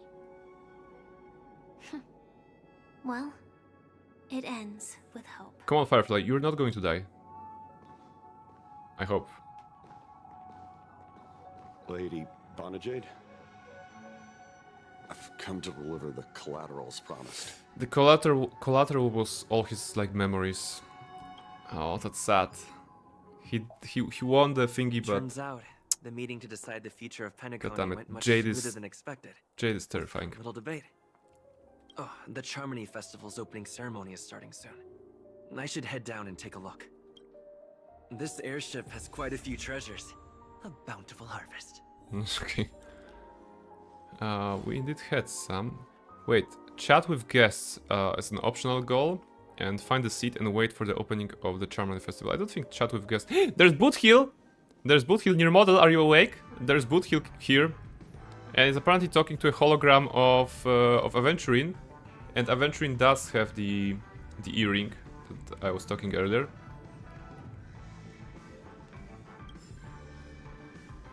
All right. Okay, near model is here. Time for Boothill content, I suppose. Remember, I can take you out with just one shot whenever I choose. He said to Aventurine, confidently. Oh, that'd be my honor. Don't worry, I hate cheating at the table. You better. Ah, look who's here. The great hero of He's the giving us a Astral side Express, glance. the most dazzling trailblazer in all of Penacony. Oh, you're here too. Long time no see, friend. Alright. He has such a good voice actor, I can't. There are a couple of options, if you can see them maybe in your... unless you're on phone, I'm gonna read them to you. What are you guys whispering about? Do you always compliment everyone you meet, Aventurine? Or why are you on the IPC side now, cowboy? Is there anything you'd like to choose? There are 1 to 3. Crash is going for free, right? Yeah, I imagine your model as well. Okay, why are you on the IPC side now, cowboy? This fella is also tracking down that son of a gun. What's that saying again? The enemy of my enemy is my friend. Let's set aside those under-the-table dealings for now, partner. Don't want to spoil the festive mood of the Charmony Festival. I agree. Now let's congratulate Mr. Trailblazer. Mm-hmm. I hear the family intends to thank the crew at the Charmony Festival. It's a real pity I can't personally be there to witness. It's a miracle you're alive, Aventurine. You're blocking Boothill. Oh, sorry, actually I am. Alright, a little bit. Let me move myself. Yeah, like here. Actually, maybe here for a moment. Okay. Number 1, you sure left in a hurry, Aventurine? Number 2, I'd like to thank you for all your help in the battle, cowboy. And 3, what were you guys chatting about? Well, I think that number 2, right? Yeah, go away, Brain. Yeah, no worries, no worries. I'm gone. now you just, now you just hear the voice, you know? You don't need to look at me. Okay, Hop. I'd like to thank you for all your help in the battle, cowboy. No problem. No problem. Punishing the wicked and eradicating evil is a top priority. Would have been strange if we sat it out. Go away, dialogue options.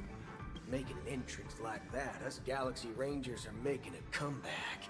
Reckon you'll meet quite a few followers of the hunt on your journey. Do me a favor, pass on my regards, will you? Reckon you'll meet quite a few followers of the hunt on your journey. Now you're actually where the head of your character is. Yeah, if I look like this, I can be part of the game as well, right? Okay, what were you guys chatting about? Maybe this will also reveal some dialogues about Boot Hill. Those are side like dialogues, so we can go through all of them. Actually, I just noticed. Forget it. I'm not one to beat around the bush. I've got a score to settle with a high-ranking executive fella named Oswaldo Schneider. Oswaldo Schneider. This flamboyant fella here can help me find him. The feud between the Marketing Development Department and the Strategic Investment Department is well known across the cosmos. But what I didn't expect was the involvement of the Galaxy Rangers in this feud. Aventurin is a gambler. He's gonna risk it and put his money on Boot Hill and hope that it will work. Looks like things are about to get spicy. Alright, you sure left in a hurry, Aventurin. Probably more about him, but... Other things aside, I think I did a pretty good job at achieving this. Yeah, you kind of fought with us. You were a minor boss. While you were at Dreamflux Reef, we were actually close by. You wouldn't have been able to dig up so much dirty information without the help of a knowledgeable friend. But that emanator didn't pull any punches. My body couldn't hold out too long. He's talking about Acheron, one of the characters, who has a big-ass katana and she's super dangerous. I hope you guys have fun at the festival. Thank you. And I also hope you enjoy yourself, great hero of Penacony. Aww. I have to say, Boot Hill is growing on me, you know. I'm glad that we pulled for him. It's gonna take time. I'm not moving him forward when it comes to prioritizing the characters that I built. But he's very cool. You see, I mean, it's not. I wouldn't exchange Jingliu or Firefly for him. You know, let's make that clear. But he's an okay guy. You know, straightforward guy. And I believe, by the way, I believe that the Boot Hill trailer, which you may have or have not seen, but I think you did. It actually takes place on an airship because the Boot Hill then, you know, jumps through this, and when he's running around, he's actually going next to Topaz, next to Jade, and I think even it's actually okay. He's actually going in the trailer next to Aventurin, but Aventurin here is only present as a hologram, so maybe that's not the same airship, but I think it may be. Oh my god, flying whales? Yes, yes, welcome. Those are flying whales here in Penacony, as you can see. Very cool, very whaley, very flying. No. Why not? Why not? It's a land of dreams, right? Yeah, there's even more there. See? You can go next to the birds to have a nice look on the whales as well. You can look down. Well, whales be chilling. They're chilling.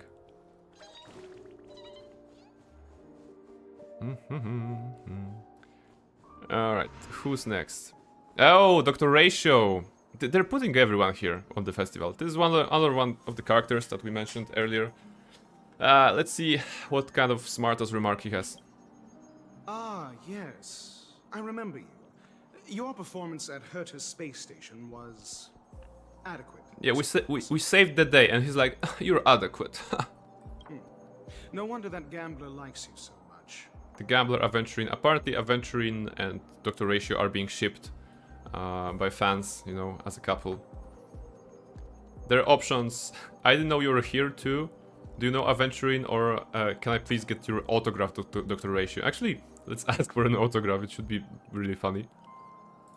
Don't try to emulate that gambler's penchant for attempting to be overly clever. I'll let it go this time, but this won't happen again. Oh my goodness. Very well. The Charmony Festival is about to commence soon. Take advantage of this unique opportunity. The blend of work and play is essential for superior knowledge absorption. Superior knowledge absorption. How do you rate Aventurine? They know that the fans are shipping them together, right? So they're gonna ask Dr. Ratio what does he think about Aventurine. Let's see. The executives of the IPC and the Guild say that we are strategic partners. Yet, from my perspective, I am invariably the teacher, and he, along with you and every other individual, is the student. I am the teacher and he is the student. And as, you know, that means he is the dom and the Aventurine sub, apparently. Not sure how if that's depicted in the art, but I guess that's what I would read in between the lines here. From this perspective, Aventurine isn't what you call an ideal student. Oh yes, he's not too obedient, right? He's also not utterly obtuse. Alas, the void within him can never be filled by talent and knowledge. Let's hope he doesn't turn into a philosophical zombie. Philosophical zombie. Probably not. I thought you were going to make me get my act together. Saying such a thing merely indicates that you have not truly grasped the essence of learning. Alright, the longer we talk to him, the more stupid I feel. The principle of balancing work and relaxation is scientifically grounded, with the relevant proof process detailed on page 21 of the 31,467th issue of the academic journal Star Caesar. Okay, eidetic memory. Aims to enhance living. Genius level intellect. Don't invert priorities like those dolts at the guild. I hope you had fun at the festival. Then you'll excuse me. Just like this, like, hey, I hope we had fun. I have to go. Basically, that was Dr. Ratio for you. Okay, who's next? What kind of characters that we know from the story we're gonna meet? Who else is here? Two more here? Are we taking all of them? Yeah, I don't think we missed anyone, so that's good. There's Topaz. From what I can see. What's up? Well, if it isn't my old friend. It hasn't been long, and yet here we are again. How are you? We actually met Topaz on the update that was related to the Yarulio 6 planet. She came to that planet to basically make them pay a lot of money to the IPC, and that was resolved by kind of playing a Pokemon-like tournament in that, and she lost in the final to our main characters, so she backed off. So yeah, so that's Honkai, you know, that's how they solve problems here. All right, I'm in a mood for a job change. Well, tell me about it. So direct. Aren't you afraid I might take you seriously? Of course. Thinking about it though, the lives of the Nameless are so excessively exciting. I heard you guys pulled off a big stunt. That's true. Cutting down the Oak family in one fell swoop. That's true. If one day you're tired and looking for a change in work environment, or you want a desk job, just contact me.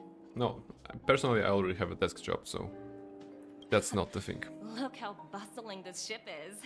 Not bad. Someday when I'm less tied up, I plan to host a grand party on my eco ship. You have an eco ship? You'll all be on the guest list. Oh. Wait, I wanna ask you a question about that transform. Are you also able to transform yourself? What's that relating to? What's that?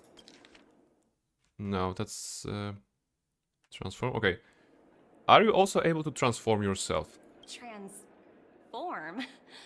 What are you saying? Is that a reference to something, or I'm missing some context? I understand now. You're referring to eventually. Okay. Cornerstone, Yes. right? Sorry. Compared to him, my ability is not as visual. So in previous update, when we had to fight Aventurine, due to reasons, he actually used the power of his cornerstone to transform himself into his like a battle form or whatever. And apparently Topaz does not have this ability. Guess there is no harm telling you. The abilities of the 10 stone hearts as cornerstones are all different. Some can even read your thoughts, grasp your desires. So, be careful. Grasp your desire. So maybe fulfilling wishes that that Jade has is actually related to that. Now that I think about it, it was good that Bronya got there when she did in Bellabog. That's the Pokemon tournament. If she came any later, we probably wouldn't have ended up as friends. Alright. Looks like we have two more characters to go. That's Jade. I'm not sure if I want to talk to her. I don't trust her. Oh, but I want the chest. There are like 5 cutscenes in this room and I could never get the chest. Okay. Hey there, lively guy. Welcome to the Bonnet Lively guy? Exchange. What should I call you?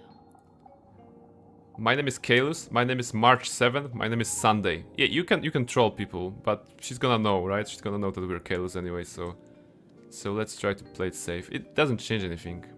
Okay, we can maybe troll. My name is March 7th. No problem. Let's just use this name. Alright, she chuckles. She knows, but... So, Mr. March 7th. Mr. March 7th, okay. What do you wish for? Identity theft is not a joke, Jim. Millions of families suffer every year. What do you want? Make Nanook bow down to me. I want to be CEO of the IPC or revive Akivili. So Nanook is the Aeon of Distraction, if I'm not mistaken, and probably will be the final boss of this game, years from now. Akivili is an Aeon of Trailblaze, so the path that we are following is not alive anymore, technically. But yeah, I want to be a CEO of the IPC. That's probably a bad idea to be a CEO of anything, but yeah, why not? Oh, this is your wish. No, it's not. Lady Bonajay doesn't even blink. You're guessing she doesn't have any sense of humor. Okay. Sounds simple enough. Very pragmatic. Then, let's discuss the cost. No, I'm gonna... Wait, what did I click? What did I click? Ah, I'm clicking idle listening, okay. To fulfill this wish. The thing I need is simple. The tail of an animal. What? What animal? Well, it's a 2-legged animal with black fur, a round head, and long ears. It's omnivorous and is prone to mood swings. Most importantly, it has mastered the human language and can communicate. What animal is she talking about? I assume maybe it's real, maybe it's like only in this world, but black fur, 2-headed leg, round head, and long ears. Omnivorous and is prone to mood swings. Mastered the human language and can communicate? No, it doesn't make sense. A rabbit would be like 4 feet, unless like her, if we're assuming like a 2-leg. No, there isn't like 2-legged animals. Round head, long ears, omnivorous, prone to mood swings. I'm not sure why I'm giving it a thought even, but I just wondered if she actually wants something like this. Bring its tail to me as collateral, and your dreams will come true. It's probably a metaphor. It seems that Lady Bonajade is not without a sense of humor. You have to admit her skill in using dark humor is superior to yours. Okay, so yeah, okay, she's playing us. Hopefully there are scissors on the Express. She meant pom-pom. Oh my goodness, she actually meant pom-pom on the Astral Express, so the conductor of the Astral Express. God damn it, Jade, I hate you / love you even more. Together again, Mr. Trailblazer. And she knows our names. She's using Mr. Kalus here, or Mr. Trailblazer instead of Mr. March 7th, so... Probably she has the cornerstone that allows her to read minds, as Topaz mentioned. Let's go to the... to under deck. That's the right location. Argenti is here! Oh my goodness. Argenti, he's like a knight following the path of beauty, and he's like... The first introduction to him was a couple of patches ago, and he's like, "What wonderful form stands before me!" And he points out at the shrub, basically. Rose Boy? Yes, this is the Rose Boy. Oh, he doesn't have a voice line here? Alright. We meet again, my dear friend. Your journey of the beauty is even more elegant than mine. My most sincere regards to you. When will I be able to unlock a new path then? Those are very... This is the comedic element again. Some of those dialogues are very meta, you know? Very self-aware. Sincere regards to you too, my friend. Dear friend. Even after achieving such remarkable feats, you remain humble and gentle. Such is the true mark of knightly grace. I have heard of your valiant deed in leading others to vanquish the omen of evil. Though the tale bears a tinge of regret, you have undoubtedly championed beauty and justice. May Idrila, the Aeon of Justice, smile upon you. Alright, the omen of evil, we can ask. If an admirer of the beauty gets lost in the pursuit of power, they risk descending into the omen of evil, a form which is neither human nor beast. Although Mr. Sunday did not cross paths with the path of beauty, his actions were no different from the omen of evil, a lamentable soul lost on the path of righteousness, truly a matter of deep regret.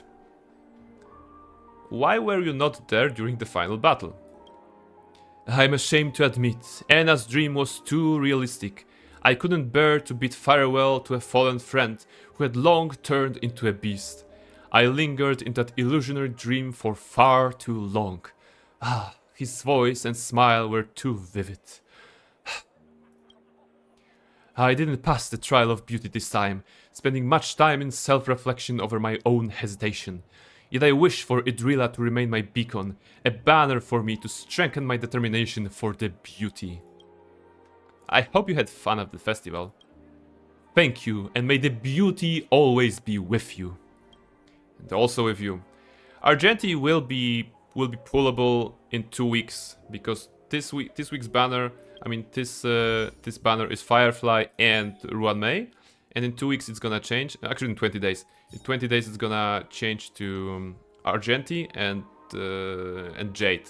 Jade as the main character and Argenti as a rerun character, which means that he was already available to be pulled in gacha, but now he makes a comeback, so that gives people a chance to get it again. Tori is here. Hello, Tori. Welcome in. How are you doing? We are playing some Honkai. It's a game probably you never see me play it. It's a game I often mention as a mobile game that I enjoy. And we're going through the story that has been released yesterday, actually, in the latest update. And we are on the luxurious yacht. We have been talking to some friends. We are apparently about to find a seat and wait for the opening of the Charmony Festival. So let's see if something bad and or good will happen. We are playing as a lot of characters. We can switch between them. We have fine ladies all around. We have beautiful, handsome husbandos as well. So yeah, so this is it. The festival hasn't started. Let's take a quick break. Hi, we meet again. Is that Firefly? Who's that? It's really you. I knew I didn't get the wrong person. And that's Firefly. That's kind of like our in-game girlfriend. Show the boot heel for Tori. Okay, as soon as I get out from this dialogue. No worries. You saw me? Yes, it's just I didn't get the chance to say hello. Boothill is a space cowboy, so I'm gonna show you his model as soon as this dialogue ends. You walk and talk with Firefly, stopping in your tracks when more comes into view. 2 murder cases, a showdown with the IPC's ambassadors, the legacy of the Nameless, and a remnant of the Order who wishes to replace an Eon-created paradise with a dream. You guys even ended up shattering the dream. It's truly been quite a vacation.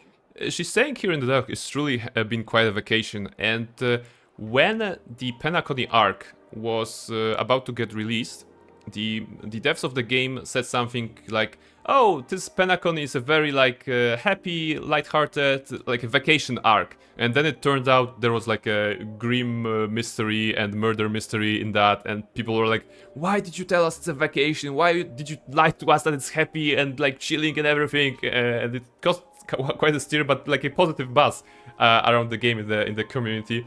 You never should trust the devs when they're telling you that something will be lighthearted and you know, fuzzy and warm. It's probably gonna be like some death and distraction and, you know, something like this. It's a good thing that you guys managed to overcome all those difficult problems. We did. Congratulations. Thank you. After the Charmony Festival's opening, will you guys be leaving again? Yes, but with you. Okay, there isn't such an option. I don't know where our next destination will be. There will always be somewhere. After all, You guys are on the path of the Trailblaze. That's true. We're trailblazers. Before joining the Stellaron Hunters, Elio told me that this journey will tell me how to live on. That's all he said. As for the rest, it's up to me to find out. So, I'll pay extra attention to any leads that will let me live on. This trip to Penacony. Also, Tori, how is Elden Ring? I've seen you fight various enemies. Runebear, meeting the Wolf Boy, getting good progress in the game. Are you feeling good about the game right now? Because I remember that in the beginning it was like you said that you were like dying a lot, and it was quite tricky to survive, of course.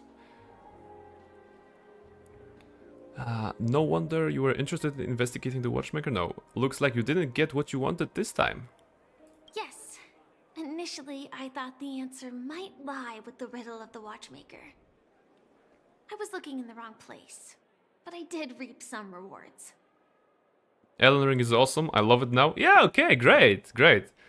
Always nice to see people enjoying new games, like trying out new games and then finding out they enjoy it so much.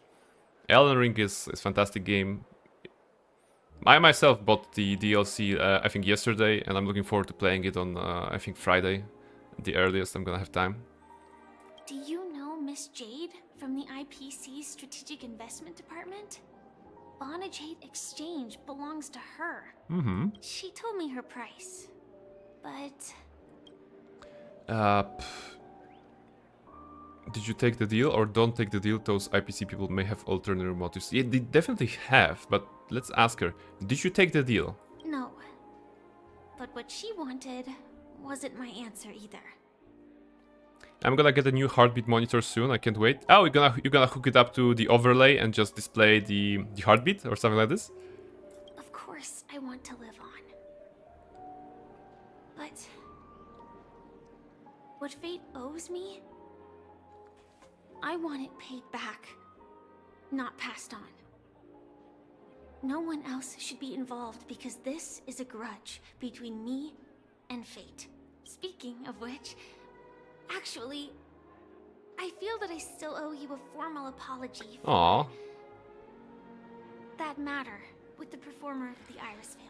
Right, actually when we first met her, she introduced herself as a performer of the Iris family and not as the Stellaron Hunter Sam that she actually is, so technically she didn't apologize for that, but no apology is needed. Firefly, come on, I love you. Even the smallest of lies can turn into a betrayal as sharp as a blade. I'm sorry. Apology accepted. And but I like the line here. Even the smallest of lies can turn into a betrayal as sharp as a blade.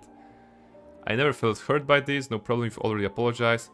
You shouldn't have lied to me in the beginning. No, come on, let's be empathetic. No problem. Yeah, no problem. You've already apologized. I think that's fair. It was an emergency, so I never had the chance to formally apologize to you. And admittedly, I was the one to blame. To me, hiding is much easier than being honest. Yet, I still want to try expressing my emotions as any ordinary person would. Come on, just kiss me.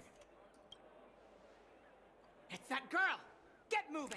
God damn it. Arrest that criminal before the Charmony Festival's opening ceremony. I'm gonna toss you over the board. I can't believe they've chased me this far. Looks like we have to say our goodbyes. No. Don't No, worry no, no. about me. Don't go, don't go, don't go. And enjoy the ceremony. Don't go, Firefly. The script hasn't reached its end yet. We will meet again. Can I just punch them?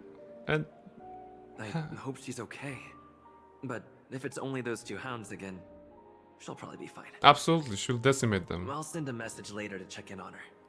Let's go attend the Charmony Festival first. Do you have her number? I hope you have her number. Okay, I was supposed to show Boot Hill right now, so let me just showcase Boot Hill. Apparently there are fans of Boot Hill all around. Let me just maybe do it like this. Replace him with Boot Hill. Where are you? So once again, Boot Hill is a cyborg cowboy character, really cool looking. He has a hat. He has a gun, you know, all that stuff. He has some idle animations which he should start playing right now. He shoots a bullet out of his gun and eats the bullet, which I think is like pretty crazy, but Boothill as a character has some crazy vibes. I like the details on his look. Please notice the earring in the shape of a bullet, of a shell. He's a cyborg, as I mentioned, so he can just, I don't know, do this with his hand, which is crazy. So yeah, so that's Boothill. That's Boothill. But we're gonna continue with the main story. So find a seat and wait. Okay, let me just. I don't know if the main story means that there would be some combat or not. An enemy worthy of. Because supposedly there shouldn't be, because it's a pretty chill moment in the game. It's like a finishing of an arc, so I don't expect there will be something. I wonder about his teeth after eating all those bullets. You know, it's actually a great observation, and I'm gonna show you something that will explain your doubts, or like what's the word that you do with doubts? Like, you know, dispel your doubts. Maybe you dispel your doubts. Where's Boothill? Yeah, here. So if I showcase Boothill to you once again, and I go into photo mode, actually, we can zoom in on his beautiful face and just go for the emotions. And as you can see, I think grumpy. Yeah, look at his teeth. They're like triangle in shape, which I think indicates that they are also like metal or something like this. So I don't think this is any problem for him to bite the bullet. Like a shark? Yeah, that's accurate. That's probably accurate, yeah. So that's Boothill. Nirmal is saying, "My boy," yeah, of course. Okay, so that was the mandatory 2 minutes of Boothill content for you guys. Let me go back to the main party. I would be playing with Boothill more, but he's still not leveled up. I have to work on him, but there's a couple of characters I want to level up before him, so let's take a seat here. We're gonna be doing Everything this. is settled. But there's still some time left. Maybe I should take a walk? No, let's continue. Wait for the opening ceremony to start. So there was supposed to be a Charmony festival, something in which Robin, the famous singer, was supposed to take part, but it didn't take place because there was an evil guy interrupting that, basically. So apparently the Charmony festival was to be moved to this luxurious airship, and let's see how it goes. Forget it. I've done enough walking around already. Yes. Let's take a seat and rest for a while. Chill. Firefly. She's sending us a message. Firefly. Yeah, you guys can. It's me, Firefly. I'm got it all handled. Don't worry. I didn't do anything rash. I've hidden myself away. It's a pity I won't be able to see Miss Robin perform. And she's sending us a smiley emote. Oh my goodness. I love her so much. We're gonna be pulling for her. As soon as... like I don't have to worry about probably her. towards the end of the stream, which is probably in an hour. Ceremony to start. Not sure how much more of the story you have, but we're gonna have to pull for Firefly. And by pull, I mean, you know, spend our hard-earned tickets to get her into our party. Hey, Miss Robin! Hey, over here, Miss Robin! Robin is a superstar singer, so it makes sense that they're, you know, super excited. And there she is, a little angel. Notice the wings at her neck, or like from the back of her head. Members, ladies, gentlemen, and friends from all over the cosmos. Someone will attack or not? It's a pleasure Probably not. to join you all in celebrating the grandest ceremony of the Amber Era, the Charmony Festival. Firstly, on behalf of the Penacony family's 5 major lineages, and on behalf of myself, I'd like to extend a Oh, Tori, you found a personalized greeting. Okay, let me work on that. I think I can pause it here. Okay, that's good. So, Tori, personalized greetings is something that I set up with the help of my chatbot. And this is basically the message that it's gonna display from my chatbot whenever you write on the stream for the first time, each time the stream is up. Right? So you come to the stream, you say hi, and then the bot greets you in a very special way. So far, we have a special greetings for Near Model and Twinkle. And since you redeemed that, how would you like your greeting to sound? Or sound to be, you know, put together? The basic, I'm gonna read you the greetings that I have. For example, Twinkle has this one. Twinkle has made a sound. This owl is a true sister for life and an amazing streamer. Say hi to her. Near Model has made a sound. This owl sneaks in from the shadows, being the witch artist that she is. Say hi to her. So basically, that's the what's the word? That's like the base. So it will be in your case. Toriana has made a sound. This owl is, and how would you describe yourselves? How would you like yourself to be greeted on the channel? I'm gonna just grab this. If you have any idea, then absolutely let's work together on that. If you don't, then I probably would be able to come with something myself. So, how would you like to be greeted, Tori? Okay, I'm gonna just put it here. This owl is, or something like this, and we're gonna put it here. So, as soon as you get some ideas, Tori, don't hesitate to join. Toriana Gaming is an owl who kicks booties in Elden Ring like a pro. Krajax is also saying Astarion girlfriend, master of Elden Ring, and super cool person. Too late.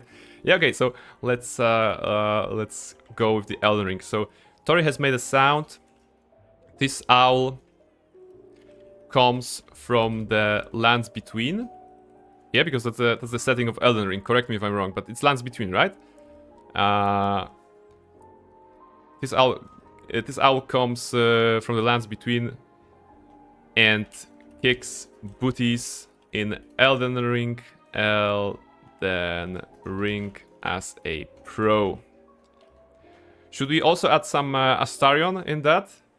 Like Kryjak is suggesting? I like what Kryjak said. Okay, so let's try to meld those two together. This Astarion-loving owl comes from the lands between and kicks booties in Elden Ring like a pro. Right? Something like this. And there should be like, at the end, there should be, say hi to her, right? Yeah, say hi to her. Say hi to her. Okay. Tori has made a sound. This Astarion-loving owl comes from the lands between and kicks booties in Elden Ring like a pro. Say hi to her. I think that's what we are getting from this. I think it's a similar length to other messages, so it must be like this. And now that we have it, we're gonna enable it in the interface. So in theory, the next time you write a message, there should be, and there is. See, Scribebot is already greeting you with that message. This is happening once per stream.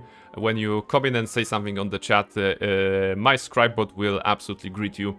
And I hope it's gonna, you know, it also serves as a short introduction to other people in the chat. So I hope maybe some people can sneak up on something. Pick up on something and catch up on something. I mean, yeah, that's the word. So, you know, the Astarion-loving owl probably gonna get you a lot of friends right from the get-go whenever someone sees that you're an Astarion-loving person. All right, thank you very much, Tori, for redeeming that. If anyone wants to have a specialized, personalized greeting on the chat, absolutely. It's the low price of 1000 channel points. If you want to get channel points, just watch the stream, you know, and stuff like this. I don't know, I'm not good at this, at advertising channel points, but I set up a couple of options, so I'm very glad you found it, Tori. Alright, Kryjak's lurking, no worries, we're here. And Robin, what is Robin telling us? Yay! Festival. As you all may have noticed, this year's Charmony Festival is far from regular. Thanks to the efforts of everyone, this celebration is unprecedented in scale, with factions from across the cosmos in attendance. It's actually pretty nice feat of her to be speaking here, because basically a couple of days ago, if not one day ago, it turned out that her brother was a, you know, cult maniac kind of, and we had to fight with him. So she's holding pretty well, what I'm saying here. Not only that, the customary opening ceremony held at the Penacony Grand Theater has now moved to the Radiant Feldspar, the very airship you all stand upon. We invite you to express your warmest applause and deepest appreciation for OT Alfalfa. Yeah, so Head the of old guy Alfalfa from the beginning family, of the for arc his here. selfless devotion to the Harmony's cause. And the owner of the yacht. That's what she not say. What makes this festival so uniquely significant? As is widely known, the Radiant Feldspar had to halt its voyage due to an anomaly in the Sweet Dream, sparking widespread discussion in the 12 Hours. Thanks to the hard work of Penacony's internal and external factions, we've finally gotten the dreamscape back on track, just in time for the Charmony Festival. And as they say, good things come in pairs. Good things come in The pairs. Charmony Festival not only celebrates this achievement, but also marks the relaunch of the Radiant Feldspar. And finally, the last reason. Does everyone remember the Watchmaker? In truth, The creator of the Penacony. family has poured The their dreamscape. efforts into this festival just to commemorate this legendary luminary, the father of Penacony, Mikhail Chard Legwork, one of the legendary Nameless who laid the foundations of Penacony. So dude from the same factions as the main characters of the game are. The Nameless.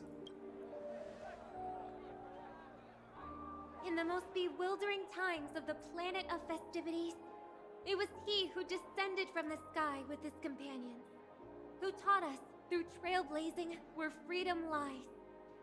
It was also they who led the vanguard in the pioneering of the dreamscape, in exchange for what is now known as the Paradise of Harmony. It can be said that Penacony's splendid success today is deeply rooted in the trailblazing ethos the Watchmaker planted within us. Only by honoring this trailblazing spirit can we fulfill our mission and spread harmony to a broader audience. Yay! That's quite a speech. Aw, that's so nice of her. She's talking about us. Yes, March 7 is encapsulating it the right way. You know, whenever there's a speech and they're mentioning you, you're like, oh, hey, they're talking about me. We haven't been mentioned yet. No, our trailblazing spirit is unparalleled. The Express crew would have been disbanded long ago if it weren't for you. Can we like... It sounds like something that March will like.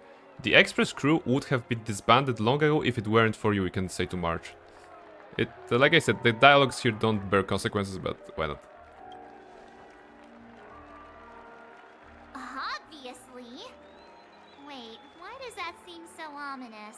And now, the Sweet Dream is back on track. All thanks to the Trailblaze, of course. If it weren't for everyone on the Astral Like, there Express, should be something about this we explosion in the wouldn't be able to buttons that successfully we're giving out host that shit, this but... Harmony Festival.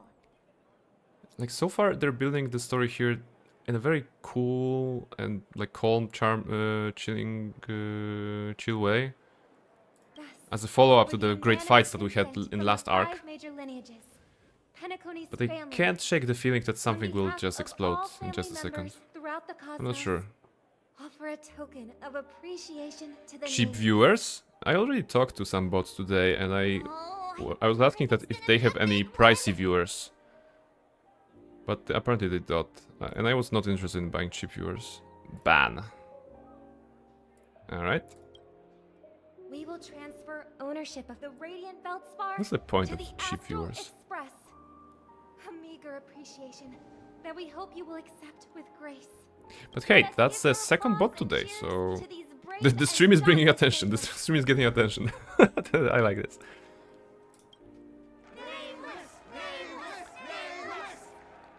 Yay, they're cheering for us. And now, I propose a toast Toast. Do you guys have something to get a toast? to harmony, to the I have Trailblaze, water. Well, not a great thing to have a toast, but that's what I have. and the universe, and to the generous Alfalfa family head, Mr. O.T. Alfalfa. Cheers! Cheers! Cheers! Ooh, a cutscene. Actual cutscene. And there's the OT Alfalfa, the owner of the ship. To make a decision like that. This little bird is no less capable than her brother. Okay, that's ominous. Okay, something... Okay. I knew. But have you forgotten someone, my gray-haired I have not. I put a bomb on this ship. Sparkle put a bomb on the ship. 10 minutes to find it. Better hurry. God damn it. Of course something This happened. get shoved into my hands. Of There's course. still so many bombs. Now's not the time for plot twists. Of course it's not the time for plot Handle this twists. alone. Time to create a group and inform everyone. 111. Report the situation about the bomb. We've got a problem, friends. There's an imaginary neutron bomb on this ship. March, what's happening? Keep reporting about the bomb, yes. It's all thanks to the masked fool. From where to view fireworks has joined the chat. Miss Sparkle will explain the situation personally, and there's an emote of Miss Sparkle. Oh my goodness. How did you get into the group? I didn't add you to the group. And yet she is here. That's Miss Sparkle for you. She doesn't need an invite. Alright, down to business, she says. Is everyone flabbergasted yet? Weren't Miss Sparkle's buttons all confiscated already? Why is the bomb timer still active? Actually, all credits goes to our brave house. Oh, come on. I have to scroll it up. I cannot read it. I have to wait for the messages to go through because... okay, now. Why is the bomb timer still active? Actually, all credit goes to our brave hounds. Thanks to their meticulous efforts in gathering the buttons, Miss Sparkle was only able to press all of them one by one. Miss Sparkle certainly wore her finger to the bone. Pressing through a whooping 1000 buttons, she spent a whole 48 hours, system hours on it. Okay. Even Boothill is in this group.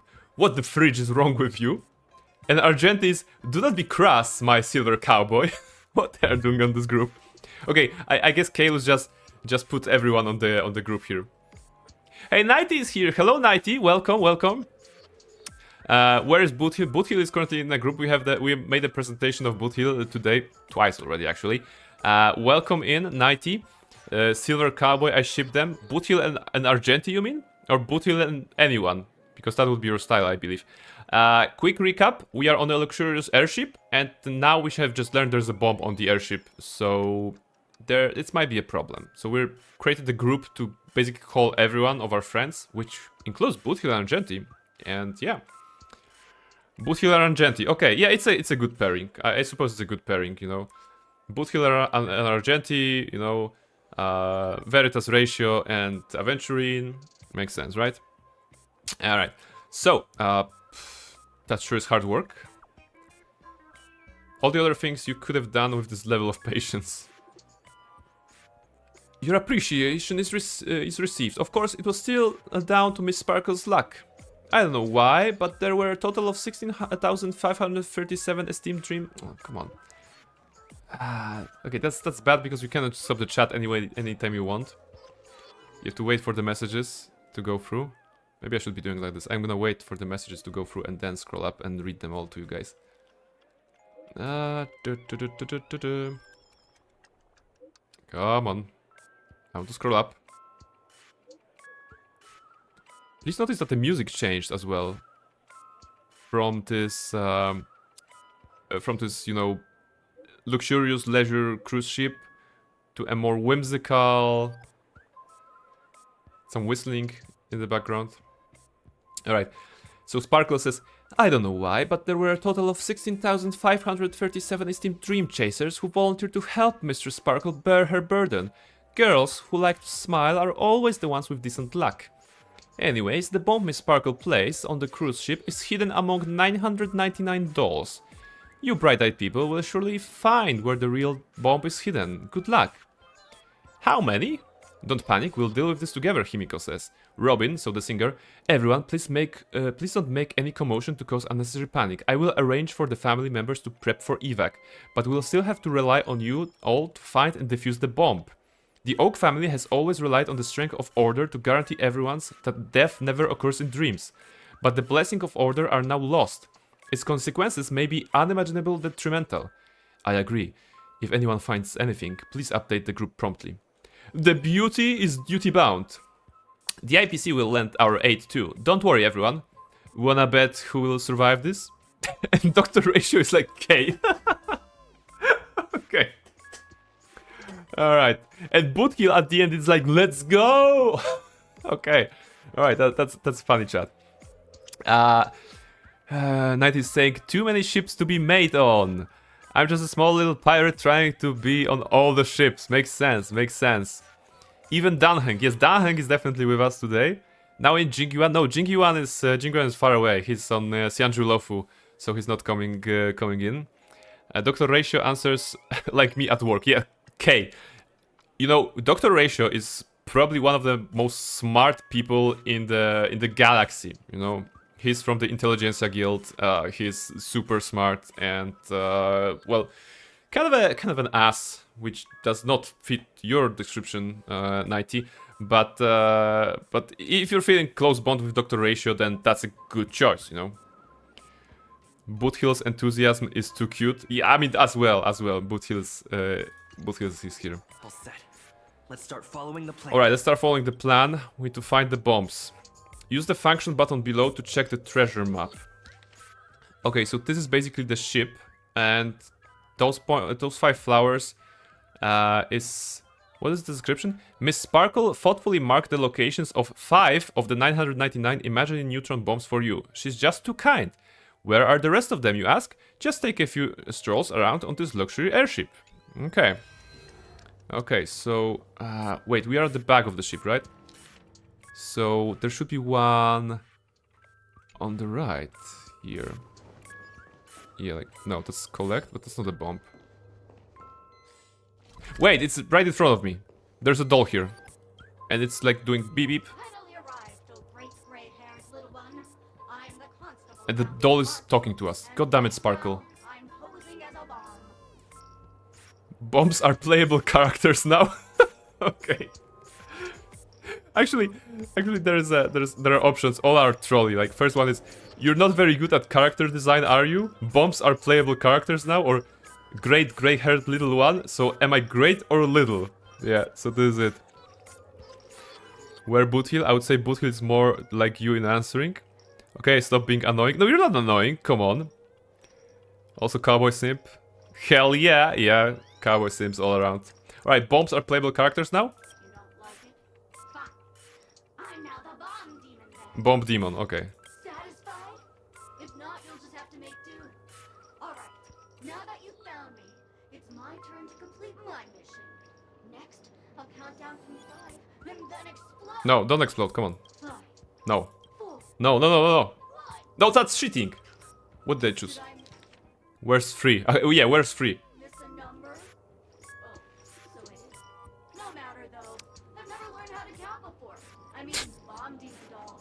I'm Jared, I never learned how to read. Bomb Demon has never learned how to count. You're not a real bomb? Come on, why am I wasting time on you?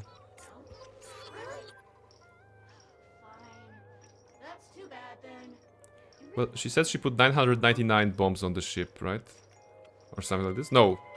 No, she put dolls in that number, but the bomb is in 1, right? The constable doll finally falls silent. You open it up, more like tear it apart, though that sounds cruel, and uncover its true nature. A mere toy equipped with a remote speaker. So that's not a bomb. Alright. Message from the group, I suppose. Black Swan is even with us. There's a progress with the bomb situation. I've got good news and bad news. Which one would you like to hear first? Actually, you're in here too, you can ask her. What are you doing in the group chat? And she's like, sending emotes. Simply put, I found 131 bombs that aren't real bombs. The masked fools really know how to pull a stunt. Don't worry, process of elimination is also a problem-solving tactic. The evacuation of the family is underway here. The Bloodhounds are hot on the investigate trail. Keep it up, everyone. Robin said. Alright. At least I made some progress. Yes. Gotta keep working at it. Okay. Please notice that on the left side of the screen, the quest has updated with the found the bombs, and it's 132 out of 999, which kind of showcases that we are basically working together with other people in the background. Now I have to find more. So the next one should be... it's gonna be on the opposite side of the area where we talked to the old guy. I think. Right? Because it was like a... I recall the circles. Not this one. Here. Oh my goodness. No, it's not here. Wait. I think I could hear the beeping.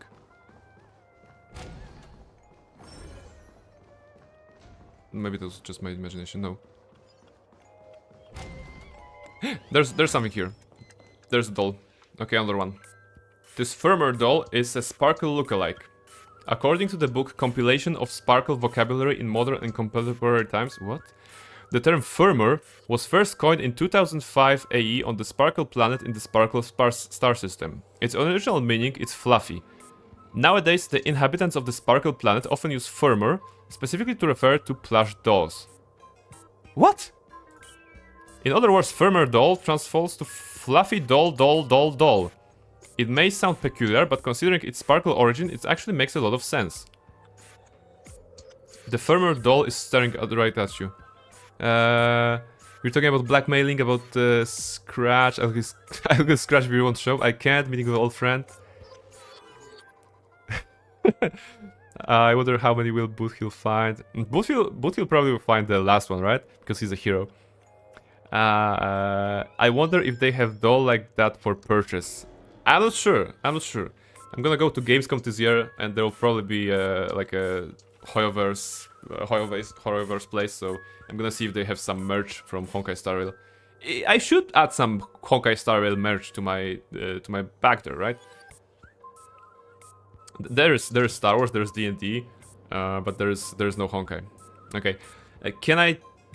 No, we can actually stare back at the doll. The firmer doll continues to stare right at you. We can continue to stare back. The firmer doll's eyes never blink. Honestly, if they did, it would be quite unsettling. Anyway, it's just an ordinary plush toy. Can you really expect it to utter a single word? Keep staring at it. We have to be, you know, consistent. It must be pointed out that this doll has no suspicious features at all. It exudes from within an aura befitting of a firmer doll. Note that an imaginary neutron bomb. Which means there is no need to bother it anymore. It makes both you and the doll appear rather pitiful. It's best to promptly put an end to this farce. Okay. Gale annoying because he was eating boots. Makes sense. Staring contest. That was a staring contest. And Boothill is saying, Dagum Wabadu, I give up. What's wrong, Silver Cowboy? I found 2017 talking dolls. See, there's your answer, Nighty. Boothill found 217 talking dolls. And he even sent a picture. Oh my goodness. And look at the... Okay, I said it once. I mean, I said multiple times.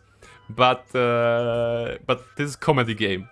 Look at the situation that we're having here. There's a bomb on the ship. And you and your party members, like friends, are trying to find it. And then Boothill sends a picture of a doll. And says, haha. And Black Swan says, haha. And Marsh says, haha. You know, it's just that the comedy value of this situation is something very, very unique. And that's after I got help from the hounds and that man with plaster head. Who knows when we'd find them all if we look for them ourselves. That's a shame. Knowing that fool's habits, I'm afraid we're going to have to keep filtering through the wrong answers. Don't fret, the beauty will guide us, Argenty the Knight says. It looks like we have found 350 out of 999 together with our party members. Welt, yeah, there was Welt as well. So which one did we find? Was that the one here? No, wait, we found this one and this one. Yeah, because we're moving from this and we're moving towards the front of the ship. So this should be in the middle. In this room, maybe? Yeah, okay, there's... Anything here? Ah. Alright, there's a bomb here. I mean, not bomb, a doll.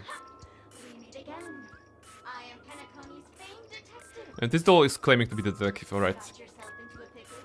I suppose that once we do that, there will be some epic cutscene about the explosion, because something has to go off, right? Okay. Okay, we can talk to the detective doll and say, I need your help finding a bomb. Okay.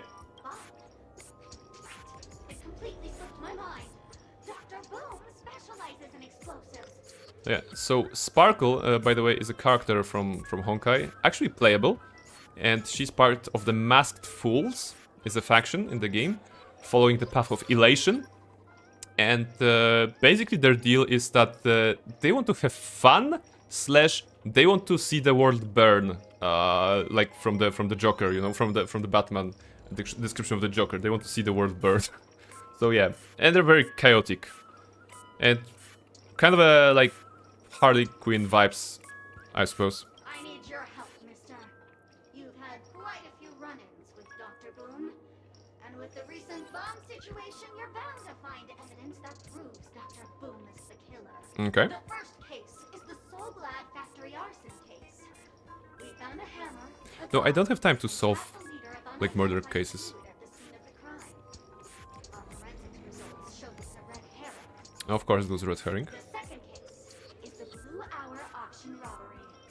A gang of masked thugs broke in, stole a fragment of the Astral Express, and left behind a large hammer, a doll, and a half-dead red herring at the scene. So those are half red herring, half herring. The way I see it, there must be a link between these two cases that will be the key to No, just give me the answer. I wasn't paying attention. in your deduction.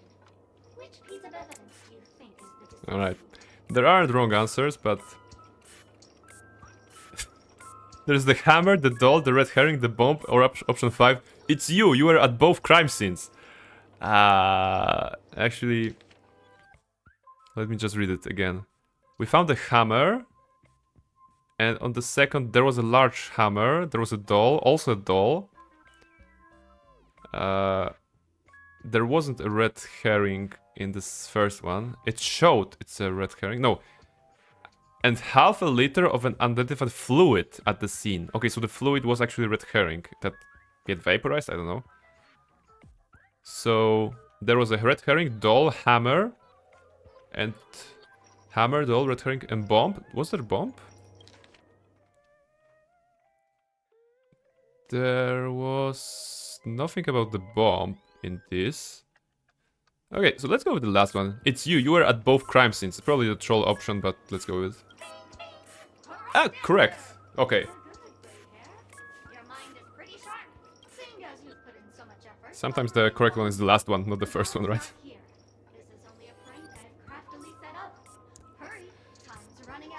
Okay.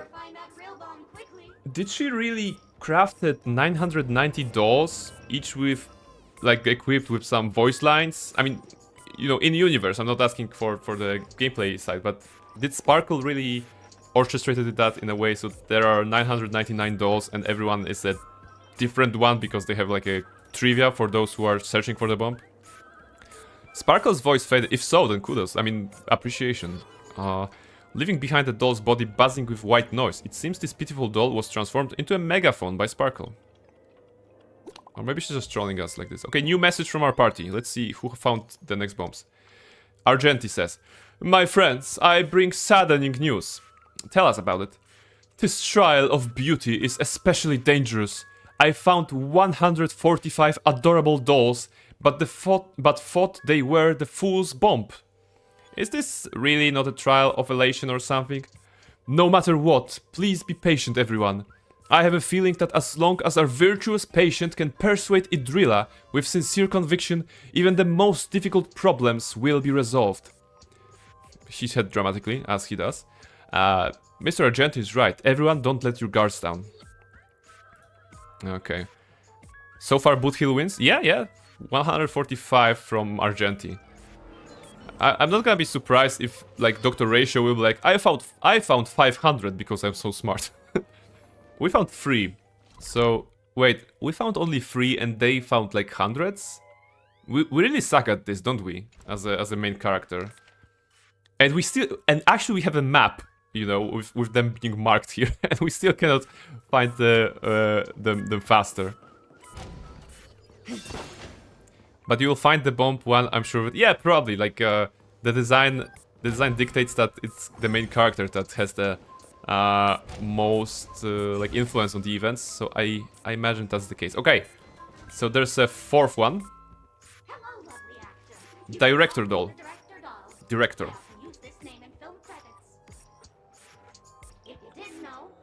one who directed the entire farce in Penacony. As the leading man of the show, what did you think? Feel free to share your thoughts. Actually, you know what? You know, the comment on Sparkle. In the comments on Sparkle, there should be. I think the trailer from Sparkle. Wait, is that the right one? No, that's not the right one.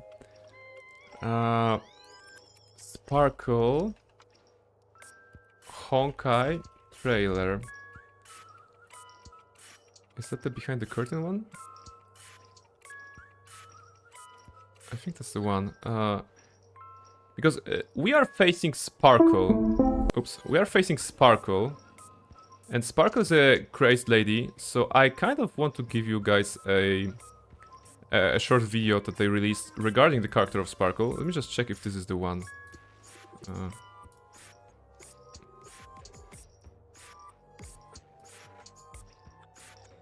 Yeah. Alright, so this is the one. Sorry, oh no. Okay, doesn't matter. Let me just put it on here, put it on there. Alright, so the character of Sparkle. I think this video, Sparkle behind the curtain, encapsulates her character the most, so why don't I show it to you guys? Oh, Becca is here! Hi Becca, how are you? How are you? Honkai Star Rail, is this one of those waifu games? Yes, Honkai Star Rail is the waifu game. It's from the makers of Genshin Impact, so another waifu game, I suppose. Only this one has turn-based combat and takes place in the sci-fi setting, so that's the major difference. But yes, it's a game that I usually play on mobile as my side game to pass the time. And there was a story edition recently, like yesterday, so I figured out I'm gonna stream it and showcase it a little bit. We're currently on an luxurious airship, trying to find bombs set up by an inward equivalent of a character who would be like this world's, I suppose, Harley Quinn or whatever. Let's see. There should be a video.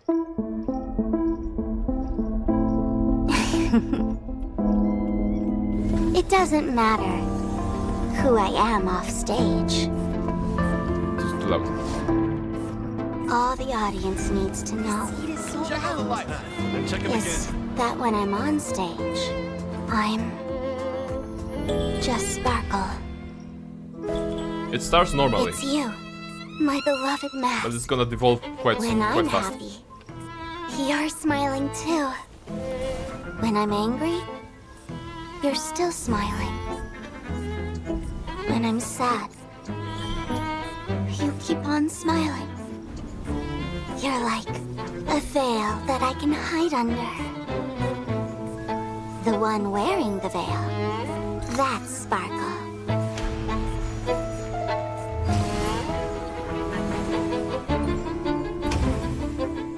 It's you, my beloved mask. When I'm happy, you're smiling too. When I'm angry, you're screaming too. When I'm sad, you're crying too. You're like a mirror, showing my reflection. The one in the mirror, that's Sparkle.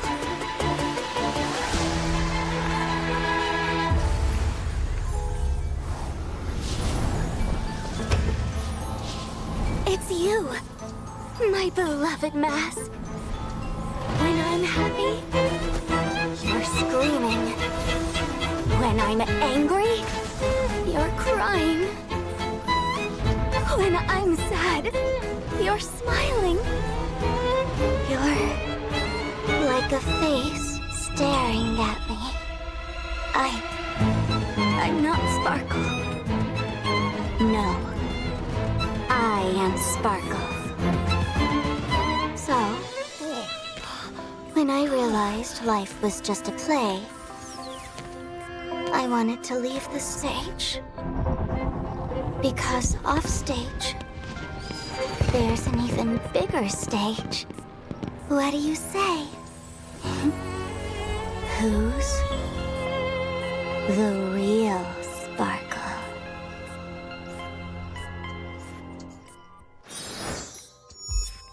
Yeah, so that was a trailer for the character of Sparkle, and I figured out that it's gonna give you guys some context as to who are we facing here. So we're facing a girl with issues, like I said, the member of the Masked Fools, and throughout the trailer, you know, as you could see, there was this descent into madness. I would say the first made pretty much sense, you know, the mask, blah blah blah blah, and then there was like the 90s saying the yandere pose, you know, that's not a good side. Yes, like this is it. So this particular Sparkle put $999 on this luxurious ship, and she's trying to, you know, blow it all of us to hell, and we're trying to find those dolls. And I specifically wanted to showcase this trailer and highlight the multiple masks that she's wearing or like showing, because as you can see, this doll is a director doll. There was like a detective doll and some other dolls, which I believe, I maybe it's safe to assume that she put like 999 dolls, and everyone is a different aspect of her shattered personality. So yeah, so that's it. Come on, that's Yuno Gasai mood 100%. Who is Yuno Gasai? I'm afraid. Who is Yuno Gasai? Because I'm not familiar with this character. Is it safe to Google for that? Yandere Queen. Okay, I get the context then. All right. So going back to the director doll, because we still need to save the ship. You know, it was told that it was said that we need to have 10 minutes for the ship. Fortunately, the game time does not like pushes us like this. So she orchestrated some stuff here, and let's say to what can I say to her? Yeah, okay. You have way too many storyline transitions. Being duped by Masked Fools.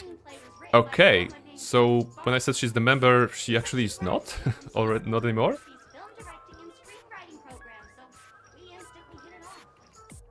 She is crazy. And she's a playable character. If you like that kind of a vibe, it's a playable character. Well, you have to roll for her in gacha, of course, but she exists in the game. And it's actually a support. Since you're done asking questions and I'm done answering, according to the script, I must reveal to you the fact that there's no bomb here at all. No bomb? You're lying, don't you? What is truth? Who is Sparkle? But don't fret. I've also prepared a gift for you. A dream bubble that has No, I don't want. life and death moments I shared with the beautiful memo keeper. If you haven't seen it yet, you should hurry up and look for Dr. Edward. That makes sense, but we can skip it. The harmless Chatterbox plush doll bows affectionately to you, blowing you a kiss before bounding away, vanishing into the depths of the cabin with joyful leaps. Alright, so those those dolls are also jumping, leaping, dancing, whatever. Let's see the update from our friends. Alright, Topaz is saying that the IPC Special Investigations team is wrapping up here. We found a total of 329 dolls, but no bomb. Thought I dropped you this update with you guys. Yeah, so Topaz and her team have found more than Boothill alone, but I suppose that she was using the resources of the IPC, Interstellar Peace Corporation, so she instantly hired some dudes so that they will find some dolls for her, right?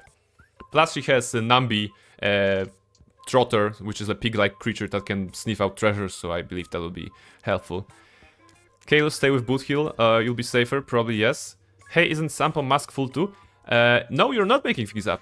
Technically, Sampo is a masked fool, although there was a scene on Penacony in which Sampo talked to Sparkle, and apparently, if I remember correctly, Sampo wanted to get his mask back, whatever that means in the context of Masked Fool. Maybe he was also like out of the organization, or maybe something. Maybe there's probably some story to it. But that was all of Sampo that we have seen.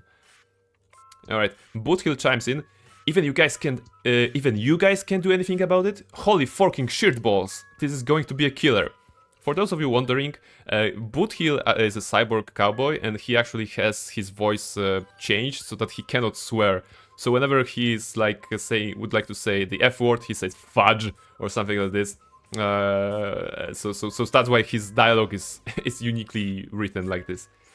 And March 7 is, don't give up, we're so close to 999. The Express crew is also about to be done. Keep up the good work, everyone. I'll be taking over the evac team now. Good luck, everyone. Alright. So we have 826 total, and we just need one more, right? On our end. Let's see. It's probably gonna be the last one. I mean, it's gonna be the last one. Oh, not here. Okay, here. According to the map, we have just gotten this one, so we need to get this one. Which is, I believe, at the here? Wait, among the origami birds? No. Are you guys hiding a doll? No. Maybe it's higher. You just said that Jingyuan is far away, but you can take him into the team so he's closer. Yeah, I mean, technically, you could say that. Ah, we can also get a origami bird. Origami bird are little collectibles, things that you need to find in this chapter, and they're, well, making funny noises and talk funnily, you know. It's Captain Bird, remember that. Captain's orders, hard to port, full speed ahead, go, go, go. All hands on deck. Do you know how to sail? Turn the wheel, I'm the new captain now. Many a storm I've weathered, safely I'll sail you all through. Okay, I think he was singing some shanty, but I didn't know that. Ah, I forgot to recruit crew members. Tweet tweet. A captain without a ship, how embarrassing. And here I was so excited. Oh no, I can feel my cheeks burning. I'm going to bury my head underneath my wings for a while. Just pretend none of that ever happened and don't tell the other birds. You actually found those birds in various locations. Okay, so that's the last bomb, I think. I mean, that's the last doll. I'm a bomb. There's still some time before I explode, so you can take a look around first. Okay. I like that the game is giving us a chance to go around, I suppose. But no, let's do it. I'm here to defuse you. Crashing Sync 2? All right. I'll go to take a look around then. That's no problem, of course. But if you don't want to go too far, I can also play a soothing tune for you. Yeah, like the game is of course not treating itself very seriously, so. Now playing Never Give Up, Never Surrender by the trending superstar Astrictly from the Epsilon. Astricly? She's rickrolling us. Astricly is of course Rick Astley, right? Oh my goodness. Yes, Rickley. Soothing tune. Yeah, like this game, aside from the comedic value brought by the dialogues and everything, is full of memes. Like there are references to real stuff and other games, maybe even like sometimes events, characters. Never gonna give you up. Exactly. Never gonna give you up. So this is so sparkle. Hang on. Penacony's family have not purchased the rights to this. Penacony's family have not purchased the right to this song. I'll recite it for you. Next up, please enjoy a recital of Never Give Up, Never Surrender. Oh, aha! If you ask me how I feel about you. Okay, of course they can't use the real lyrics, so they're just going to this. Never gonna give you up, never gonna let you down. Never make you sad. No, they have. Never give you up. Never make you They made it! They will never give you up, they will never make you sad, they will never give you up, they will never make you cry. Yeah, so that's accurate, that's accurate. They put it here.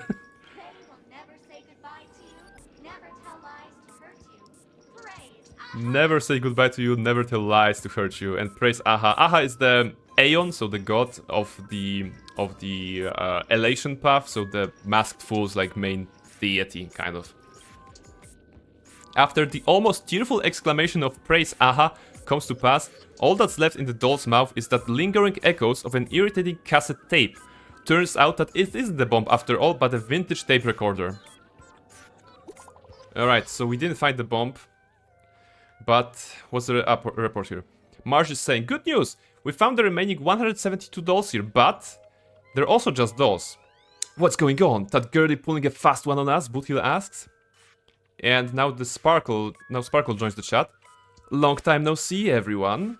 She teases us.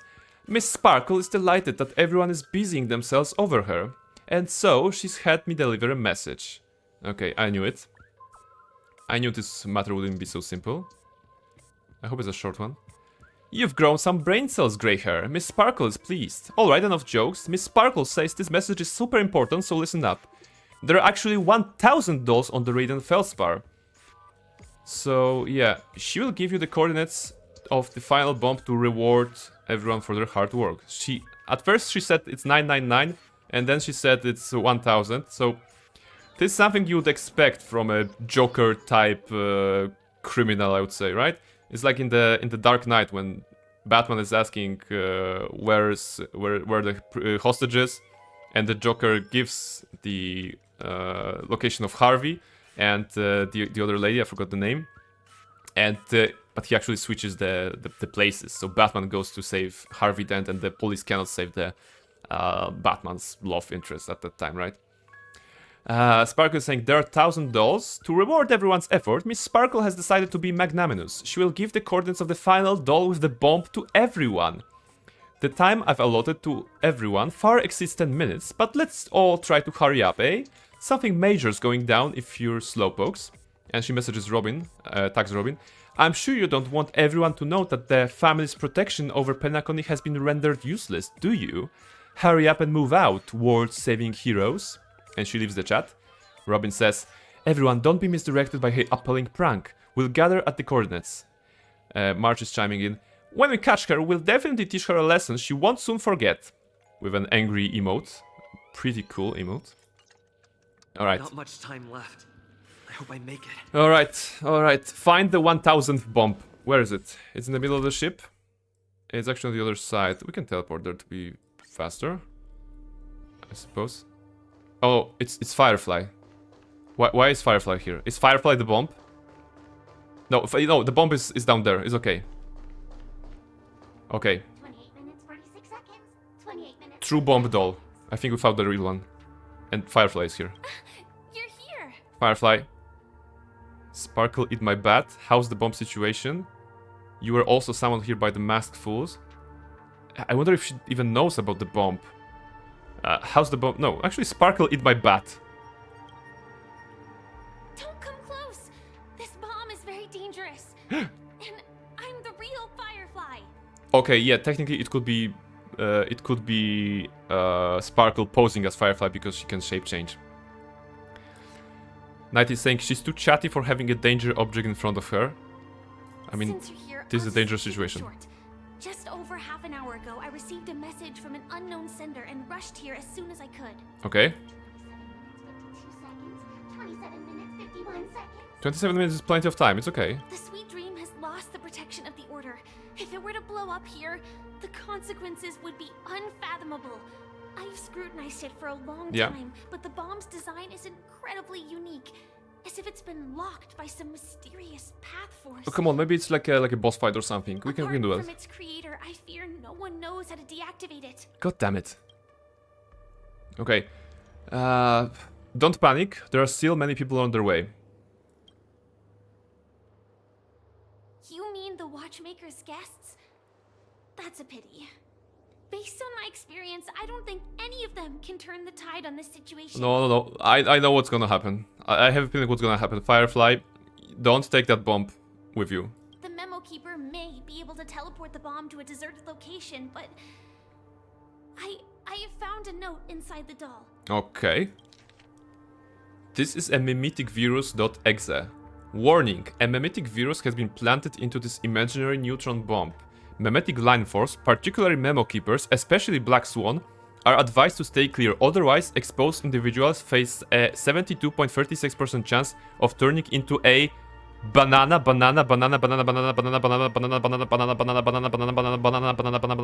Yeah. Okay. Yeah, Sparkle is crazy. You see the message on the screen, right? It's a threat that if Memo Keeper, so the person who could teleport the bomb away, comes close here, there's a high chance of her turning into a banana. It's probably a play of Sparkle to scare us, but yeah. P.S. She means business. P.S. It's true, try if you dare. Okay. Knight is saying, Firefly, come on, we know we want to stay with Kalos and didn't want trespassers. I don't know what grudges they have, but this path is Alright, a dead end. so Memo Keeper cannot help. Then we'll just have to find that right person, you know? That's probably not possible. Time is running running out, and she is a master of disguise. She is on this ship. And even if we catch her, she won't come quietly. She definitely is on this ship. Alright, so that's it? There's no other way? Just because they can turn into a banana?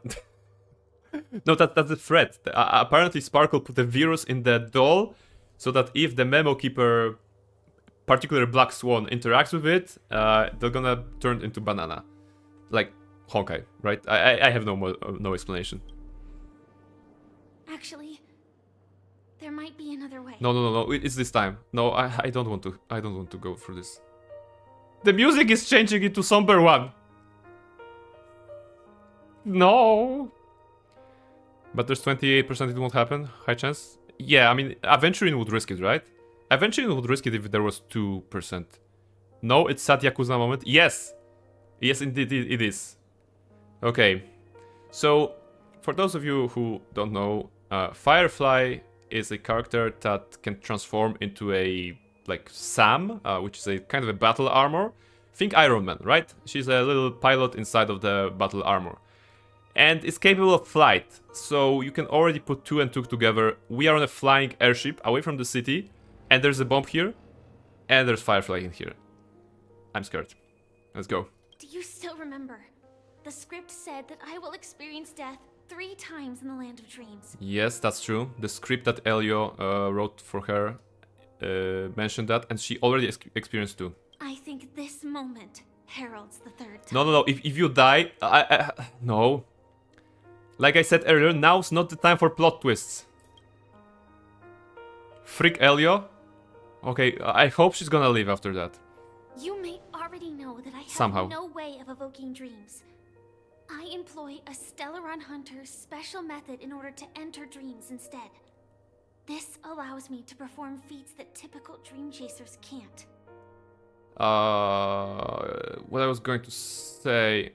Wait, I forgot. Yeah, okay, I was going to make a comment about the fact that technically there are characters in the game who have died in lore, but they are normally playable if you have, like, unlocked them. So, it's probably possible for her to die in this moment. I don't know if that's the case. I hope it's not, because I would like to see more of her screen time. And I would be sad if that happens. Okay, let's see. Come on, Firefly, make a plot armor. Yeah, that's the problem, you know, she has an armor, but is that the plot armor? Let's see. As long as I can bear the pain of the Memoria pressure, I'll be able to dive into the primal memory zone beyond the dream and extend a lifeline to the Radiant Feldspar. Okay, what does it mean? I will take this bomb into the depths of the dreamscape, as deep as possible, where there are no living souls around. But you are there! That way, at least no one will get hurt. But you will get hurt! What about you?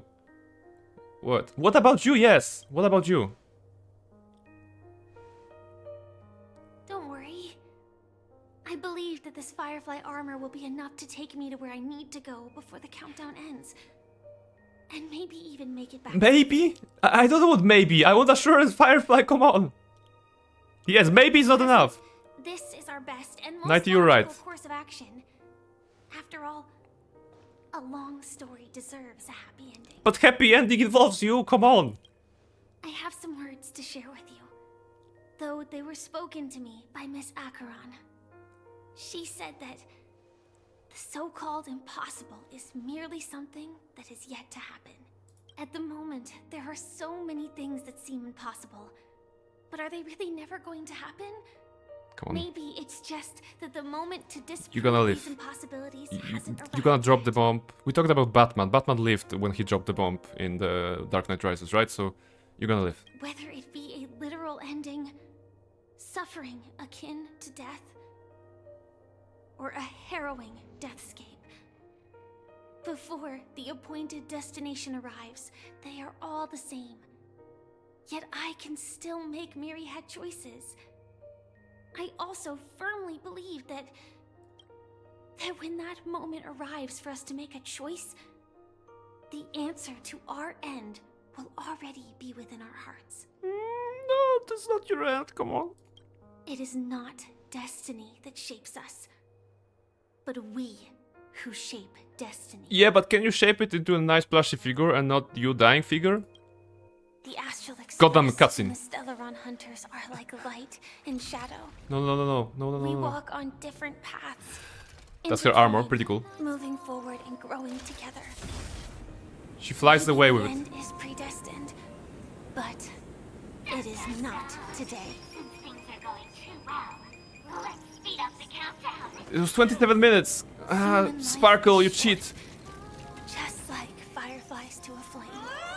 So if you have an answer in your heart, always remember, don't leave with any regrets. No, the Kailus is like this. Right. Explosion.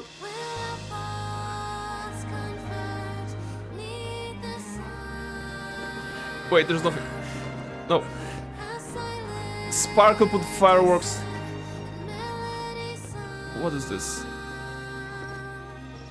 Sparkle.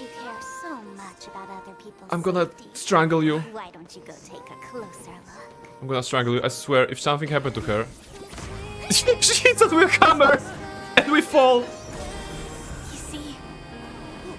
No, she leaves. She leaves. It's good. We each came here with our own goals. No, at least it's some kind of vision. Is that real or dream? What is this? Regardless if the They're result looking. It's real, right? illusion or a bitter reality. It was an answer we longed for. Or is Sparkle messing with my head? And night. Hi, Aventurin. Why do people choose to slumber? I think it's as you said. Because in the end, we will wake up from our dreams. No, don't tell me that, like... What was that? What was that? Is she alive? Not alive? Is this real?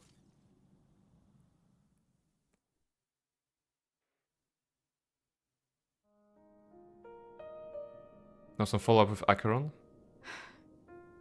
When I arrived, I happened to see a child holding it. He said the flowers were prepared by Aunt Jessie for the watchmaker and the war comrade he'd missed his whole life. Mikhail would place 2 bunches of flowers here year after year. And after he left... Krajax, I begin to like Sparkle. Well, she is unique, I would say. Is this real when they are playing snooker, like nothing happened? I don't know, you know. Maybe they were like, okay, we found all the bombs, so let's just chill. Your wishes will always be remembered by someone. Your wishes will always be remembered by someone. Now, Penacony, as you hoped, has welcomed the dawn after a long, dark night. The path forward may not be a bed of roses, but at least people are prepared to step forth towards freedom. Okay. Tiernan, you can go home now. While the Nameless are also... Tiernan was one of the, like, Nameless that came here, but also met with Acheron. So there's some larger story about that. Not gonna go into that. But before leaving, we still have one last thing to do. We've come to say goodbye to Gallagher. Actually, we've come to say goodbye to Old Nameless. To say goodbye to Acheron. Actually, all of those options are important. Like, okay, to say goodbye to you, right? Acheron was helpful in that arc. It is my honor. Although it wasn't very clear. I've said many goodbyes. Yet I am glad that this is the first time I speak. Yes, Gallagher is technically no more. But not because he died, but because his purpose has ended, kind of. But before leaving, I'm sure you all have plenty to say to the Nameless of the past. A fitting end to the tale of the departed. I just want to One could not see ask for a better Firefly farewell. standing next to Kaelus. Go on. Okay. Ship of Fools achievement. I think we got something, right? Add new footnotes to our destiny. Okay, so that's for finishing this chapter. And let's finish it properly now. We can say bid farewell to the Nameless. Honestly, when I heard the conductor's request, I was pretty surprised. Yes, when we were arriving on the planet, the Pom-Pom, so the conductor of the Astral Express, was like, hey, can you find something about the old passengers, old Nameless that came here? And those old Nameless, one of them in particular, founded Penacony kind of years and years ago and never returned to Astral Express, of course. So that's why the goodbye to those characters is. The nameless. Those who trailblaze, doing good deeds but never seeking recognition. After all this time, how would we even find those 3 people in such a vast place like Penacony? But it seems, in the land of the dreams, anything is indeed possible. History may not remember the names of the dead, but the stars will attest to their journeys. The first glimmer of light in the prolonged night often illuminates little, as it is fleeting and the darkness too vast. Dang. So smart. Because of this, people will remember. You're so deep. As long as something shines in the night sky, then when the first star falls, countless more will follow, streaking across the Hey, horizon. Twinkle is here. Hello, Twinkle. How are you doing? How are you doing? We are Sister for Life. Let's go. True Sister for Life. The scribe always remembers the greeting that we set up yesterday. How are you doing, Twinkle? All good? All good? We're playing some Honkai Star Rail because a story update happened yesterday, so I'm going through it. Actually, there was a little intense moment because we were on a luxurious airship and we were trying to find a bomb, and our kind of girlfriend grabbed that bomb and flew into the sky, and we thought that we lost her, but I don't think we did, but I haven't seen her since, so I'm not sure, you know, it's just typical Honkai content, Honkai plot. I think she's good, you know, I think she's good. I'm DLC ready for the weekend for Elden Ring. Nice! Finished it early yesterday. Okay, that's very good. That's very good. Myself, I have bought it. I have, the game is of course downloaded. I think I'm kind of ready. I think I will be playing on Friday.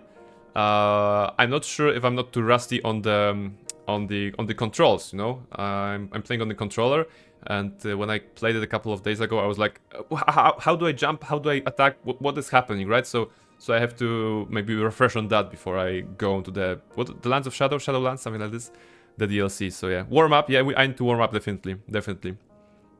Right, here we're having a toast to a... Oh, it's a toast. It's a toast that it's a drink that we got from Sioban like 3 hours ago. You need the rusting. Yes, pretty much. A toast to history that no longer remains silent. The passionate and courageous pursuit, and a voyage that traverses the stars. I was here when you started. I actually noticed, you know. Because I clicked on this thingy to see the people on the chat, and I not Twinkle, but I was like, okay, if she's not saying hi, then maybe she's just lurking busy, and I appreciate that. As well. No worries. Okay, bid farewell to Gallagher. We're actually, you know, saying goodbye to departed ones, shall we say? It wasn't here last time. I support you always. Thank you. Thank you. I hope I can also support you during your plays. I'm gonna be there whenever you are. Can we control your character here? No, actually not. I'm not sure if there would be something we can do about it. I have an idea. No. Okay, I would have to think about it. Looks like this is the last riddle that Mr. Gallagher left for us. Sadly, no. In the end, we still failed to figure out his true identity. Is that like Anubis? Or if he was even a living person. He got tired, decided to sleep. What should I say? I mean, this guy is definitely a history fictionologist, all right. I'm suddenly reminded of the time at the theme park when he said he was only 13 years Oh, I want to be the support of the team. That have meant something too? Yeah, I mean, this is a turn-based combat. I'm not sure if... Either way, it's very simple. enigmatic Like, basically 1, 2, 3, 4, and then Q and E. That goes there. And spacebar. And activating ultimates. But the combat doesn't happen too often. Unless I'm, you know, farming something actively. A toast to Gallagher. Gallagher was a good guy. we raise a toast to you, the slumbering hound. To the festival's invitation, to all lives. He actually invited us to the festival, so... Singular truth. If we ever meet again, please don't talk in riddles. And now say goodbye to Mika. Mika was the trailblazer that founded Penacony. Well, together with his friends, but he was like the main dude. And the main character actually got his hat and unlocked a new class for himself. Oh, sorry, no, Mika was the gravekeeper. I thought about not Mika, Misha. What was the name? Is the Astro Express ready to depart Penacony? Apologies, Mr. Mika, that we are only. Mr. Mika is actually kind of a. I think he introduced himself as a gravekeeper. Oh, that's all right. Or maybe I'm mistaken. You've all done so much for the Watchmaker, and we are forever indebted. Allow me, as the representative. Mikhail was the name of the Watchmaker, and this is Mika. Okay, that's why I confused them. What will the people of Dreamflux Reef do now? Many will continue to live here. Those accustomed to being awake will mostly have a hard time getting used to a life of darkness with their eyes closed. Though the order has faded, there must be someone to watch over this primal memory zone. Penacony's nights are long, and there are many who are still far from a good night's sleep. We're still managing without it, aren't we? Mm-hmm. A toast. Mika and residents of Dreamflux Reef, we raise a toast to you, watchers of the long dream. To your tenacity throughout time, to each sorrowful night, and to the dawn that is finally upon us. Veltkin always some deep stuff he's saying. And say goodbye to Mikhail. Alright, so Mikhail is actually pretty cool. Mikhail kind of, you know, fell asleep in his chair, in his dreamscape, watching the theater, the Grand Theater of Penacony. In the end, we still came full circle. This trailblazing expedition started from the moment you and a bellboy ran into each other. After going on a journey of many twists and turns, they still ended up where they started, just like a clock's hands that turn round and round. The start and end of each day will always land on 12 o'clock. The advent of time moving forward. There shouldn't be much left to say. This entire adventure started because of you, and should naturally end with you. Himeko has a very pleasant voice. Let's check who's the voice actress here. Himeko HSR voice actor. Sia Kurt is the English dub voice of Himeko, and Ria Tanaka is Japanese voice. So let's see, Sia Kurt. Who else did she do? V in League of Legends, Himeko in Honkai, a voice for The Sims actually, and what else? Nova from Horizon Forbidden West, whoever that is. Ogura Miyo Inagi Hotomi from Genshin. Again, V in Legends of Runeterra. Yeah, some characters. Oh, Fate in the Wolf? I knew it heard it somewhere. Yeah, actually. Yeah, there are a couple of those. Alright. And then, a new page will be turned. A toast to Mikhail. Mikhail Char Legwork, we raise a toast to you, Watchmaker of the Land of the Dreams, nameless of the Astral Express, to Penacony's past, present, future, and the child's unwavering dream unto death. With that, our duty as nameless should be complete, right? The trailblaze can illuminate the way, but ultimately, the future of a world belongs to those who live in it. Well, yes, the Trailblazers have to go on another journey, and whoever is staying on Penacony, they have to take destiny in their own hands. I still feel that Mr. Mikhail must have really wanted to witness this day himself. What's on your mind, March? Just a strange feeling. There's a storm coming. I had it a few stops ago, but it's super strong this time. Why not talk about it? Maybe everyone's thinking the same thing. Come on, March. I Spill it. can't help but think that whether it's Mr. Mikhail, Mr. Tiernan, or Madame Rosalina, their lives must have been long, and they must have experienced plenty of stories. They were also young once. Stumbling and bumbling around just like us. Getting into scraps and mischief. That sort of stuff. Companions, enemies, journeys, adventures. All the sad and happy memories. The everyday that we're used to. They've lived through them too. But those things are all in the past. There's important context probably for March, because March doesn't know anything about her past. You're awfully sentimental today. No, let's not be that harsh to her. One day our stories will also be part of the past. Yeah. Maybe that's the precise thing I can't let go of. It'll be easier to understand if I use an analogy. Like when you're reading a book. If one of its characters keeps running into obstacles and experiences an ending full of regrets, we're bound to feel a bit mixed about it, right? That makes sense. No matter what, it's very hard to accept.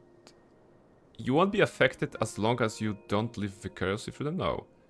I could understand, but I feel mixed too. Yeah. That makes sense. There's logic. Because we've seen every nook and cranny of their lives, we see these people as special. So, even if there are parts of it that aren't really realistic nor logical, we still hope that their story gets a good ending when it comes. Okay. But what if they and we aren't really that special? Come on, March. We are special. You are protagonist of a video game. You are. When Mr. McHale sat in this chair, waiting for the Astral Express to arrive every day, what was he thinking? And if, at the end of his life, he could still firmly say he had no regrets,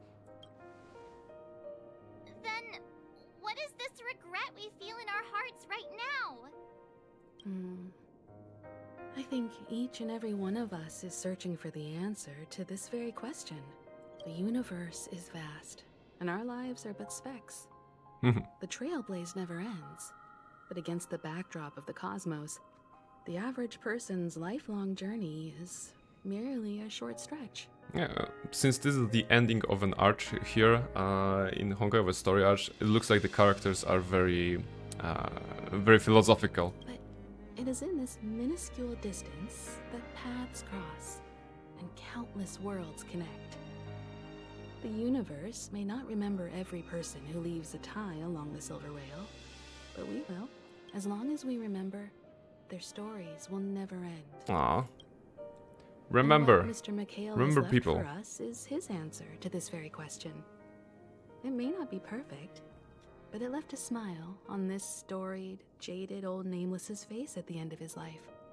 And its meaning will be interpreted by those who come after us.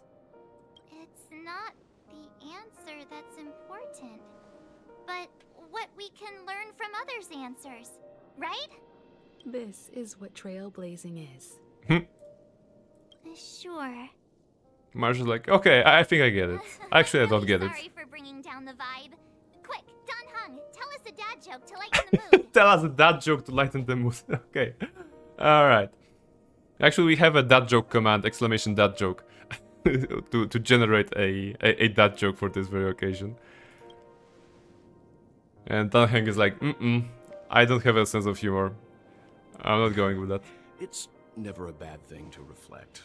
One day, we'll all have to face our own farewells. But before that, we still have a long way ahead of us to get. Two pirates are sitting on a perch. One turns to the other and asks, do you smell fish? Two pirates are sitting on a perch. Okay, maybe it's lost on me because of the language, but I don't get it. Do you smell fish? Do you smell fish? I don't know. Okay, this that joke. I'm lost on this one. So the most important thing right now is to tell the conductor what we saw in Penacony. Then prepare ourselves for our next trailblazing destination. I should get back to the Express. Or maybe I could say my final goodbye to Acheron. Actually, yeah, let's do that. Acheron was important character, so say bye to Acheron, and then we're gonna be actually done with this story. And after we are done with this story, we're gonna just quickly pull for Firefly so that she stays with us as a party member. I'm not sure what's the status of her in the narrative, but I think I definitely want her. And see Boothill. Yeah, we're gonna 90, of course. If you're willing to stay till the end of the stream, we're gonna see Boothill as well. It shouldn't take long. Probably like I don't know, 20 minutes. Who would have thought our paths would Freaky, yeah? cross in such a Okay. way? Not freaky, fudge, yeah, because that's how Boothill speaks. Alright. So, who exactly are you? Come to think of it, I didn't even get a chance to formally introduce myself. She technically didn't introduce herself to Kaelus in particular. To other characters, I think she did, but... Simply put, I'm a self-annihilator who was cursed by the Nihility. Oh. My hometown was destroyed a long time ago, and the whole world was erased beneath their shadow. In order to fight against the cruel end of self-destruction, I went on a journey, in search of a way to sever the chains of the Nihility. After a long and grueling search, I am convinced that my destination lies within the depths of the dark web. Of the dark web. Don't go into dark web, Acheron. Come on. Acheron, we know you're Raiden Shogun. Yeah. In there lurks a secret called Device 9. One day, I'll reach it. Alright.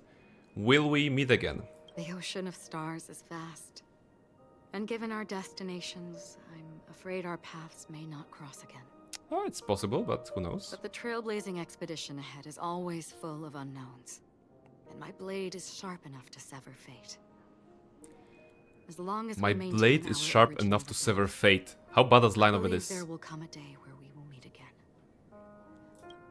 Alright. I should be on my way. We both still have our own paths to walk. So let's forge ahead. Hopefully, if we meet again, it'll be beneath clear skies. We may not meet Acheron in our journeys because they need to, you know, create more stories with different characters so that they can sell those characters to us, right? So that's the thing. But I believe going to Parlor Car is the final step of this destination. So that's Pom Pom. Pom Pom is sad. Pom Pom is sad. Pom Pom is crying. Pom Pom is the conductor of the Astral Express. Very important figure here. And he looks like a plushie. There. Chin up, Pom Pom. Don't be sad. Pom Pom, don't be sad. Exactly. New model. Oh, Pom Pom. Wow. Your method of consolation is truly unsophisticated. What was that? Please notice, March is like, chin up, Pom Pom, don't be sad, don't cry. And Danheng is basically dissing her method of consolation. Once again. Wow. Your method of consolation is truly unsophisticated. Danheng, come on, you're not helping. Still better than just standing there like a scarecrow. Yeah, alright. What happened? Hey, you're finally back. What are you recommending then, Danheng? Yeah, Danheng, come on, you have access to the entire data bank on the Express. Just find the consolation song or something. We told Pom Pom all about our adventure, and they suddenly started crying. I've never seen Pom Pom so sad before. Come on, Pom Pom. The conductor never cries. Pom Pom is never sad. It's okay, Pom Pom. Pom Pom is just Come on. angry. Yeah, angry. No matter where the express stops, you lot always manage to cause chaos. My well thought out timetable. Okay, so that's the problem. Okay. If you carry on like this, the express is gonna run out of fuel. Okay, so he's just angry because we were like late for, we were outside of the table. But Pom Pom, we were actually saving the planet down there, so we couldn't. Cryjack is like, yeah, Rage. Hey, Zoratsu is here. What's up, Zoratsu? Welcome in. Let the dark side flow through you. How is that like you say Rage and dark side flow through you, and Zoratsu is right now on the chat? Like whenever you say dark side, Zoratsu is here. Knight is saying he's just trying to do his job, Brain. Yeah, I mean, of course. And he's doing a terrific job. It's not because of Misha, Tiernan, Rosalina, and the rest. It's okay, Pom Pom. Okay. Oh, Pom Pom, just let it all out. Just let it out, it's okay. Everyone, could you all take a break in the next car? Don't worry.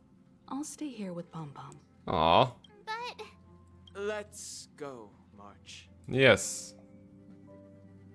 Talk to the whole crew. Alright, we need to talk to the whole crew before... Actually... It's okay. Oh, Pom Pom, just let it all out. Aww. Alright. Himeko is great. She's the navigator of the Astral Express.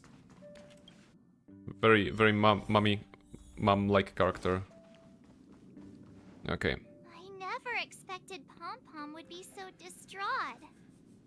Alright, 5 hours. Those three nameless The must have counter. meant a lot to Pom Pom. But I think we're wrapping this up. You know, this should be like last scenes of this quest. No one knows exactly when Pom Pom boarded the Express, but one can surmise that their journey has been filled with many hellos and goodbyes. Probably more than we can imagine. Yes, if you are running a magical kind of train across the universe and you're Pom Pom, then probably you just take on passengers. Maybe like Pom Pom is like super immortal, you know, one of those long-living entities that just see humans come and go to the Express, and they try to make friends. They make friends, then they lose those friends, and the cycle is the cycle of getting to know people and losing. And I imagine that would be pretty hard, right? The fact that they're crying so hard is probably a good sign. It proves that Pom Pom's emotions haven't become dull. Because Zoratsu probably heralds to the dark side of the Force. They Probably. still deeply cherish every nameless who has boarded the Express. And leave it to Himeko. When it comes to comforting, there's no one better on the Express. Yes. And when it comes to making coffee, there's also no one better on the Express, because that's Himeko's thing. Pom Pom said we might run out of fuel.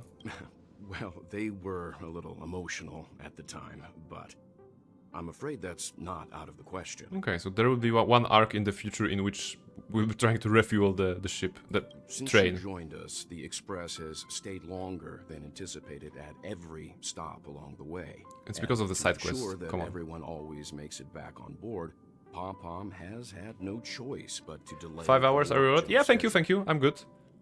I've been having a snack today with me. I've been having tea, then water. I see. And I feel that we're wrapping this up, so we're on the good pace. Drink? Thank you very much. Thank you very much for the drink. Up and down the corridor. I still have like a couple of sips of water here, so I'm gonna live.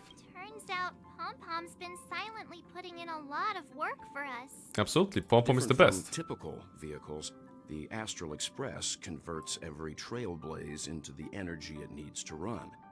Ideally, as long as trailblazing expeditions continue without interruption, the Express will receive a constant flow of energy, much like a perpetual motion machine. Alright, Velt, we don't need because the of our mechanics. previous Star encounters, mechanics right now, fuel is lesson. being used up much faster than expected. We can probably only pull off 2 more warp jumps at most. Okay. Only 2 more? Isn't that super risky? Oh, I don't want to become an ice cube floating around in space again. That's how March started, actually. At least you'll be an adorable ice cube, we can say, or falling leaves must return to their roots. No, let's try to be nice to March, right? At least you'll be an adorable ice cube. When you put it like that, doesn't actually sound too bad. Yeah, adorable ice cube floating through space. But I don't even want to become an adorable ice cube floating around in space again. Okay, I tried. Which also means that we must prudently consider our next destination. Yes, I've already checked the astral charts. The 2 nearest worlds to us are the oceanic planet of Lushaka and the agate world, Melustanen. Alright. As for which one we're headed to, that still requires a vote. Or perhaps you might consider a suggestion. Black Swan? Everyone, It's Black Swan. we meet again. Alright. It's you! Why were you just in my room? Why were you just in her room? Okay, why is it important? So, March does not have her memories, basically. She was she was found as a floating ice cube in space. She was like encased in something called six-faced eyes, I believe, or something like this. So, you know, magical eyes. And she doesn't have any memories. And Black Swan here is part of something called Garden of Recollection. And she's a memo keeper. So she basically goes around the galaxy and learns stories, like memories, something like this. So there is something, some connection, probably. And also, during one of the side quests some time ago, March has met another member of the Garden of the Recollection who told March explicitly to not seek her memories because there is nothing to be found there, right? Despite March trying to learn something about her past and whatever. So the fact that Black Swan is here and in her room is a bit unsettling. Let's see. It's a very cute room, Miss March. Just like you. Are you hitting on her? Because I would totally appreciate it. Alright, Black Swan, what are you doing here? Memo Keeper, let's put aside... Don't avoid questions, Black Swan, yes. Past everyone and board the express. Felt is like, let's put aside how you managed to sneak past. I accidentally overheard how the express obtains fuel. Who told you this? I just wanted to chat with everyone to see if we could work together.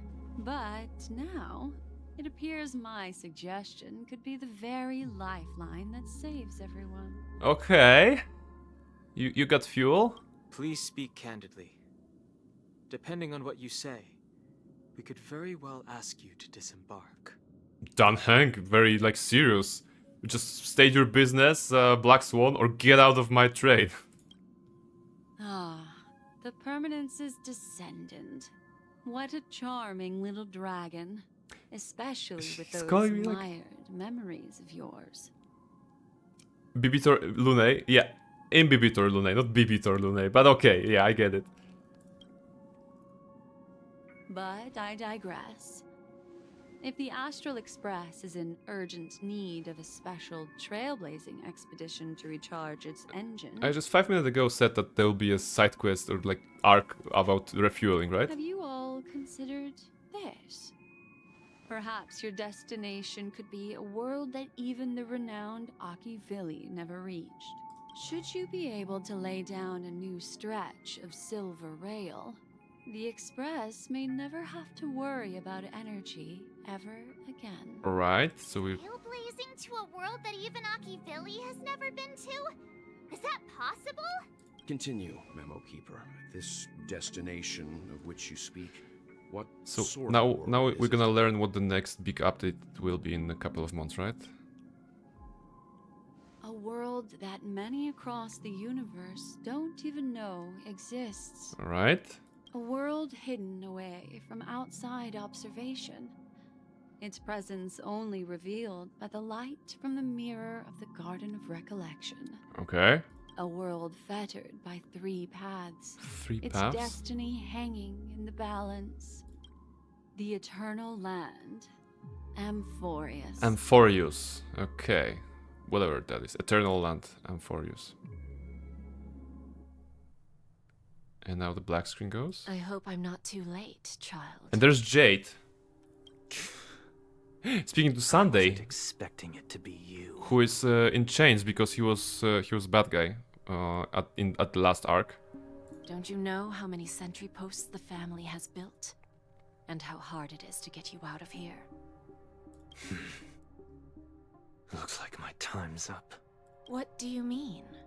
What time? What time? Negotiation, interrogation, or death. My fate lies entirely in your hands, Lady Bonajade. Lady Bonajade. The dance is done. Why bother with the compassionate pretense and give someone who's about to die the chance to talk? Despite your fall from grace, you still look well.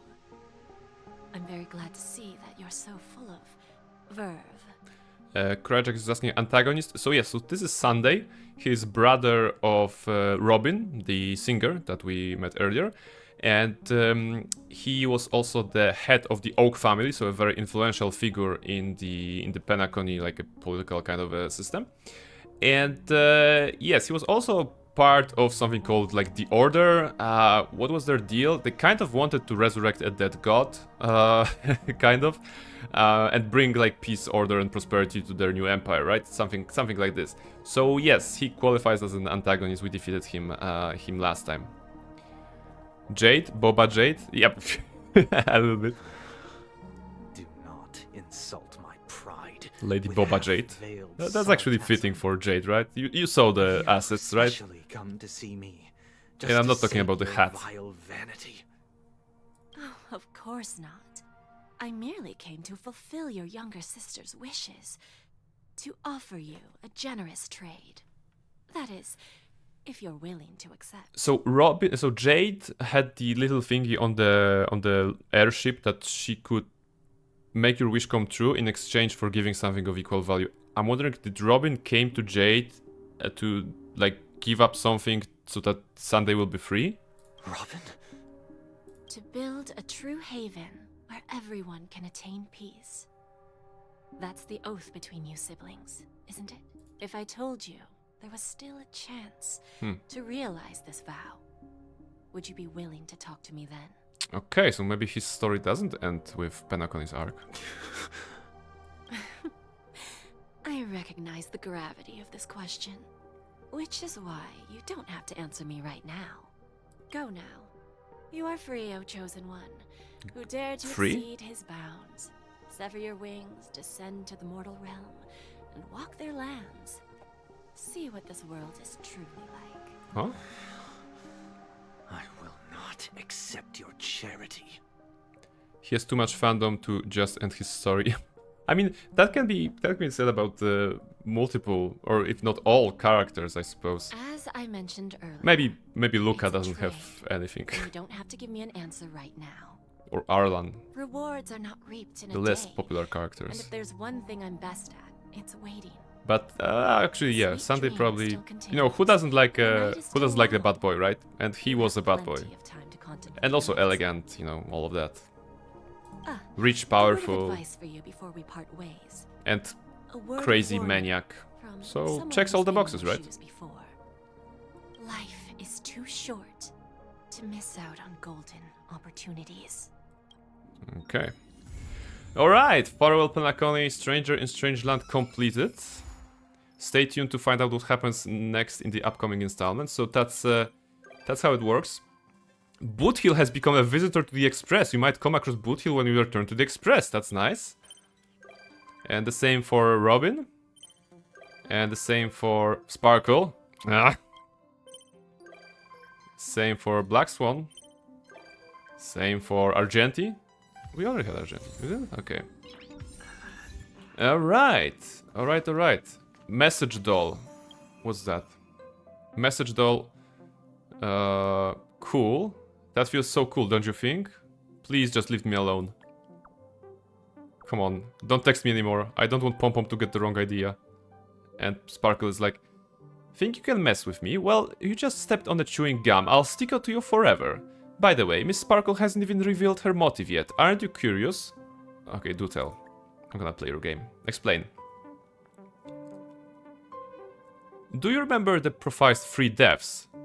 What's that got to do with you? Who knows? All I can say is that someone paid a hefty sum to hire Miss Sparkle as the director at Penacony. Seems like a friend she made while gaming. The client told Miss Sparkle to make sure the 3 deaths happen in the safest way possible. In return, they shared their script with Miss Sparkle.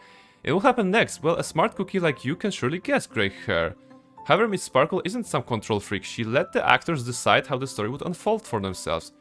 Surprise question, did you press the mutually assured distraction button that Miss Sparkle gave you? No, I didn't. But is she saying that she orchestrated... Someone paid Miss Sparkle... Miss Sparkle, okay, I'm saying Miss Sparkle right now. Did someone pay Sparkle to make sure that Firefly actually doesn't die? Is that the thing? Because that's the 3 deaths is related to Firefly, of course.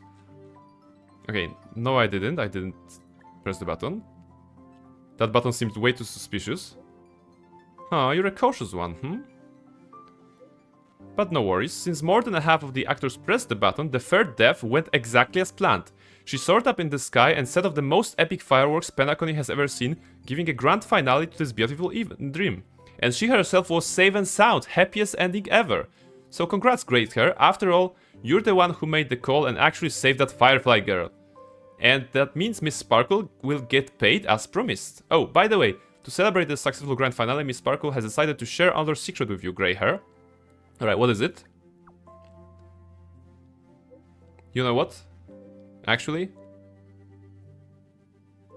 Dr. Primitive is a huge fan of bananas. What? What do you mean? No, huh? Actually, huh? Message failed to send. This account has been deleted. Yeah, okay, so Sparkle is messing with us. But it's alright. It's alright. She means Ratio? No, Dr. Primitive is actually a different character. Hasn't been introduced, but there is a character in universe called Dr. Primitive, actually. And Ratio is someone else. Alright, Sparkle Doll icon, I suppose. Woof! That has been an adventure. Apparently, according to what Sparkle said, Firefly is safe and sound, so we're gonna pull her. And we're gonna pull her right now. Hopefully we're gonna get her in a respectable number of tickets. Nice. Maybe he hired her. She wrote a lot of bananas. Yes, maybe. I mean, she mentioned a doctor, one of the detective dudes, detective dolls said something about Dr. Bomb, and maybe that was like a Dr. Primitive. Maybe there is something to that. I don't know. The lore is complicated. Even if you listen to it closely, you sometimes have trouble. Actually, Sparkle's on our ship. I'm not talking to her. Alright, let's check some Pom-Pom and Boothill. Okay, Pom-Pom first. Kalus. And actually, what's waiting on your mind? For next adventure, to ensure sufficient supplies, we have to... Okay, you can... he can sometimes gives you like side quests. It's not really relevant here. Yeah, sometimes you need to bring supplies for a little side quest. Of this, so yeah, but he's doing well, that's okay.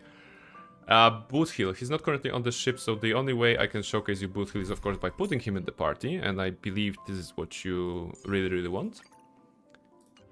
So yeah, Boothill, oh sorry, I have to go outside because here is only Kalus, so I basically need to go to another location. Any other location will do. Alright, he's a busy man. Boothill, there's Boothill. Are you happy now? Are you happy now that this handsome cybernetic cowboy is being shown to you? Please appreciate Boothill from up far, from up close, from the side, from the back. See this ass? Do you like this ass of Boothill? He also has nice shoes, actually. Very nice shoes. Alright. So yeah, so this is Boothill, and we only have one more thing to do, so... Show expressions to Nighty. Oh, expressions, yes. So Nighty, there is a photo mode here, right? I don't believe you checked that when you had the chance. So there are, of course, idle actions first. So you can see, like, a couple of animations with Boothill. But, I mean, a couple, so basically 2 animations. The second one is fun because he basically eats a bullet because he's so tough, and I think bites the bullet as well, you know. But he has those weird teeth, so might as well. And there are expressions that you can, you know, for photo mode you can just do them. So gentle, that's the gentle expression, which is like super smiley. There's a relaxed, a pretty neutral one. There is a grumpy one, which is like really grumpy, you know, if you think about it. Shy, who looks a bit disturbed rather than shy in my opinion, but okay, there's one. There's surprised, which is basically mouth open a little bit. And confused, which is also like kind of disturbed. But the gentle, we agreed I think earlier that gentle is the best one. So if you need to take 1000 screenshots, then please do. Actually, can we move it? Yeah, we can actually move it closer to the face. And lock this one up. Yeah, see? That's Boothill from up close. F for a screenshot. We can even edit it, you know, there are some filters if you want to make screenshots. It's not like super advanced, but it's fun, right? Safe. I'm gonna send it to you, Nighty. This Boothill screenshot. Zoratu says, I had a pair of boots like those when I was a kid. I think the people who made them hate feet. Okay. Oh my god, can you please show expressions on Jingyuan? Okay, if you promise you're gonna stay, we're gonna be pulling Firefly so that you bring me luck, okay? Then I can absolutely do that. Let me just check Jingyuan for you. Wait, that's wrong. No, that's right. That's actually right. Alright, Jingyuan, where are you? It's been a while, Master. He's talking about Jingliu. Jingliu was his, well, teacher, and he had to fight her and kill her. It's drama, you know, it's Honkai. And she's alive, by the way, but it's a long story, right? Okay, so Jingyuan. Jingyuan, a dowsing general, a sleeping general. Let's see what kind of faces he can do. That's relaxed, you know. Jingyuan is all wholesome and drama, that's true. That's relaxed. Let's see how he looks grumpy. Oh, a little scrouchy face, like, oh, I don't like the situation. Like, Master Divine and Fushuan, please deploy the army so that we can swoop them quickly. Gentle. Oh, Gentle is really nice. Gentle is smiling, basically. That's super cute, actually. That's Gentle Jingyuan. There's a shy Jingyuan, which doesn't make sense, because General Jingyuan cannot be shy, because he's the bravest of them all, of course. And, yeah, a little bit, like, surprised, like, huh? I did not foresee this outcome of the battle. Surprised. There's actually surprised, which is less surprised than shy, I believe, right? This is shy and this is surprised, which is, like, pretty balanced, you know? And, of course, confused. Like, kind of, like, angry slash constipated, I would say. That's basically it. So yeah, so Jingyuan, but Gentle, I think we can agree that Gentle is the best, right? That's his face when he saw Blade. Yes, that's basically it. That's basically it. We can also have a screenshot here, right? Edit. Let's have it in this style, and a light filter. Here we go. All right, so that's Jingyuan. Alright, so last but not least, since Honkai Star Rail is a gacha game, there is a chance to, you know, throw some money at it, or from the resources that we have. We actually have several thousand crystals that we can buy tickets with, and those tickets we can go to roll for a character. And since I really want Firefly to be in my party as a playable character, I definitely gonna do this, so let me just get some tickets, which is a here. I think we should be able to do it with like 80 tickets. Let's hope. So yeah, you're gonna see me gamble right now. You're gonna see me try to roll for tickets for this. So the way it works, whenever you roll a 10 times ticket, 10 tickets at the same time, you have a guaranteed 4-star entity, either a character or like a light cone, which is a kind of a weapon here. And the more you roll, at some point, of course, every time you roll, there's a chance for the 5-star character, right? Which is, in this case, is Firefly. But the chances at the first are very low, but about like 80 or 90 pulls, so the times we warp, we try to roll for the character, about 80 or 90 it's pretty much guaranteed. So if we are lucky, we can get it earlier. If we are not lucky, we're gonna get it eventually. So that's why I secured the 94 tickets for this. And yeah, we're gonna see. So who wants to bring me luck? Who wants to bring me luck? Just say in the chat, and we're gonna say that every 10 pull will be your doing, so that I can blame someone for not having luck, unless I'm gonna have to do with my own luck. So if you're still there, we're kind of wrapping the stream soon, but if you want to bring me luck, just say in the chat. Okay, Kryjak said me for the first, Nirmal second. Got no luck at all. Okay. So first 10 pull, go for Kryjaks. I'm gonna click it and we're gonna see what happens. We want to get a girl. And there's a chance of getting a pom-pom will open the door and it will be purple or yellow. And it's purple. Alright. And we're getting some cones. There's still chance to get a character, a 4-star character. Shuei, we like that. This is a not bad pool. Let's see if there's anything more in this one. Yeah, no legendary this time. Basically, there are 5-star characters and 4-star characters. And we want to, of course, get Firefly in the end. But we've gotten a 4-star character, Shui. I actually like her. I haven't built her yet. She's kind of like a, you know, assassin lady. She has like 2 daggers, so pretty cool. But I haven't yet built hers. All right, so second 10 pull for near model, right? Let's go. Maybe this time.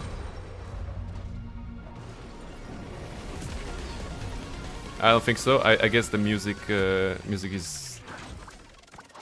There's a difference in music when we have a. Yeah. There's a difference in music when you're actually rolling the purple and gold. We got a Misha. I did not need Misha. I won't be building him, but that's okay. So thank you Near Model for Misha, and of course thank you Kryjax for Shui. We got a light cone for Topaz. I'm not using Topaz, but it's always nice to have a 4-star light cone. Why not? Kittens. There's Gallagher.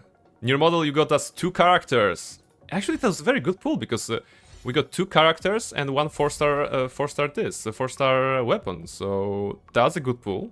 That was a good pull.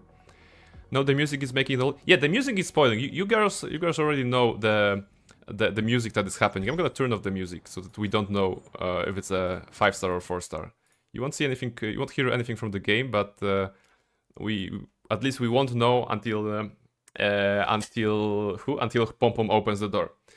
So yeah, so Firefly, let's go. So I suppose next one in line is 90. If there are other people on the chat who want to bring me luck, just let me know, and I will dedicate the 10 pull for you. Near model so far has brought us 2 characters. Kryjax 1, which is very cool. And we have purple, alright. So 30 tickets in and we're getting still purple. So still no Firefly. We're getting some weapons. Not relevant. Another Shui. So the reason we can get a copy of a character is because there is a system called Eidolons. And once you get a character, you still have 6 Eidolons to fill. And you need basically copies of that character. The Eidolons are making the character more powerful, so it's kind of okay if you're getting multiple copies of the same character, especially if you like that character, because, you know, it's just an upgrade, you know, for the character. So 2 Shueis so far, 1 Gallagher, 1 Misha. So thank you very much, Nighty, for this one. Okay. Right, so I guess this 4th one I'm gonna do for myself.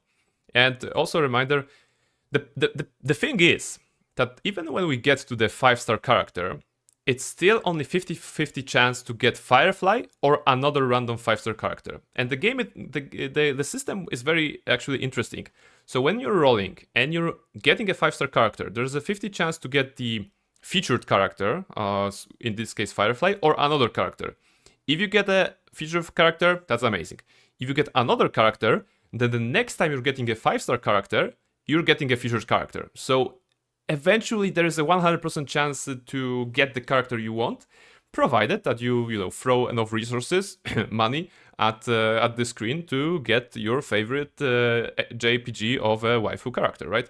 Okay, so this is one for me, and then we're going back through Kryjax, Near Model, and Nighty, I suppose. Alright, let's see. Am I getting waifu or am I getting not? This is the time. Telling ya, no, it's purple. It's purple. But maybe if I can get another Gallagher, I'll be happy. Sometimes you see on TikTok or like on Shorts those amazing moments of gacha games that streamers are pulling super great characters or whatever. Another Misha, boring. They call it streamer lag. I don't believe I deserve streamer lag because this is my first time I have streamed Honkai for so long. So maybe I have not yet earned the favor of the RNGs to get the characters I want. So yeah, 2 Mishas, 1 Gallagher, and 2 Shueis. That's alright. Okay, so now we're going back to Kryjax. So we're getting right now we're pulling the 50. Right, we have gone for 4 times 10, so now it's the 50th. With 50 and 60, we're getting kind of closer to this magical moment where 5-star is possible, but not yet guaranteed. So let's see if we can get some good luck from Kryjax. Who will be the winner of today? Because we're definitely gonna get her, because I'm not stopping the stream until we get her. That's the goal for today. But which one of us will be the lucky winner? Okay, that's purple. That's purple from Kryjax. Let's see if we can get Gallagher. Come on, give me Gallagher. That's okay, that's March. Not character, but light cone, a weapon, so that's good. There's a chance that this will be the only 4-star thingy, right? Yeah, because the 4-star that can roll, it's either a character, which are arguably more exciting, or a weapon. So yeah, so this was rather bland. I'm sorry, Kryjax. This is a sad pool, but maybe it heralds something even greater. So next in turn is near model. So near model is 60 pulls go for you. Fingers crossed, everyone. Let's see if we can get something nice out of it. Once again, music is off so that we don't get spoiled too soon. If we see purple, it's meh. If we see gold, it's cool. Let's see. It's purple. It's purple. This is the time. No. maybe you should have like some sort of ritual, right? Do you guys have a proposition for... Okay, that's third Shuei. That's okay. Do you guys... Like, some people who pull, they have their personal ritual, like, go to this place, turn your character 17 times around, go to menu, go out of the menu, and this will bring you luck, right? So, I don't have this ritual. Oh, that's a double Shuei. Alright. Alright, and I think this is it. Did we ever pull something before 7th pull? Yes, when we were pulling at work sometime, we pulled someone that was... Not sure what that was. We pulled Yanqing, a blonde short guy with swords, and I was not happy about it. But then we pulled like twice more, and we got Jeopard. No, or was it the other way around? There was something. There was something. I mean, it's not like we pulled right from the get-go, but it's alright. I'd say it's Shueji. Okay, I don't know. Left a good luck vid on Discord, maybe it will help. All right. Let's see. By the way, guys, if you are not on Discord, there is of course Discord available for you. We have a little space of the internet right here. You can see it's a small Discord. I'm kind of sharing the stream schedules, sharing some stuff, the usual things that you can see on the streamers Discord. So notifications and stuff like this. A channel about Baldur's Gate, about Star Wars. There's pets. Oh, your model shared a pet watching the stream with me. Oh my goodness, this is so cute. Love this one. Please look at this cat. This cat is amazing. His name is Hex. Polish J. Okay, Polish J. Sway. Okay, Shui. Okay, I understand. Shui. Maybe that's Shui. Okay. There's a video from this one. Which one is that? I'm very bad at the vid crop, but I hope you have so much as I did. What did I do? Itself very seriously, so... Ah, okay, it's this one. Ask Rickley. She's rickrolling us. Yeah, that was it. You actually edited that. You edited it in. Oh my goodness. Oh my goodness. That's a big win, Kryjax. That's a big win, Kryjax. Heart. Totally. Thank you very much for making this. It's a win. It's a win, Kryjax. All right. So let's hope this video will bring us luck, and now we can get the character that we want, who is of course Firefly, the lady on the screen. So who was now next? Never surrender during gacha. Yes, we're never surrendering. We just keep throwing money at them, right? They probably know, the game probably knows that I've been fangirling over Firefly for so long, and they don't want to give me her too early. They know how to make a good back out of me, right? And now it's Nighty's turn, right? Okay, Nighty's turn. Nighty, now it's your turn. So, you know, this is your time. This is your time. Let's go. Nighty, 10 tickets. Let's go. Mystery, because there's no music. Maybe, maybe not. Pom Pom looks as always as he does. It's a gold. It's a gold. Alright, it's a 5-star. And like I said, when the 5-star is here, there's 50-50 chance that it's either Firefly or it's another 5-star character. So Firefly is not yet guaranteed, but we are getting a 5-star character. Okay, so let's see. Nothing here, nothing here. Basically, what will happen is that whenever the 5-star character is introduced, there's a little splash art indicating the symbol of the character that will be joining you. The symbol of the path of their class.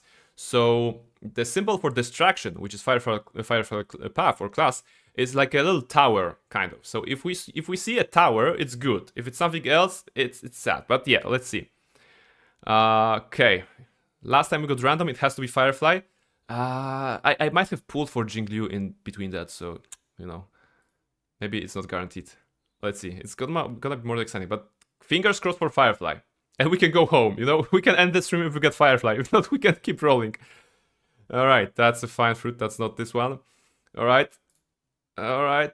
I don't know. Can I click? Okay, come on, give me the 5-star. You're teasing me. You're teasing me. That's not 5-star, come on. No, no, no! That's Bronya! I mean, Bronya is okay, but that's not Firefly! Why my Firefly is grey hair? Why is she... Oh, that's not Firefly! God damn it! I wanted a Firefly. Why can I have nice things? Bronya is also cool. Bronya is one of the best support characters, but I already have her at Eidolon 1, I think, which is a, you know, pretty good moment for her to stop building her. Okay, unless there are 2 5-star in this booster. I mean booster in this pool, but I don't think we're that lucky, right? No, we're getting a secret vow, so weapon of Arlan. Come on. Come on. I mean, Bronya is okay, but that's not Firefly. We gotta keep rolling. We gotta keep rolling. So what happened now? We got a 5-star character, which means that the chances to get the character has gone to the regular number. It's not higher right now. It's based on the just regular one. So let's keep rolling.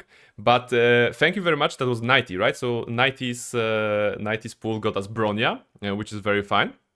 Thank you very much, 90, for bringing this luck. You just aimed it a little bit, you know, not at the character we wanted, but it's appreciated anyway. Okay, let's keep pulling. Let's keep pulling, guys. This one is mine, right? Because it was Ornir model. Who's that? Who is that? I should have written down the order. It was Cryjax in your model. It's a 5-star. It's a 5-star right from the get-go, and this must be Firefly. There is no other way. The game knew that if I pull, it's a Firefly, right? Come on, give me Firefly. Give me Firefly. I know it's that, because that's how the game works, but I'm still excited. Give me Firefly. That's me. God damn it, my heart attack. Give me Firefly. Yes! Alright. Firefly came home. She is here. She is here. Firefly has come home. She's at the last pool. Oh my goodness, I was so close. Firefly is joining the team. Now I can pull back the music, and we can just check her out, right? Woo! The game knew. Command stand. Actually, yeah, I actually introduced command stand. I'm gonna tell you the story. I'm gonna tell you why. So I basically, woo. I should be like, yo, by standing. So basically, I figured out, so if there's a command stretch that helps my upper body to move, I figured out I have to do something with the lower body as well. So thank you very much for allowing me, you know, telling me to stand after 5.5 hours of playing this game. So that is important, it's very good. Alright, that's good. Also mini stretch, thank you very much, Cryjax. But we want to, you know, we want to go to bed at some point, so let's make it a short one. Let's make it a short one and just see. 6 hours for one Firefly, worth it. Worth it. I would sit for 12 hours if that meant getting a Firefly. So yeah. Let's put her. Okay. Let's put her in the party first, so that we can appreciate her beauty, even though she is only like level 1 at this point. Yeah. So the reason I wanted Firefly so badly is because she's a fire distraction. I did not have a fire unit. You know, Jingliu is a perfect, you know, ice unit and all of that. But Firefly is fire, and I didn't really have a good fire damage dealer. So now I have. And what can we learn about Firefly? I want to see, some characters have certain dialogues in this menu if they are connected to each other. So I'm gonna put the Trailblazer to see if there's a dialogue between him and Firefly. Look how suave he looks, by the way, in this hat. Is there a unique dialogue? Okay, no, but is there a dialogue when... It's you again. As always, there's a reward for good behavior. Okay, so Ruanmei is commenting on Kalos. Okay, but Does Firefly say something when she joins? Don't be nervous. Just cooperate with me like you did before. Ah, she's saying that line because of Kayla's being here. Because Firefly is Stellaron Hunter, maybe Silverwolf is saying something?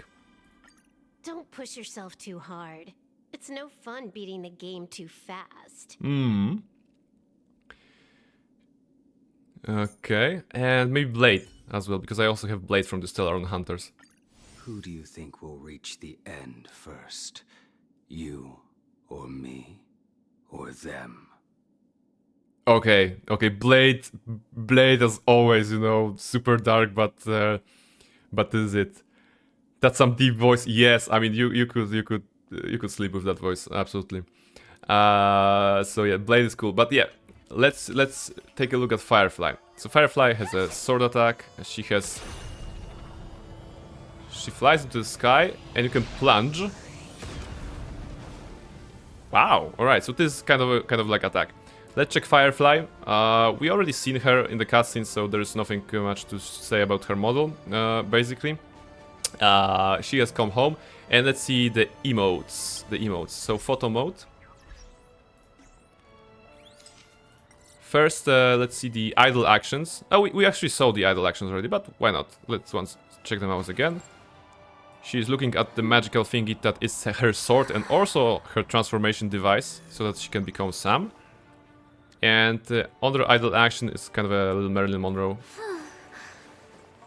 There's wind. Oh my goodness, I would so much stand here and protect her from the wind. And she's fixing her hair after the wind blows. She has a nice,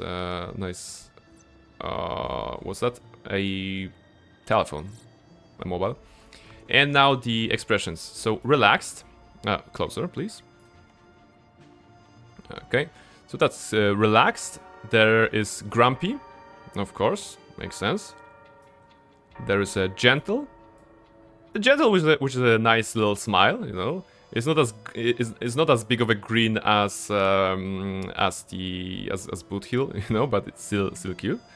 Shy, yeah, shy. There's a little blush in here. All right. Surprised, pupils dilated, you know, eyes opened wide, and confused. Confused, which is a amazing deadpan. I love it. I love this particular one. So okay, there's one more thing that we can finish, because right now I cannot really take Firefly into combat because I would have to level her up. I have pre-farmed all the resources to level her up, but let's not do it right now. The thing is that I think there's always a showcase whenever the new patch is introduced, so we can actually have a little trial of a combat situation with the newly added characters. So we can just check how Firefly looks in combat and performs. Use technique to leap. Yeah, okay. This is something we know.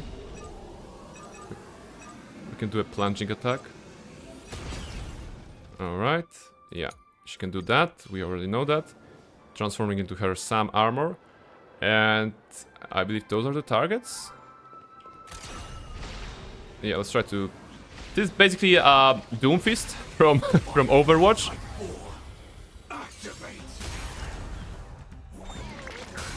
Alright, those are some weak enemies because we just decimated them. I don't think it's the actual boss. Yeah, the actual boss should be further in. Yeah, behind this. Yeah, there's a dinosaur here. Alright, so Firefly up. And she's gonna go down. It's very cool animation.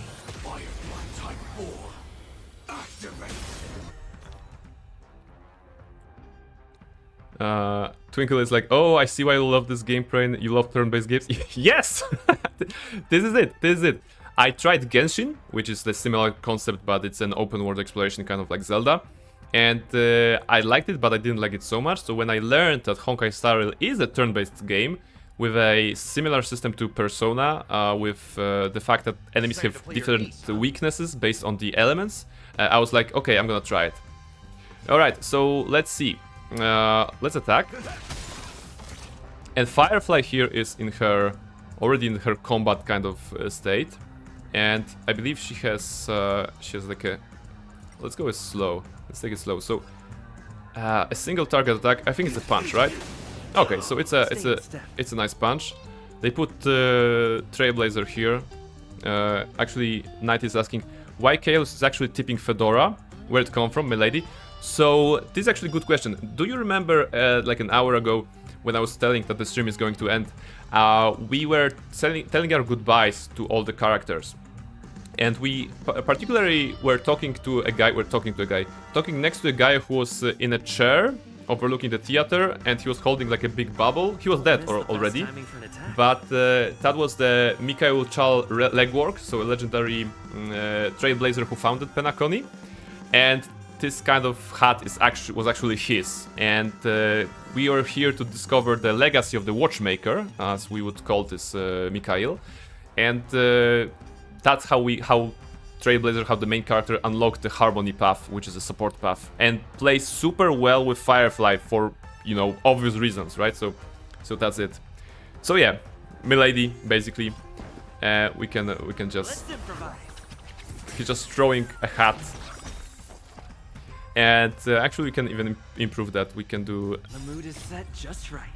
Look, this is the splash art for his ultimate, you know. Let the show begin. This little thing is called Clocky. It's a long story, but he's a friend. It's a buff, so here's a debuff. No, he likes waifus in tight leggings, preferably leather ones. I would like to, you know, respectfully say that this is not true, because I like waifus in all kind of legwear, not really leather ones, you know, not particular leather ones, so all is cool, right? This is an attack from this one. With such show, he would look good with Aventuring though, too. Do you know White Knights? White Knights was a song that promoted the Penacony patch. And it actually begins with, I think, Aventuring and Kalos, you know, doing a jazz thingy with their hats, something like this. All right, maybe we can use the special attack of Gallagher. Nice, like a good brew. Full, my friends. It's also very cool. Wolverine claws. All right. Now this guy is attacking. And we can attack again. Alright. So this is Firefly. So Firefly is a character who is of course a cute little waifu, but in this armored form, or the form of Sam, she's of course super deadly, which is really fun because this character, like, if someone likes nice looking waifus, they can get it from Firefly, and someone like, it's like a, you know, Kamen Rider kind of a thingy, armored dudes, Iron Man stuff, they get a cool armored dude, right? And sometimes even without leggings and all, yeah, you know, sometimes it's hot, right? You have to get them off. Alright, single target, let's attack. Alright, so she punches, and now she can use an ultimate. How does the ultimate look like? Like fireflies to a flame, life begets death. You can hear her voice and Sam's voice. I mean, through the armor. That's very cool. Okay, so this is an enhance on her, more than anything. I will fight for myself until everything burns to ashes. I can fight for myself until everything burns to ashes. This is super cool. So once again, let's do this skill. And I believe that in her enhanced state, she can do some more damage.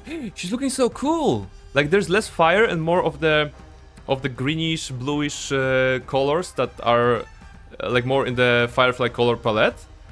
And we can use a blast skill, which I believe will do a lot of damage.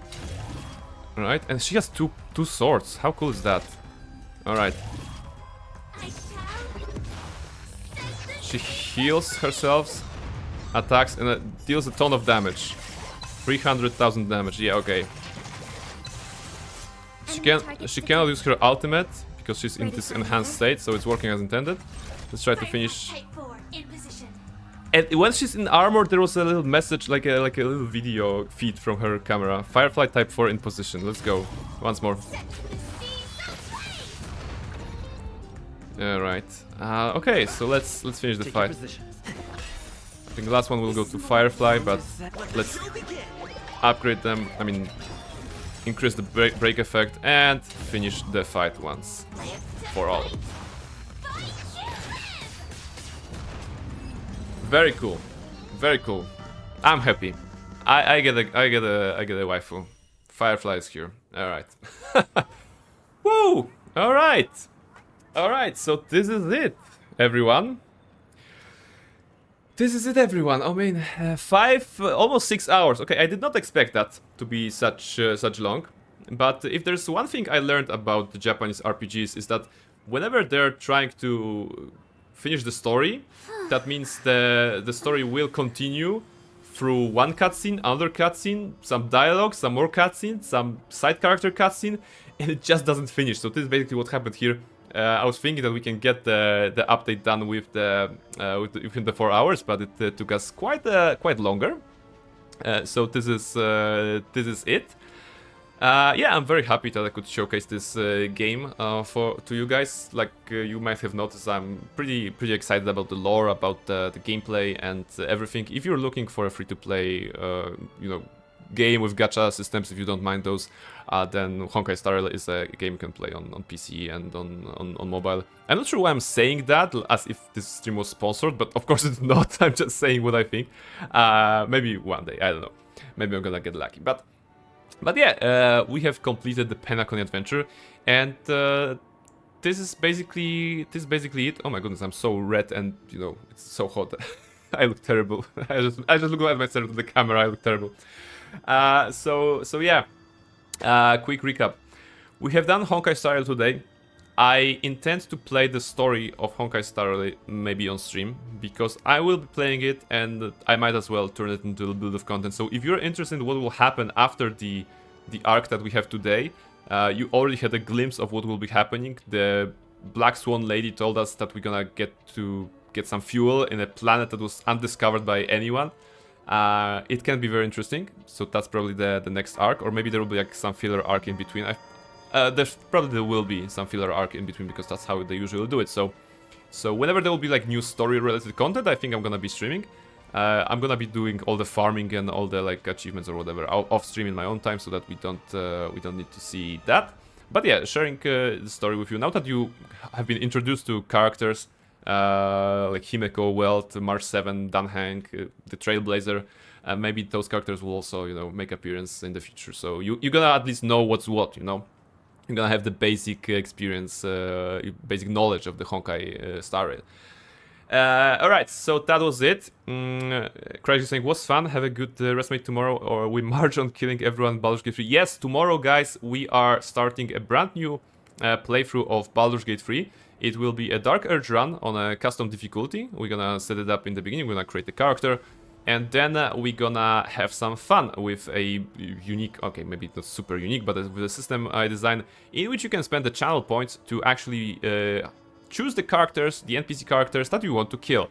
And I'll be playing as normally, unless someone nominates the character to kill, in which case I will definitely kill the character. And we're gonna be, trying to figure out how to do it smartly, so that we don't have everyone chasing us. But if that's the case, then that's the case, then so be it.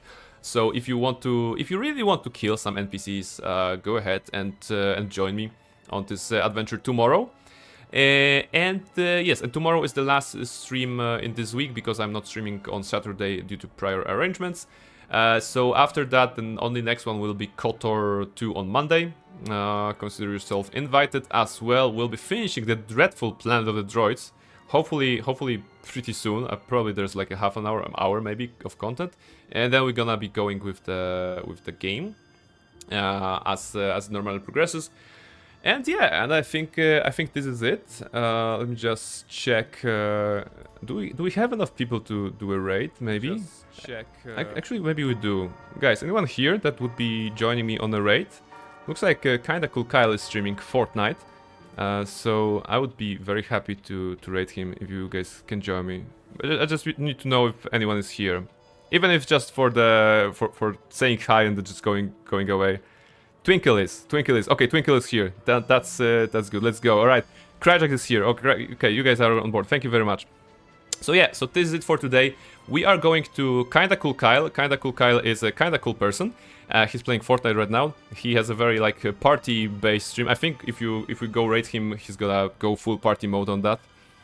He got nice raid music, exactly what I'm saying. And actually, I was on his stream yesterday, and I was like saying hi and hello, and he gave me a shout out, and he said like, guys, go to Brain Perfect. He's very nice. He's one of the dudes that should have his own podcast because he has a nice podcast voice. And I was like, thank you. I don't think that's the case, but but maybe, you know, whatever. All right. So yeah, so this is it, everyone. Thank you very much for joining. Let me just find the right button to rate. Yeah, like I could go for someone I don't know probably, but I'd rather go for someone I do know. Right? Following. Is that in the following?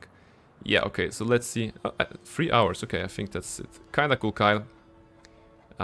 Let's just start the raid there. Let's just see what they're doing right now. Oh, it's a rogue from X-Men. Okay, that's even nicer. All right, so start the raid. All right. Remember, if you raid, you get channel points. With channel points, you can decide the the fate of the NPCs in Baldur's Gate. So you're gonna do them. Okay, free viewers raiding in 1 minute. So yeah, thank you very much everyone for coming. I appreciate you being here. Let's just say hi to Kyle. Pop some emotes from the channel if you so wish. And I'm gonna take care of the rest. I'm gonna spend time with her if you're busy, of course, because after a couple of hours of watching me, I believe you also deserve a break. So yeah, thank you very much everyone, and I'll see you on Monday. Yeah, take care and goodbye. Right now.